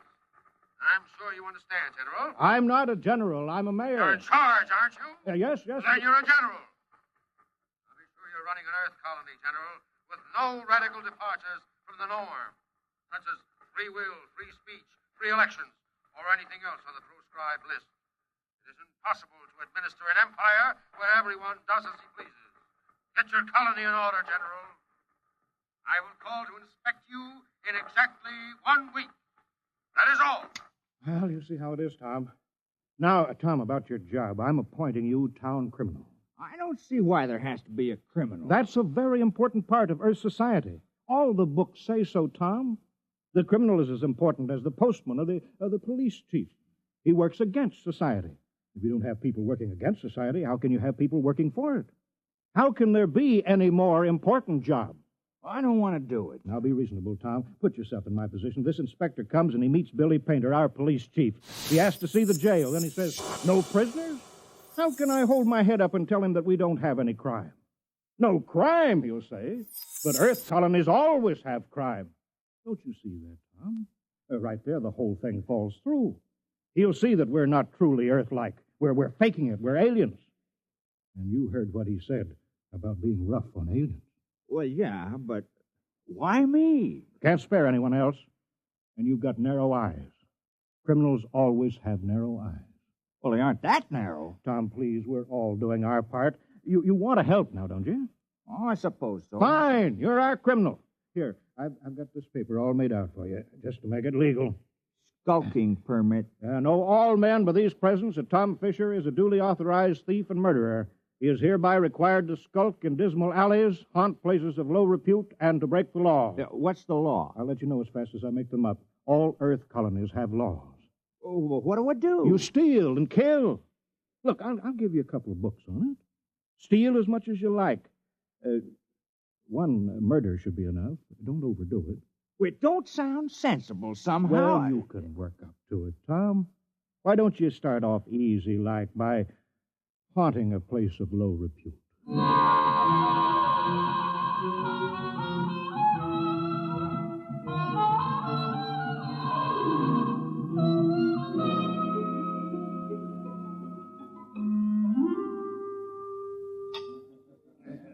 Hello, Tom. I hear you're our official criminal now. That's right. I have a beer. How's it going? Well, I've been studying. I can't put my finger on it yet. Hey, did you get the weapons Mary Carpenter sent over? Yeah, a hatchet, a spear, 2 knives, and a blackjack. Uh-huh. I stuck myself with a spear, Ed. The whole thing ain't sensible to me.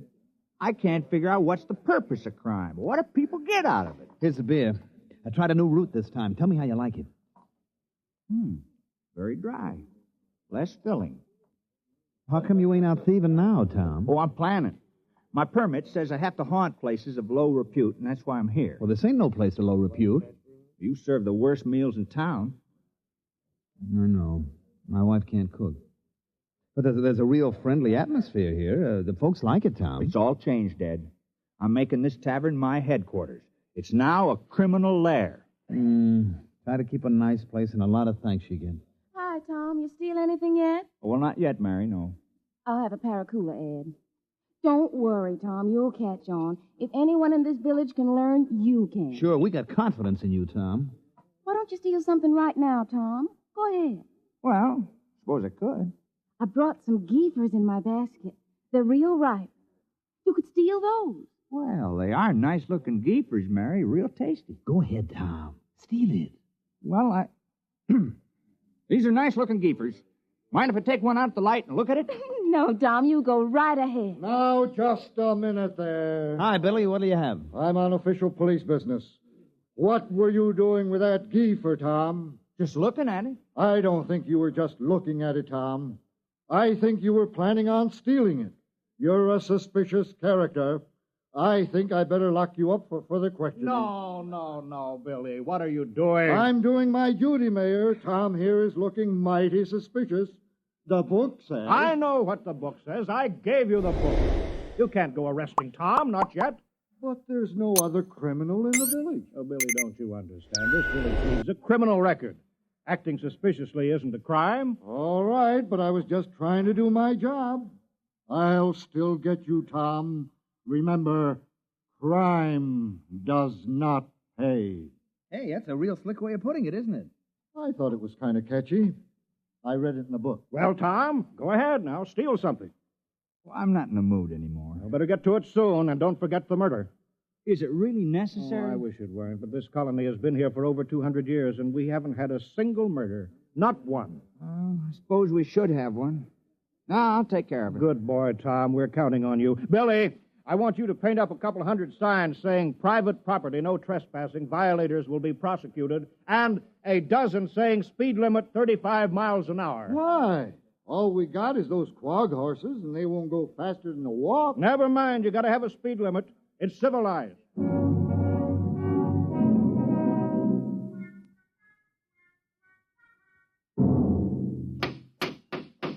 Well, that's the last of the signs, Billy. You might as well get some sleep.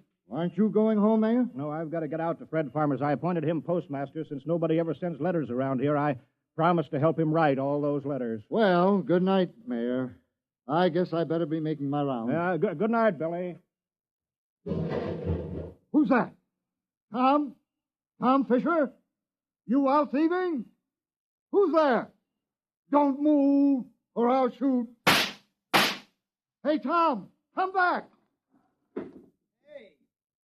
going on out there? What's all the racket? It's the town criminal, Ed. I think I heard him robbing your house. Yeah?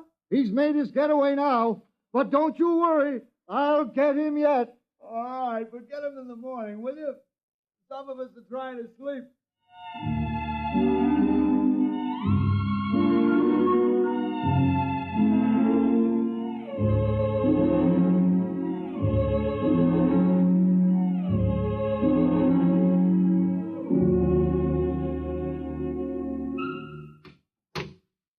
Morning, Marv.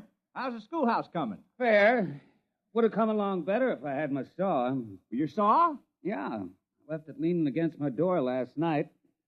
Wasn't there this morning, Tom. Oh, yeah, your saw. Well, you know how it is, Marv. I had to practice some skulking last night. Yeah, sure. Say, do you suppose I could use the saw for a while, just for an hour or two?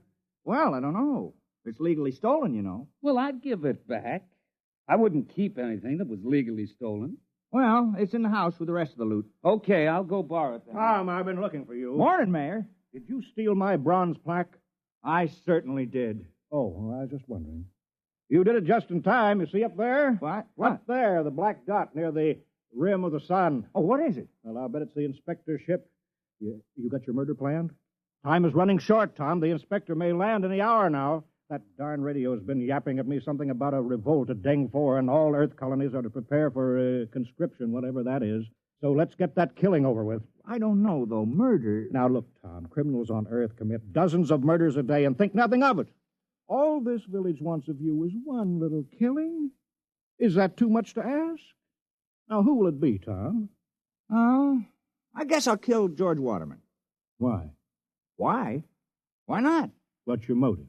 I thought you just wanted to murder. Who said anything about a motive? We can't have a fake murder. On Earth, every murderer has a motive. Well, I don't like the way George walks, never did, and he's noisy. No. That might be good enough for a crime of passion, but you're a legal criminal. Tom, you're ruthless, cold-blooded, and cunning. You can't kill someone just because you don't like the way he walks. That's silly. I better think the whole thing over. Well, don't take too long. Oh, and Tom, Don't forget to leave clues. They're very important.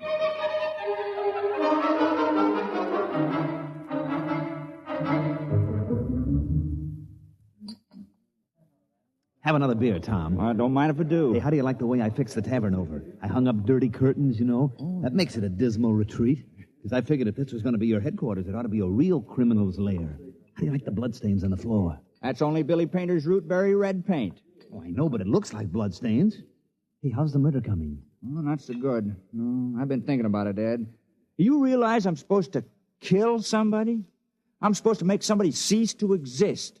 I mean, like, take Marv Carpenter. Here he is today working on a schoolhouse, big fella. Now, if I kill him, well, he wouldn't work anymore.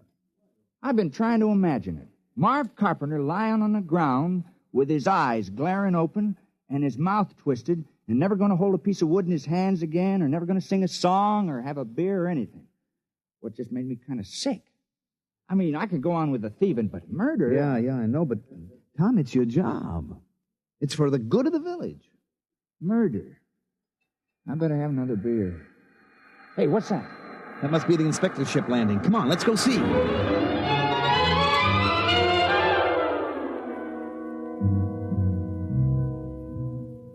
Perimeter guard advance. Set up portable generators and rocket launchers. All personnel restricted to immediate area of the ship. Sidearms to be worn at all times. And guards at battle station. Welcome to New Delaware. Thank you, General. I'm the inspector. This is Mr. Grant, my political advisor. Is this the capital of the colony? Well, I'm afraid there's only this village on the whole of New Delaware. Only one? Now, Grant, I told you when we surveyed the planet we were wasting our time. Patience. There's always an advantage in every situation. If you gentlemen are ready... Ready? You're going to inspect our village, aren't you? Inspect? I can see it all. Why, of course, General. We're ready. Let's inspect your village.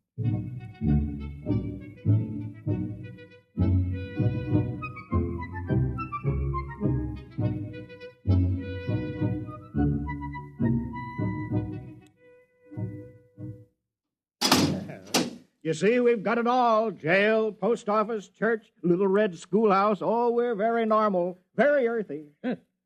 Grant, I have my efficiency rating to think of. This place is worthless. No smelting, no heavy industry, no atomics, no taxation, no... They don't have anything. Oh, I wouldn't say that, Inspector. If you'll excuse us, General. Of course. I'll be downgraded at the next colonial board. Why, this place is a utopia. It's subversive. We ought to blow it right out of the sky.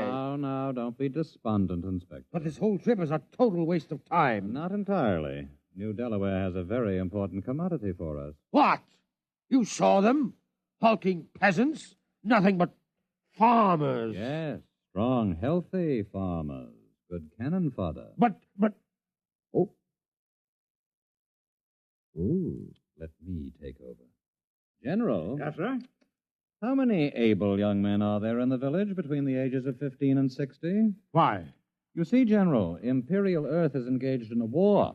The colonies in Deng 4 are revolting against the authority of Mother Earth. Oh, I'm sorry to hear that. We need good, healthy fighting men. Our reserves are depleted. We wish to give all loyal colonists a chance to fight for Mother Earth. We're sure you won't refuse. Most colonies welcome a little conscription. Cleanses the blood. Reduces crime. Crime? Oh, I thought that would come up. We've taken care of that. I appointed... Now, you see, Grant, 60, 70, perhaps 100 recruits. Not such a waste of time coming here at all. Perhaps not. Sergeant, detail a squad of 50 men armed with portable heat generators to post a guard in the village. All right, Mr. Mayor. Suppose we go talk this problem over.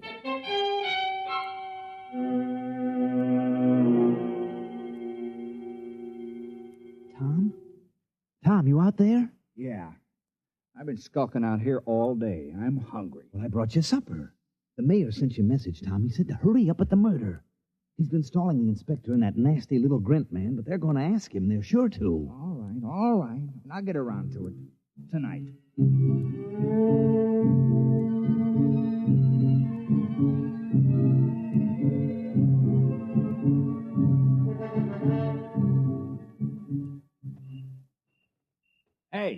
Hey, wait a minute. Oh, hello, Tom.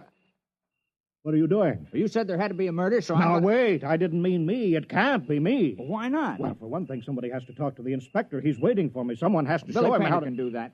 You think a knife would be more fatal in the heart or in the throat? Well, nothing personal, of course. Wait. If there's nothing personal, then you have no motive. Oh. Well, I guess I could think of one. I've been pretty sore about you appointing me town criminal. It was the mayor who appointed you, wasn't it? Well, sure. Then look, I'm not a mayor anymore. I'm a general. Look, it's stars, gold braid. Well, what's that got to do with it? Well, you missed the ceremony this afternoon, Tom. Inspector said I had to wear a general's uniform. It was a very friendly ceremony. All the Earthmen were grinning. They were winking at me and at each other. Oh, congratulations. But you were the mayor when you appointed me criminal, so my motive still holds. Yes, but killing a general isn't murder, it's mutiny. Oh. Well, I'm sorry. That's all right. It's just that I've read up on it, and you haven't. Well, I better get back. The inspector wants a lot of the men that he can draft. Are you sure this murder is necessary? Oh, yes, absolutely. Just not me.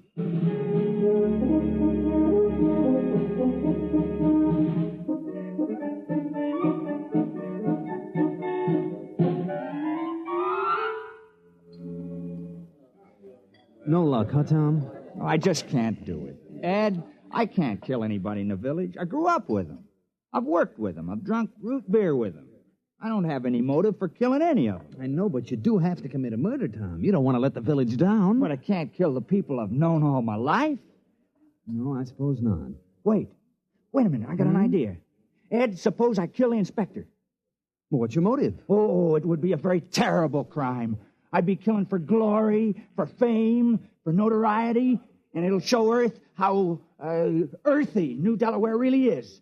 Why, they'll say crime is so bad here that a criminal actually killed their inspector on the very first day. Tom, that's just the sort of thing a master criminal would do. Oh, you think it's a good idea, huh? I think it's great, Tom.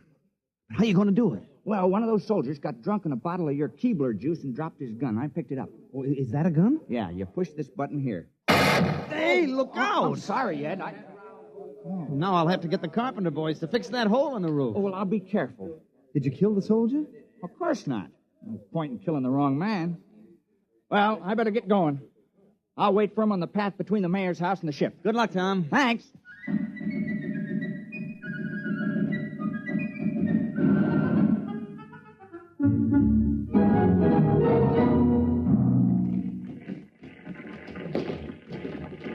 Up, 2, 3, 4. Keep in line there. Ah, what a sloppy crew. All left feet. Well, it's a nice night's work. With those landing parties dying like flies, we can use every new man we can get. Don't say that. What, are you afraid the mayor will hear me? Don't be ridiculous. It's a completely passive population. Sheep-like, obedient. Look at them. No two of them in step. Well, what do you expect from backward agrarians? Wait till those sergeants get hold of them at the base. They'll whip them into first-class fighting men in no time. Halt! Stand and deliver! What's that? Why, it's Tom. Hands up, Inspector. Huh? I got you covered. Now, the rest of you drop your guns and move out of the way. What? Now, see here. Now, go on, now, drop those guns. Now, what's the meaning of this? And who are you? Tom Fisher. I'm the town criminal. I'm going to kill the inspector. Now, please move out of the way. Criminal? So that's what the mayor was prattling about. Now, I know we haven't had any murders in 200 years, but I'm changing that now. Now, move out of the way. Well, I suppose I'd better get out of the line of fire. No, no, wait a minute, wait. Now, don't move. I know just how to do it. I've been thinking about it. Now, I'll push this button, and you'll die. You'll fall down on the path, and your eyes will open, and your mouth twisted, and no air going in and out of your lungs, and no beat to your heart, and I can't do it. Here's your gun. Take it. I don't want it. Quick, after him. Sergeant, take a squad and search the forest. Take it easy, Inspector. This whole planet is forest. 10,000 men couldn't find him if he doesn't want to be. But I'll have him hanged on the spot. Oh, I'm terribly sorry. Sergeant, have the entire ship's company turned out. General, I want all your people out looking for him. Shoot on sight. Kill him instantly. Oh, we couldn't do that. Although we appreciate the compliment. What? That man... He's a criminal. That's what I'm trying to explain. I appointed him. We had to have one. You what? You mean you had no criminals? Well, I'm afraid not. Oh, I'm terribly ashamed. You see, we knew how uncivilized we were, and that's why we did it. I'm dreadfully embarrassed that Tom couldn't handle the job. Well, why did you give the assignment to that particular man? Well, I figured if anyone could kill, Tom could. He's a fisherman, you know. Pretty gory work. Oh. And he wasn't able to kill the inspector. Well, we just haven't had to kill anything for 200 years except fish. The only animals on New Delaware are small grass eaters, and they're not good to eat, so we never kill any of them. Then the rest of you would be equally unable to kill? We wouldn't even get as far as Tom did. I want that man found. Forget about it, Inspector. What? We'd better get away from here. You want men in our army who can't kill? Oh. Think of it. A morale problem. The possibility of infection. One man in a key position endangering a key ship or maybe a whole fleet because he can't kill.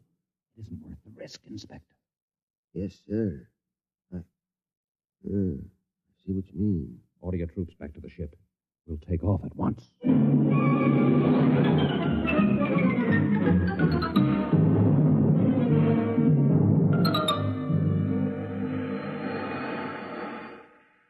Tom! Tom, you can come out now. Tom, they're gone. He's hiding around here somewhere, Mayor. Yeah. Tom! Tom! Here I am. I'm sorry I bungled it. Well, don't feel bad about it. It was an impossible job. I'm afraid it was. I thought that just possibly you could swing it, but you can't be blamed, Tom. There's not another man in the village who could have done the job even as well.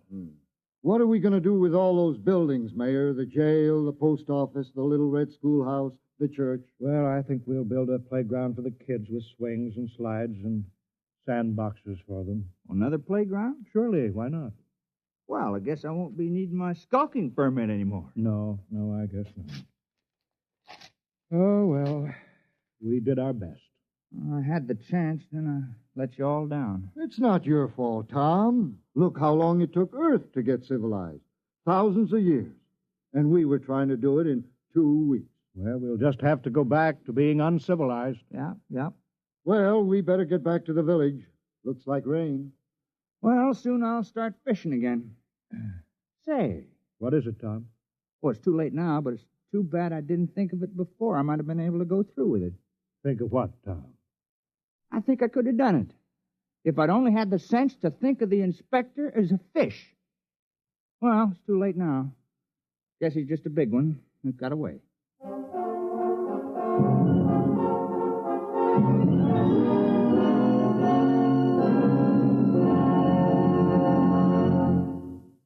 You've just heard X-1, presented by the National Broadcasting Company, in cooperation with Galaxy Science Fiction Magazine, which this month features an unusual story by James E. Gunn, Cylona, a story of what happened when crime suddenly invaded a crimeless society, and where the only way to catch a thief was to manufacture a thief. Galaxy Magazine, on your newsstand today. Tonight, by transcription, X-1 has brought you Skulking Permit, a story from the pages of Galaxy, written by Robert Sheckley and adapted for radio by Ernest Kenoy.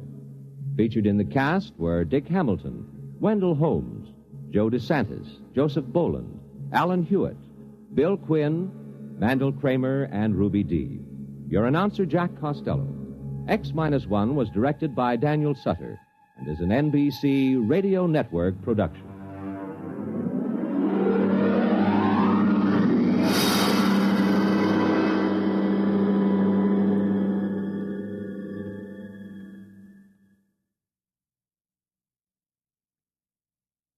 Let's visit Fibber McGee and Molly tonight on the NBC Radio Network.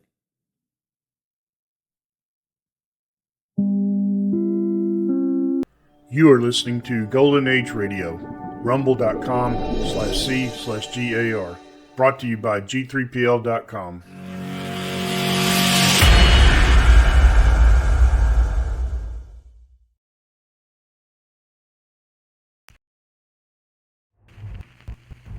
Wheaties presents Dimension X. Adventures in time and space. Transcribed in future tense. Dimension X.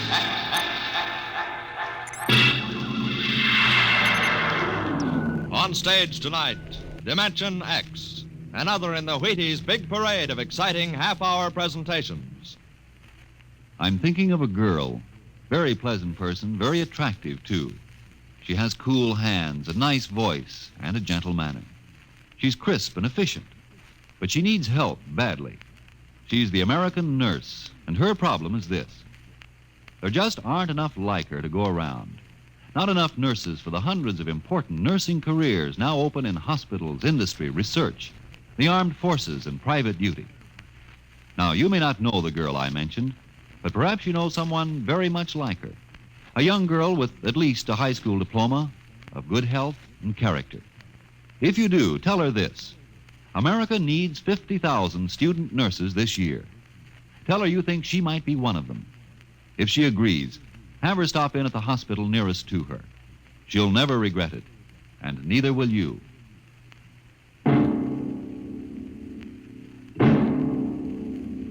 Now, tonight's adventure into the world of the unknown, the world of Dimension X. The doll shop stood on a quiet Washington side street, not too far from the sprawling Pentagon building. A woman and a child waited outside, the little girl peering eagerly through the window at the dolls inside, and the woman glancing impatiently at her wristwatch, as if expecting someone who was late for an appointment. And there was nothing about the doll shop to warn them that they were waiting to keep an appointment with doom. Oh, Mommy, look! Yes, what is it, dear? In the window of the shop, the tiny dolls. Oh, Mommy, do you think Daddy will buy me one? Well, we'll ask him when he comes, dear. He said 3 o'clock on this corner. I see him, Mommy. There he is. Oh, Henry, here we are. Hello, dear. Hi. Sorry I'm late. Well, we've been waiting for you. Cindy's been So I'm afraid I'll have to call off the shopping, Alma. Oh, Henry, we promised. Yes, I know. Cindy. I'm sorry. It's just one of those things. You've been the wife of an Army colonel long enough to know his life isn't his own. What is it this time? Oh, some more of that flying sphere nonsense. The pilot who says he sighted it last month crashed and was killed today, so the general wants a full report. Dear, what next? Daddy. We'll have a staff meeting at the Pentagon at 3:15. Daddy, look in this window. Oh, I haven't time, dear. Just for a minute, Daddy, please. Cindy, I haven't time to stop and watch a bunch of 6-inch dolls parading around in the shop. Say they are lifelike, aren't they? Look at that, Alma. Dolls are marching around like a regular review. They've even got their own little band. Henry, your staff meeting. Oh, yeah. Yes, I've got to run. Now, look, don't go spending a lot of money on that nonsense, Alma. No, dear. Bye. Bye, dear. Bye, Cindy. Bye, Daddy. Oh, Mommy, look. Look, the band's going to play. Aren't they wonderful, honey? You know, it's funny. I must have stood on this corner 1,000 times, and I've never even noticed this shop before. Good evening, children. Oh, well, good evening. Mommy, he talks awful funny. Hush, Cindy. Would you like to step inside the shop of Santor Perigi? Well, yes, we would. This way. Oh, Mommy, it's like fairyland. Here in the shop of Santor Perigi, creator of Perigi's Universal, wonderful dolls, the world of adult reality is blended with the world of child's fantasy. This is a new shop, isn't it, Mr. Parigi? What is new and what is old? Come, this way. Would you like to meet one of my little ones? Oh, yes. This one in the red jacket is Toto. Speak, little one. Why, isn't that wonderful? Mommy, he talks. The doll talks. Amazing. It's absolutely amazing. That is nothing for Perigi's wonderful dolls. Listen, sing, Toto. Sing for the little girl. My name is Toto. Cindy, listen. Sing, Toto. Men are big and tall.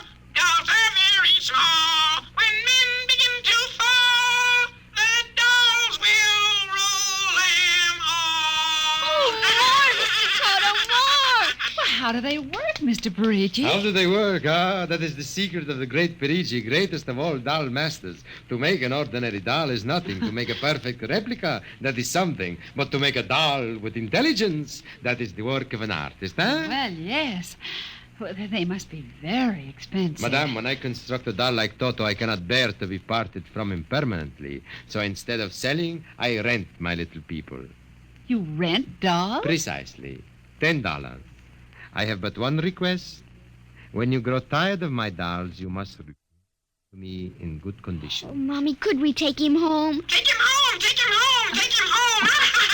Oh, look, Mommy, look. He's bowing and dancing. Oh, Mommy, he wants to come. Please, I'll take such good care of it, please. Well, honey, we'll have to deal with your father later, but... Well... Oh, Mommy! All right, wrap him up, Mr. Parigi. Oh, dear, I have a feeling when your father comes home, we'll be sorry. Be sorry, be sorry, be sorry, be sorry.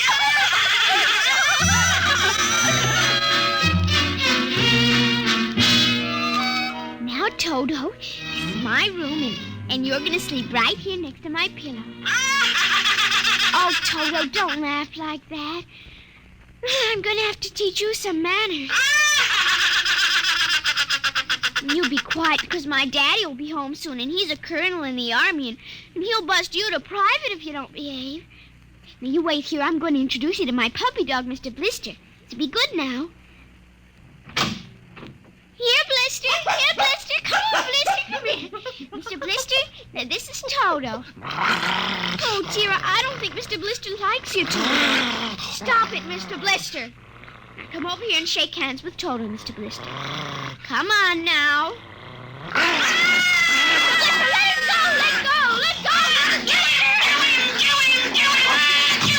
Cindy, Mr. Blister, come over here. Why, what happened, dear? Mr. Blister tried to bite my doll. Look how frightened Toto is. Dolls don't get frightened, Cindy. But he is, Mommy. He screamed. You just imagined it, honey. But he did. He did. Well, Mr. Blister didn't mean it. You know he's the gentlest little pup alive. He isn't. He's nasty and I hate him. Cindy, you've hurt his feelings. Okay. He tried to buy my new doll, and I don't ever want to see him again. Ever. Oh, dear. All right, Mr. Blister, you come downstairs with me. Come on now. Cindy's angry at you tonight. I'll kill him. Why, Cindy, where did you hear a thing like that? Toto said it. Well, I see. Well, you've had an exciting day, honey. You brush your teeth now and go to bed. Daddy's coming home late, so we'll see you in the morning. Hmm? Good night, darling. Sleep well. I hate him, Mr. Toto. I hate him. Hate him, hate him, hate him, hate him.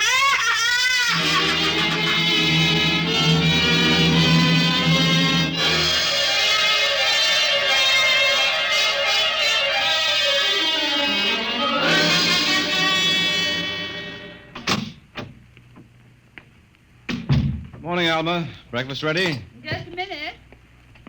How was the staff meeting last night, dear? Oh, horrible bore as usual. Where's the little one? Up in her room. She'll be down in a minute.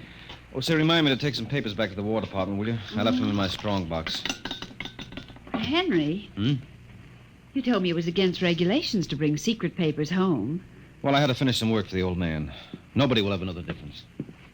Well, I suppose not. Oh, dear, would you feed the puppy before we sit down? His bowl's under the sink. Where is he? Say, that's funny. Here's his supper from last night, only half eaten. Getting fussy. Blister? Here, Blister. Blister! Where the dickens is that mutt? Maybe he's on the back porch. Maybe. Here, Blister. Here, Blister. Alma. What is it, dear? Alma, look. Why, Henry. Is he... Yes, he's dead. But how? What happened? From the looks of it, he might have been poisoned. Poisoned? Who on earth would do a thing like that to an innocent little pup? I don't know. Let's see his dish. Oh, Henry. I don't understand this at all. Say, what's this? What's what? Well, look, there are pieces of broken glass in his food. Blue glass. Glass?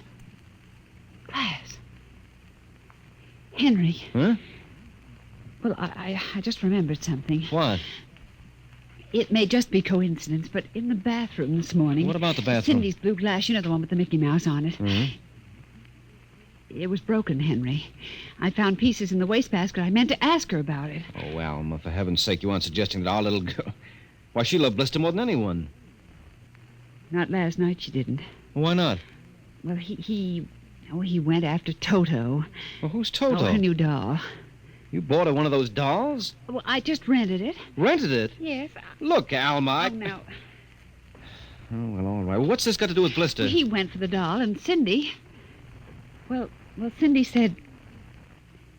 Henry, she said she'd kill him. What? Well, that's ridiculous. It's true. Good heavens, a 9-year-old child putting ground glass and dog food? She'd have to be a monster. Now, don't say anything. I'll talk to her. Good morning, dear. Morning, Mommy. Morning. Morning, Daddy. Hello. What's the matter? Nothing, Cindy. Sit down, dear. Yes, sir.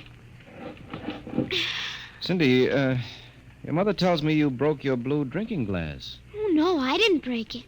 Now, Cindy. I didn't. Well, now, somebody broke it. It wasn't your mother and it wasn't me.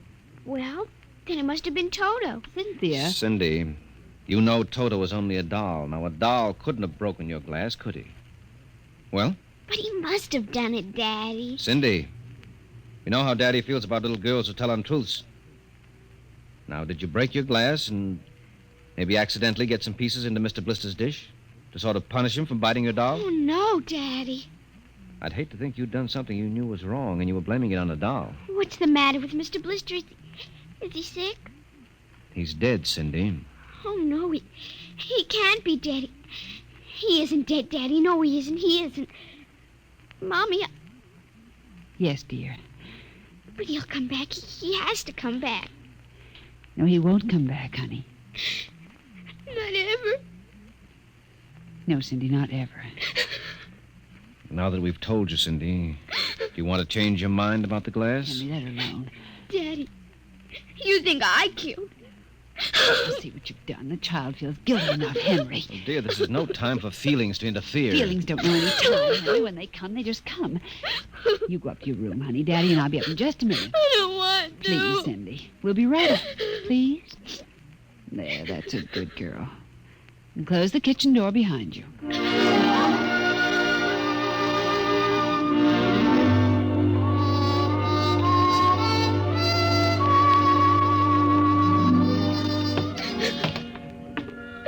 Mr. Blister's dead. And he isn't coming back. Ever. Ever. Daddy thinks it was me, but it was you. It was you!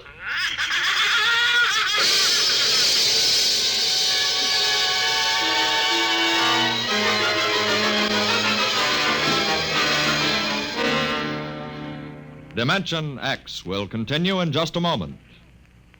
You know, friends, Breakfast of Champions is a whole lot more than a phrase written across a package of Wheaties. There's one thing I could tell you. I could tell you that it means champions in the world of sports eat Wheaties. And it's so true. You bet it is. But I've got a better idea, and one I think you'll like. I think perhaps you'd rather get the story from a champion himself. So here is a champion. Will you introduce him, Ed Prentice? Now, young man, will you tell us what you do for a living? I pitch. You what? Pitch. You know, baseball. We have a baseball team. You have to have a pitcher. I'm a pitcher. I pitch. Oh, yes, I see. And are you on a team? Yes, sir. I'm on the Cleveland Indians. Cleveland Indians, hmm? What is your name, young man? I'm Bob Feller, and you know it as well as I do, Ed. Sure I do, Bob. It's good to see you. This makes your 14th season playing with the Indians, doesn't it? Yep, Ed. 14 years. Well, tell me, Bob, how long you been eating Wheaties?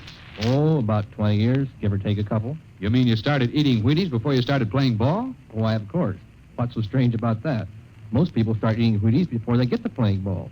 In fact, most people never start playing baseball. You don't have to be a ball player to enjoy the lift you get from Wheaties with milk and fruit. You're right as rain, Bob. No champ ever said a truer word about Wheaties, Breakfast of Champions.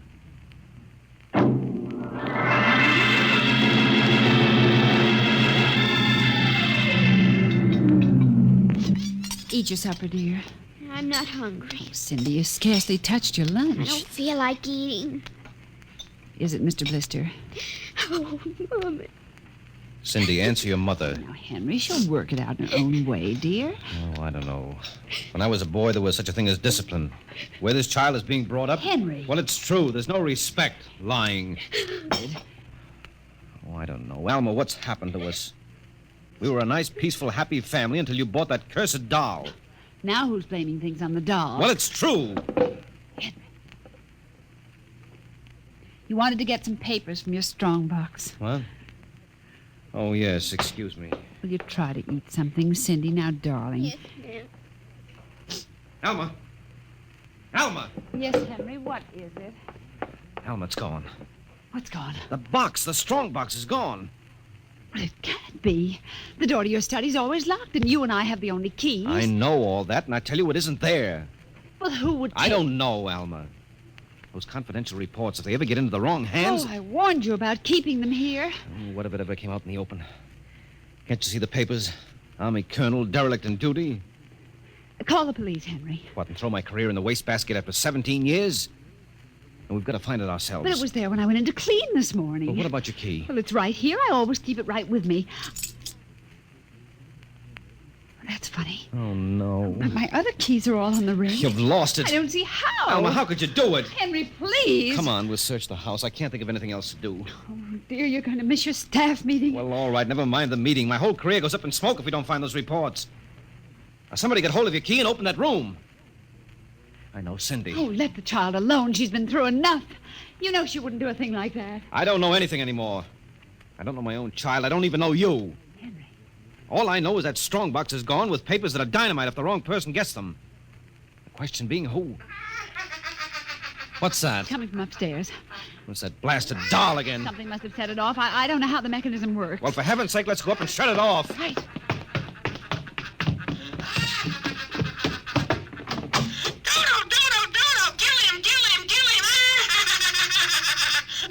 Stop it! Blasted little imp! There. Henry. Ever since we've got this thing... Henry. What? Look. Where? What? Around the doll's neck. The key. The key to your study. It was Cindy, after all. I don't believe it. Ever since she got this fool doll, she's been acting half insane. First the dog, now this. I think she hates us, Alma. Henry. Cindy is my child, and I know her. I know she's a good, sensitive little person with no malice in her. You're just simply refusing to face the facts, dear. What are you going to do? I'm going downstairs and have a talk with that young lady.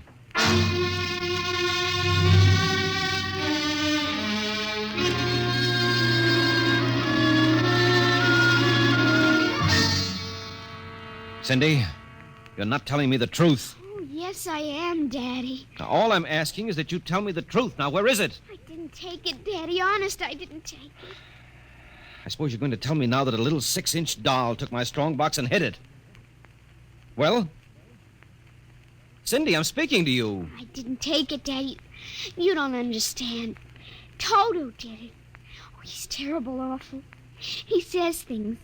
He says he's going to kill everybody. Oh, Cindy, you're inventing things. It's true.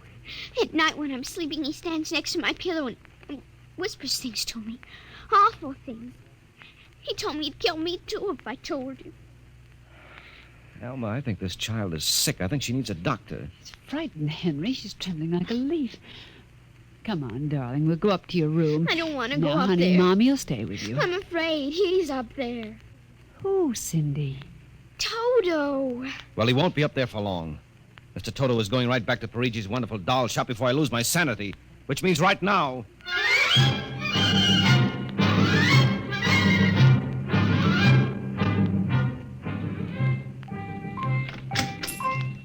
Ah, Colonel Grayson. Welcome to the home of Parigi's wonderful doll. Are you Parigi? Santor Parigi, creator of the universal doll. The doll with the mind. The doll Yes, with... well, I'm returning one of your masterpieces. Oh? If you will step into the rear of my shop. Now, what is the complaint? There's no complaint. Here's your doll. Good riddance. My little Toto, rejected, you found the world of men too filled with hate. We will change all that later on. Return to your comrades in the window, little one. And now, Colonel Grayson? I think we have no further business, sir. Ah, but we do, Colonel. Let me see. Ah, yes. Here it is. Do you recognize this, Colonel? That's my strong box. My little Toto is very clever, sir. Are you trying to tell me your doll stole that from me? Let us not say stole. I'm merely keeping it in custody. What's your game, Parigi? Blackmail. You give me what I want, I do not ruin your career. What do you want? Information. We already know something from the reports of the War Department concerning a certain strange-looking sphere reported by one of your pilots. What government do you represent? I represent Parigi's wonderful dolls, none other. I'm not so naive, sir. Perhaps I should explain.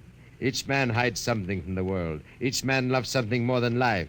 With the help of my wonderful dolls, I obtain personal information which enables me to control the men who control the world. Men like you. Hand over that strong box. I warn you, I have a gun. Give it to me. You are being foolish. Put down that walking stick. Now. No closer. Now.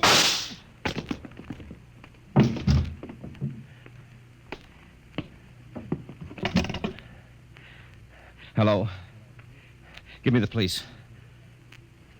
Hello. This is Colonel Henry Grayson. I've just killed a man.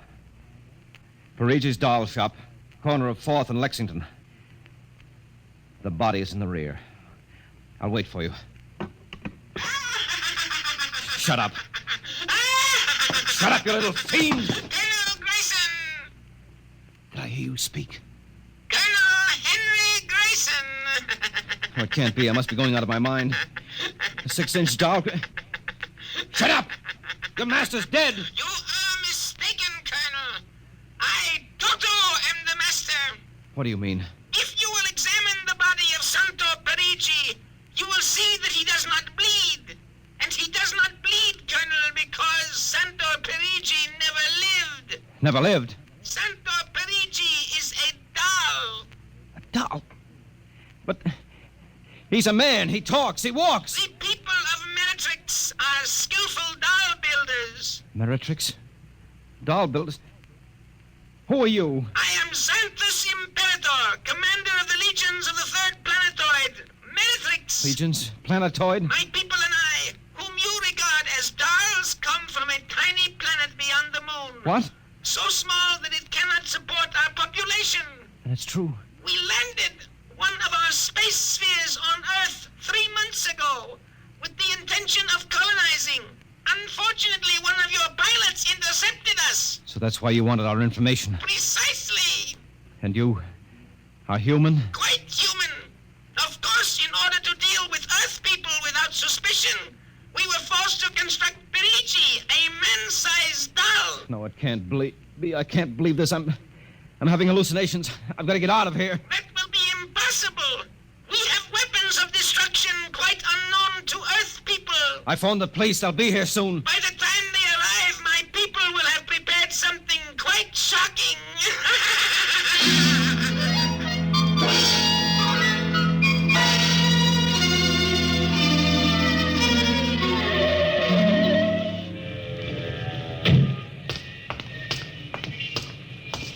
Keep me covered, Brian. Okay, Sarge. All right. You the guy who turned in the call? Yes, that's right, Sergeant. Where's the body? Well, you see, it isn't exactly a body. What do you mean? It's a doll. What? Now, wait, you've got to let me explain. I know this sounds fantastic, but I've stumbled onto an unbelievable plot. Yeah? Keep talking. Well, you see, these little dolls, they aren't really dolls. They're tiny people. Now, there's a big doll named Santo Parigi. They're using him as a front to run the shop. He's off his trolley, Sarge. Now, look here. Now, listen, mister, we got to call it. There was a murder here. Now, if there was one, where is the body? Well, it's behind the curtains in the back. Only, you see, it isn't really a body. It's a big wax dummy. It's all part of their plot to gain control of the world. Holy smoke, he's really off his rocker. Now, look, if you don't believe me, I'll prove it to you. Come here. Look behind this curtain and you'll see the dummy lying on the floor. Welcome, gentlemen. Are you looking for something? Parigi!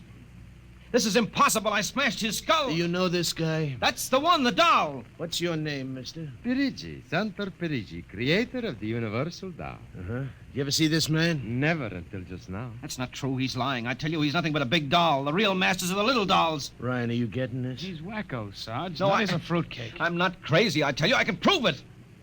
They must have fixed up his head where I smashed it in. Touch him and you'll see. Mr. Parigi, you know what this guy is talking about? The man is demented, obviously. No, that's not true. I tell you, there's a plot to control the Earth. I've got to call the War Department. They want to know about the flying sphere. Holy mackerel, this gets worse every minute. Ryan. Take him to headquarters? No, save some time. Take him down to Psycho Ward. Okay, all right, Buck Rogers. Come along nice and quiet. No, don't you see? He's nothing but a man-sized doll. Sure, and the little ones are going to take over the Earth, and you're going wait and cut out some nice paper dolls. Oh, please, listen to me. You've got to listen to me. You've got to. Sorry you had all this trouble, Mr. Parigi. Poor chap. He is obviously suffering from delusions. Well, he's not the only one in Washington today. You know, we've been getting a whole string of crack-ups lately, bigwigs blowing their tops under pressure. if you could see some of the names in our confidential files. You keep confidential files on cases like this? Certainly. Believe me, they'd be dynamite if they ever got in the wrong hands. Well, I better be running along. Hey, is that a talking doll? Yes, Sergeant. My name is Toto. I dance and sing. Well, I'll be. Hey, my little girl would be nuts for that. So? Then please accept the doll for saving my life. That madman might have killed me. Yes, but Take Toto home with you as a gift. Well, I don't know, Mr. Parigi. It's against regulations for us to accept favors. But this is not for you. It is for your little daughter.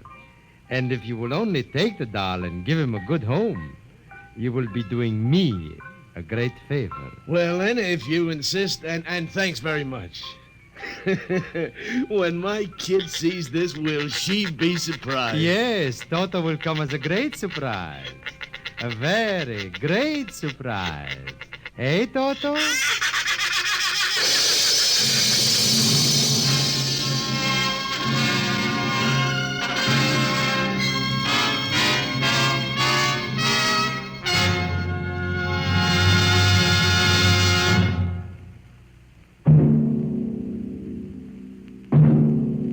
Tonight, Dimension X has transcribed Parigi's Wonderful Dolls, an original radio drama written by George Lefferts. Les Damon appeared as Colonel Grayson and Joan Alexander as Alma, with Denise Alexander as Cindy.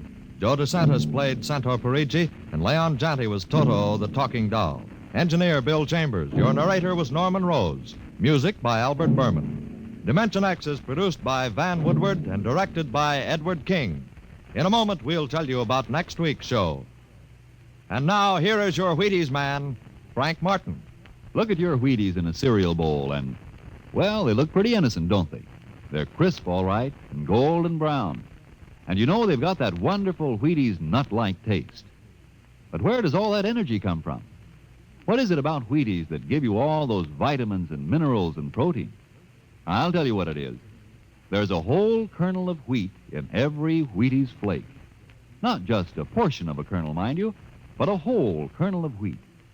Now, that begins to explain things, doesn't it? Tells you why Wheaties Energy helps you feel good all morning long, like I keep saying. No wonder they're America's favorite whole wheat flakes, breakfast of champions and all that. Now you know why Wheaties at 7 can help at 11. Wheaties.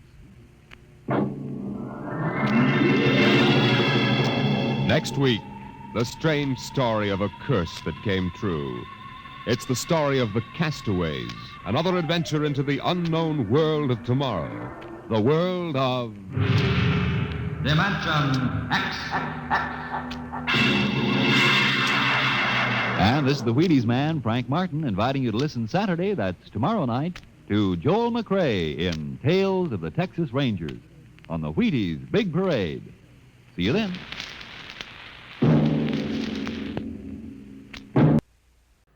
You are listening to Golden Age Radio, rumble.com/C/GAR.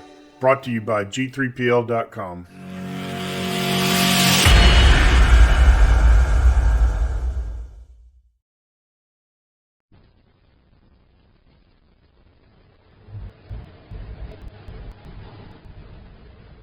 Sweet check, rice check, and good hot Wilson present Space Patrol!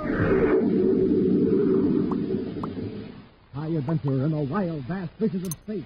Missions of daring in the name of interplanetary justice. Travel into the future with Buzz Corey, Commander-in-Chief of the Space Patrol! In today's transcribed adventure, Buzz and Happy have landed on a small planetoid. At this moment, wearing their spacesuits, they're approaching the airlock of a prospector's cave, where a criminal is believed to be hiding. Someone's firing at us.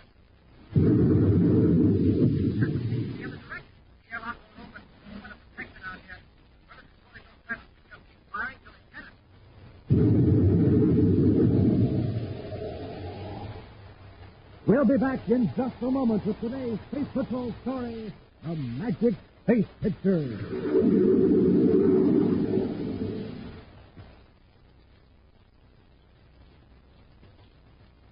Hi, gang. It's nighttime here on the planet Terra. All is quiet.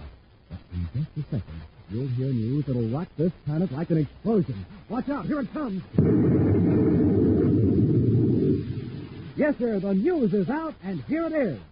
Rice Chex and Wheat Chex now come to you in a brand new package with a big picture of Commander Corey or Cadet Happy on the front. Gang, you can cut these pictures out and paste them in your scrapbook or pin them in your room or clubhouse. And listen, inside of these wonderful new packages of checks, you now get the Magic Space Patrol Space Picture. Here's how it works. There is the Magic Space Picture. Who is it? What is it? It's hard to tell. But when you look into the sky or at a wall, presto! That's where the magic comes in. You suddenly see a giant picture that looks like Buzz Corey himself, or a real flying saucer, or a real rocket ship. Now, gang, there's 24 of these pictures, all different, and you get one in every new package of checks. So start collecting the whole set of 24 today. Just look for the new packages of Rice Chex and Wheat Chex with Buzz Corey or Cadet Happy on the front, and the Magic Space Pictures on the inside. And now, today's Space Patrol adventure, a Magic Space Pictures.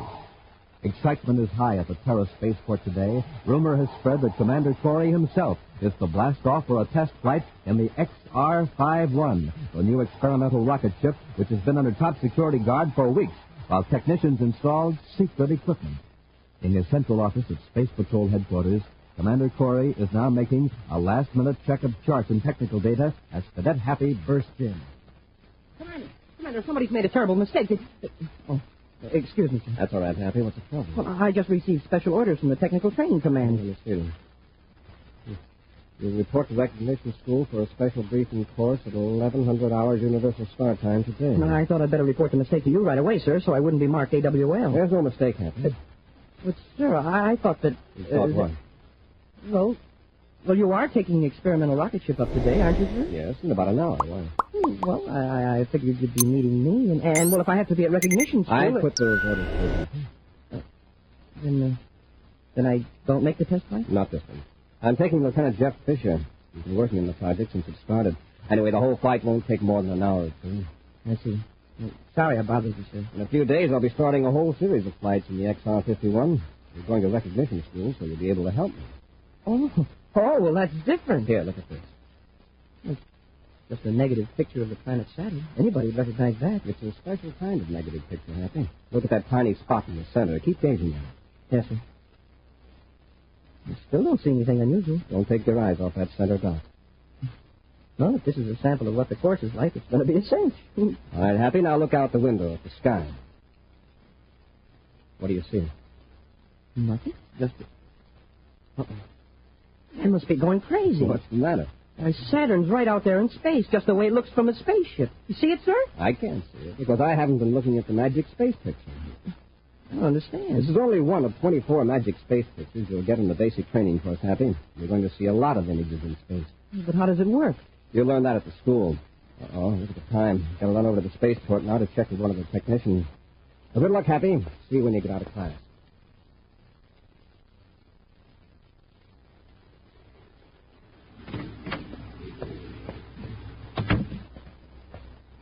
Oh, Commander Corey, may I help you? Oh, yes, Barnick. I just dropped in to see if Lieutenant Fisher picked up all the equipment we need for the test. It's all in the ship, sir. I checked it myself. Fine.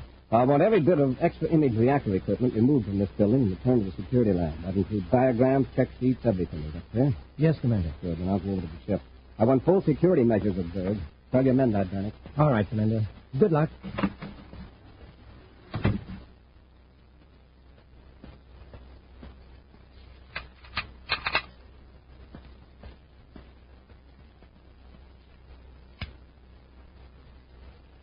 Euro Vanek at Station 4, calling Station 6. Station 4, calling Station 6.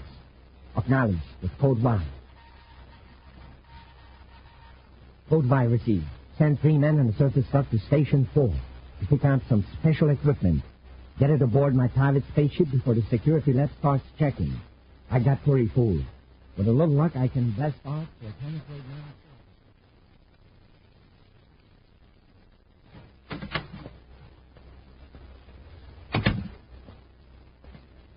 Oh, what a day. How'd you get along in class, Happy?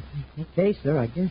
But I can still see planets and spaceships and special equipment floating in space. Oh, you'll get used to it.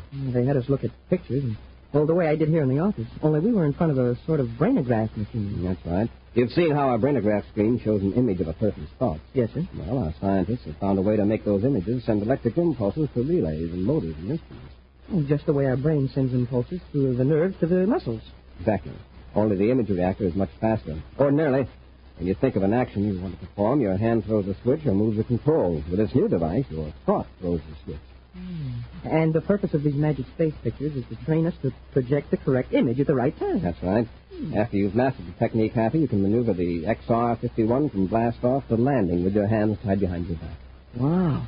So that's the big secret of the XR-51. There are a lot of bugs to get out of it before we can equip all space patrol ships with it, but we want to supply our trained pilots ready to take over. You're a private space patrol, sir. Space Patrol Headquarters, Corey here. Yes, Robbie. What? When was this discovered? I see. Space Patrol and all planets alarm. I'll blast off right away. Corey out. Come on, Happy, let's get to Terra 5. What's wrong, sir? Some of the image reactor equipment and the key designs have been stolen from the security lab. How? All we know is that a technician named Zero Vanek has disappeared. Major Robertson says Vanek blasted off from here about 20 minutes ago. Come on, Happy, we're going after him.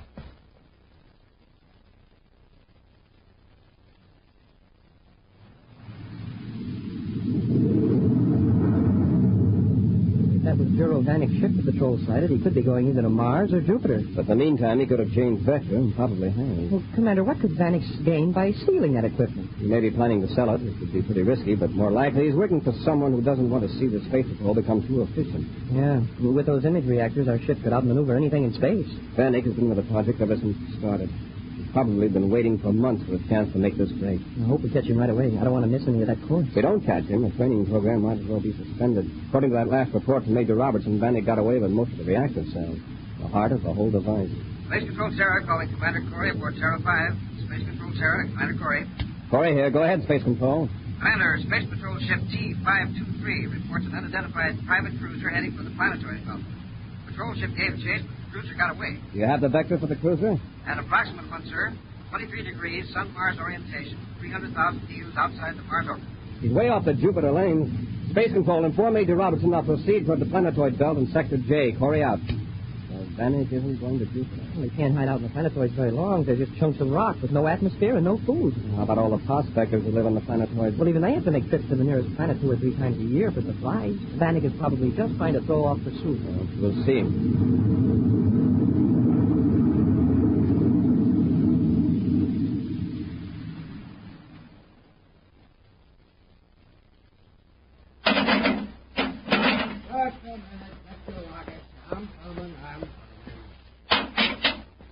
Well, Juro, welcome to Planetoid 94. Here, Barrett. Take some of this stuff. Let's get out of this area. Why, you have got a load, haven't you? Here, I'll give you a hand. Just set it down. And post it in the door. Sure. Now, you'll get out of that space suit, and I'll give you some nice hot Venus coffee. Well, this business of being a space patrol agent must be tiring. Yes. I got to blast off again right away. But I will have some coffee. Hey, that's, real interesting-looking equipment there, Joe. A special secret lock for the outer hatch to your cave. A lock? Well, Joe, I never had a lock on the place at all. Well, you started coming and storing your space patrol stuff here. In fact, last time I went out, I nearly forgot the key. Oh, with all this secret space patrol equipment here, it's got to be locked up. Suppose some enemy of the Space Patrol tried to steal it. Didn't have that happen, of course. And with this new lock, you don't need any key. You just think of a certain image, and the outer door opens. I do what? Think of an image? Yes. An image that only you and I know. All right. That's too steep for old Project. And not only that, but I got some special weapons I'm going to install on the rocks, all around your cave. They work on the same principle. Weapons? What in the name of purple comets do I need weapons for? Why, in case space bandits try to steal the Space Patrol equipment, I'll install a view scope outside. And if anybody lands on this planetoid, we just think of the certain image, and the controlled weapons fire at the criminals. You talk like you plan to stay here, Joe. I will, after I get back from my next mission. But I'm going to install these weapons in the secret log before I blast off. Well, this image business, that's worse than the key. Suppose I forget what the image is. Good point. It ought to be something you couldn't forget. I got it. Your face. Huh? Just think of your own face. Think real hard, and the outer air door will open. I'll turn off the image reactor lights now and show you.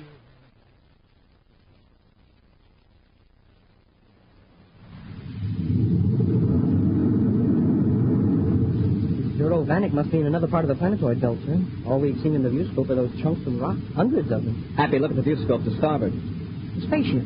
It was hidden by that planetoid. Must have seen us. It's swerved toward Jupiter. He's really kicked down the power. Let's get him, Happy.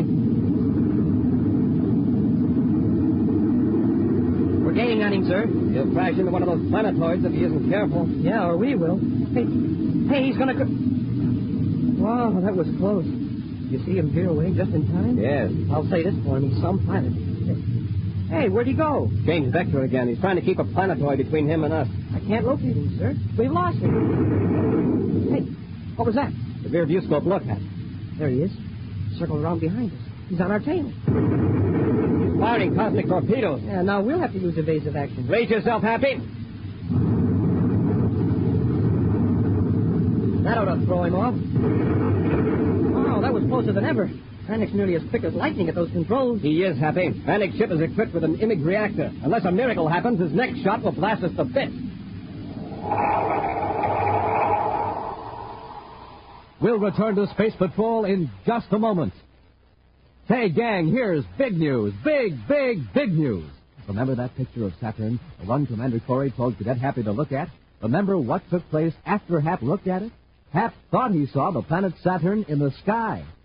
Well, gang, how would you like to have some magic pictures that work just like that? Here's where you'll find them. Inside the new Rice Chex and Wheat Chex packages. The new packages with a picture of Buzz Corey or Cadet Happy on the front. Now, there's 24 of these magic space pictures, and they're all different. And you get one in every new package of Chex. Saturn, Commander Corey, Cadet Happy, rocket ships. These and 20 other fascinating pictures appear on the Magic Space Pictures. You'll want all 24. Here's how they work. You stare at the mysterious picture. What is it? Who is it? You can't tell for sure. Not till you look at the sky or at a wall. That's when the magic goes to work. Floating in space is a giant picture that looks like a real rocket or a real planet. Man, oh man, it's lots of fun. So, gang, hurry. Get the new packages of Rice Chex and Wheat Chex with Buzz Corey or Cadet Happy on the front and the Magic Space Pictures inside.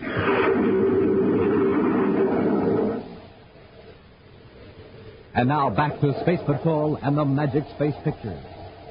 Space Patrol scientists have developed a spaceship control device that reacts directly to the pilot's thought commands. Zero Vanek, a disloyal Space Patrol technician, has stolen several of these image reactor units and hidden them in a prospector's cave on a small planetoid. The prospector, Tog Barrett, innocently believes he is assisting an honest Space Patrol agent. Buzz and Happy suddenly came upon Vanek's ship in the planetoid belt and gave chase. But Vanek, with his image reactor control, executed a series of rapid maneuvers that enabled him to attack Buzz and Happy from the rear with cosmic torpedoes. He's laying those torpedoes closer every time he fires. It's like he knows what we're going to do before we do it. Stand by to fire rear torpedoes. Stand by, sir. We can't use automatic aim and fire because these planetoids will confuse the selector. Fire when you get him in your sight. Oh, I missed him a mile. He swerved just as I fired. Certainly didn't miss us by much. I'll try again, sir. Hap, you can hit a big target easier than a small one. This time, aim at one of those planetoids just when Vanek passes near it. I get it, sir. What an idea. I'll hold the ship steady for a few seconds. It'll make us an easy target, but you'll have a chance to aim. Vanek's moving toward one now, sir. Here goes. Nice going, Hap. At least I hit the planetoid. You got Vanek's ship with some of the planetoid fragments. He's in trouble. Good shooting, Hap. It was just luck, sir. You'll circle back and pick him up. The chance he's alive. I'll board his ship. Get my spacesuit while I join airlock.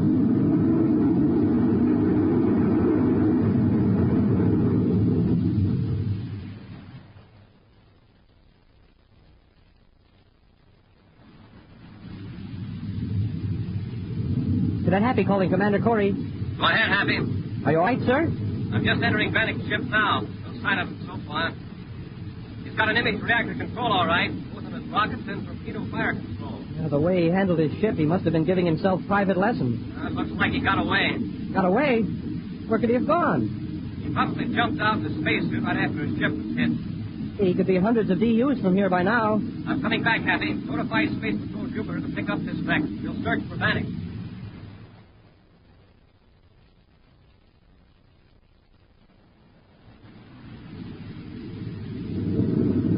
Bannock calling for Barrett on Planetoid 9. Bannock to Barrett. Hello, Zero. There's nobody on Planetoid 94. I'm not there. Barrett. It's this front Barrett. Yep, who'd you think it was? Barrett, listen. I'm in trouble. You got to help me. Trouble? What happened? I'm in a space trip in Planetoid help. Now, what in the name of Jupiter's moons are you doing out there? Don't ask questions, just listen. I was attacked by space bandits. They even left my ship and it was damaged. They don't know I got away. You got to find me and pick me up before they come back. Space bandits? In the Planetoid belt? Yes. Where are you? In my ship. I'm heading for Planetoid 867. I'll pick you up, Zero. Hurry, please. Here are my coordinates.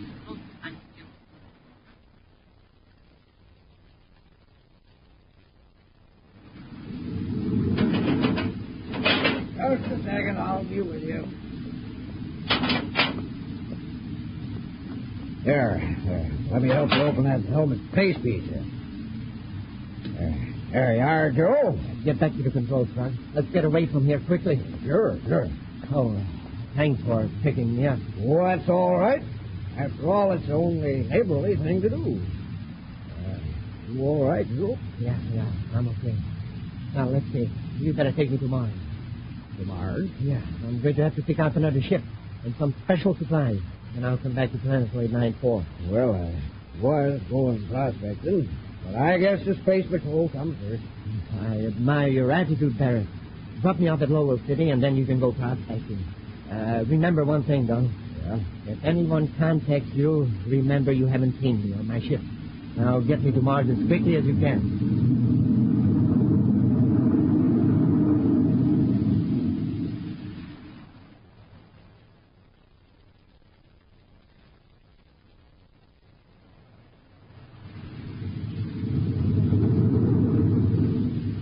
Juro really disappeared. I'll swear we've covered every cubic yard of space he could possibly be in. We must have miscalculated, Happy. Happy, look at that planetoid. There's a spaceship there. I'll head for it. You turn up the viewscope sensitivity control. Yes, sir. There's a man in a spacesuit near the ship, sir. See? Crawling up that hump of rock. Judging by the type of ship, he may be a prospector. When we land, we'll get the man aboard ship and see what we can find out.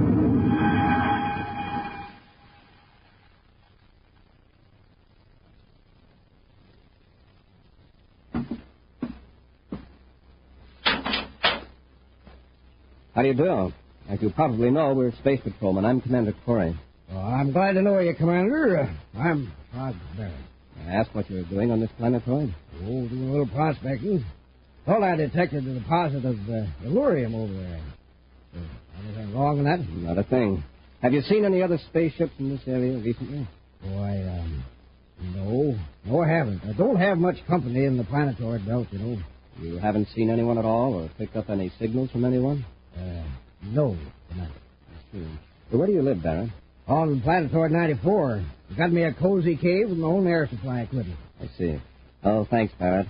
We won't keep you from your work any longer, but if you sight any ships, notify Space Patrol Mars or Jupiter, will you? Oh, you bet, Commander. It's been nice chatting with you. I hope you find that Illurium. Thanks. Go on. Close the inner hatch, Happy. Yes, sir. Commander, did you see what I saw? The back of the spacesuit? Yes, sir. Fairly recent Space Patrol issue with the insignia almost rubbed out. Well, what would a prospector be doing with Space Patrol equipment? He might have stolen it. Still, he seems to be an honest little fellow. Let's blast off. We'll check on Barrett by spaceophone at both Mars and Jupiter Space Patrol headquarters. And if we find anything suspicious, we'll pay a surprise visit.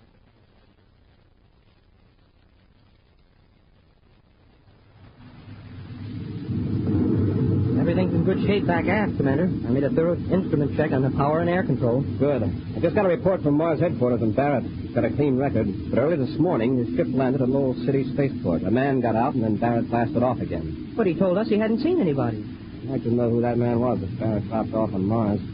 We're going to circle back to Planetoid 94 and find the answer to that question.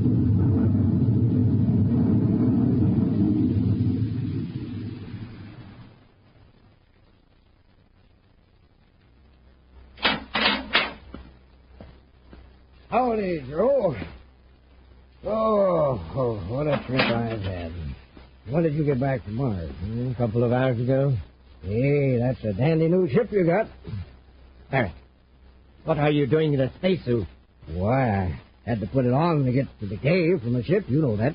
But that's my suit. The one I was wearing when you picked me up in space. So it is. Same size as mine.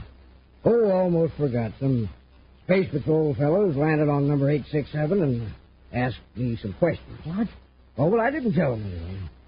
I said I hadn't seen anybody or any ships. You'd have been proud of me, Joe. What did they want to know? Oh, what I was doing. So I told them prospecting. Then when I told them I hadn't seen anybody, they blasted off. They were nice fellows. Commander Corey was the one I talked to. Corey? And he saw you in the spacesuit. Sure, what's wrong with blundering fool? Sure, what are you getting all upset about here? Get out of the way. Let me turn on this fuse phone. Look, Gerald, this is my home. I don't like being pushed around even by my friends. Get away and shut up. Look at that. A spaceship. And it's headed for a landing right near the cave. See what you've done? I haven't done anything.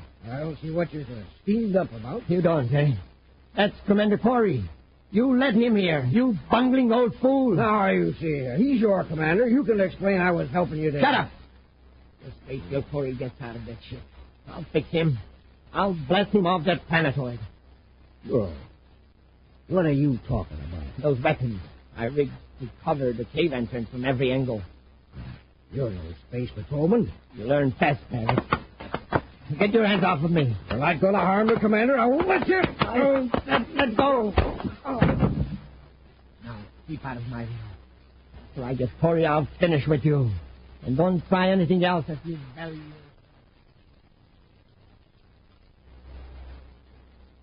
Have your ray gun ready, Hap. I'll see if I can open the cave airlock. Yes, sir. Hey, where did that come from? Someone's firing at us. Hey, that one came from the other direction. Quickly, run for the cave. They're getting closer. One chunk of rock nearly hit me. The airlock won't open. Whoever's controlling those weapons can keep on firing till they get us. There's no protection out here. We're trapped. Hap, there's an image reactor unit here. And Vanic's inside. Yes, watching us through a viewscope. If we only knew what image would unlock this hack. He's got us bracketed now, Hap. If you don't get in the cave, the next one will get us sure. Who's that? Someone's on our suit spacephone frequency. This is Frog Barrett. Think of me. What's he talking about? Hey, Barrett, what do you mean? Happy, he's telling us how to open the airlock. Think of what Barrett looks like. Think hard. Oh, gee, I only saw him once. I don't remember, except that he had a beard. Let me in front of that reactor, Happy. See, gray beard, blue eyes, face, tan, face. It worked. The airlock's open. Get in quickly. Who's behind you? Hurry. Through the inner door.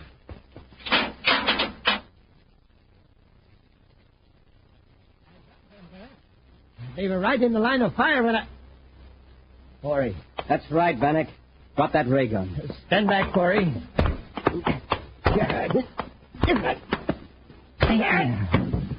Hey, nice going, Commander. Vanek, you don't seem to do so well when you have to depend on your own reactions. All right, get up. Commander, you made it. Yes, Barrett, thanks to you. I tried to stop him from firing at you. Thanks, Barrett.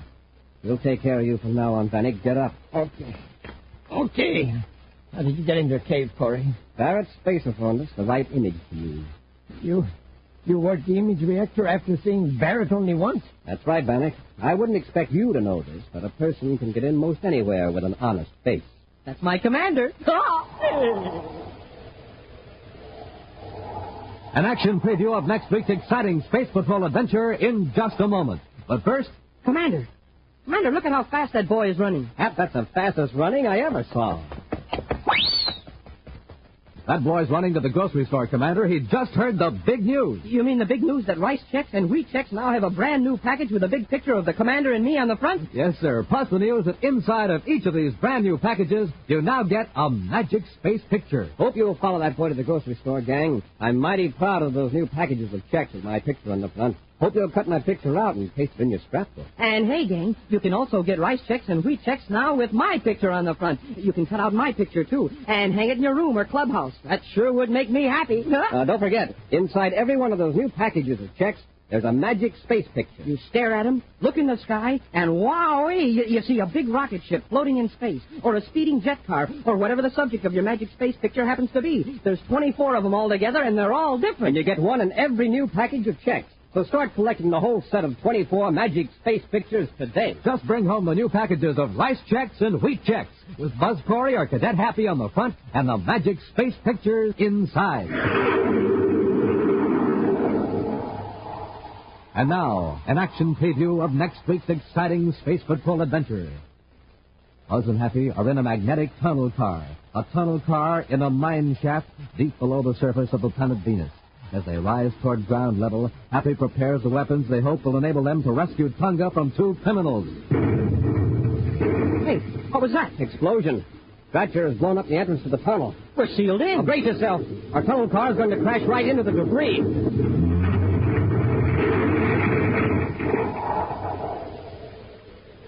Be sure to be with us next Saturday for the exciting story, The Caverns of Venus, when wheat checks, rice checks, and good hot roastin' again bring you Space Patrol! Space Patrol, an original Mike Moser production starring Ed Kemmer as Commander Corey and Lynn Osborne as Cadet Happy, was written by Lou Houston and directed by Larry Robertson. Other players were Norman Jolly and Bela Kovac. Dick Tufel speaking. Now, don't forget to tune in next Saturday and every Saturday when wheat checks, rice checks, and good hot roastin' again present the new exciting Space Patrol! And be sure to see another exciting Space Patrol program on your local ABC TV station. Consult your newspaper for time and channel. Mothers, an invitation from your grocer. See his special peach coronation salad display, 1953's most beautiful salad. Canned cling peaches from California, creamy cottage cheese, served with rye crisp. Space Patrol came to you transcribed from Hollywood. This is ABC Radio Network.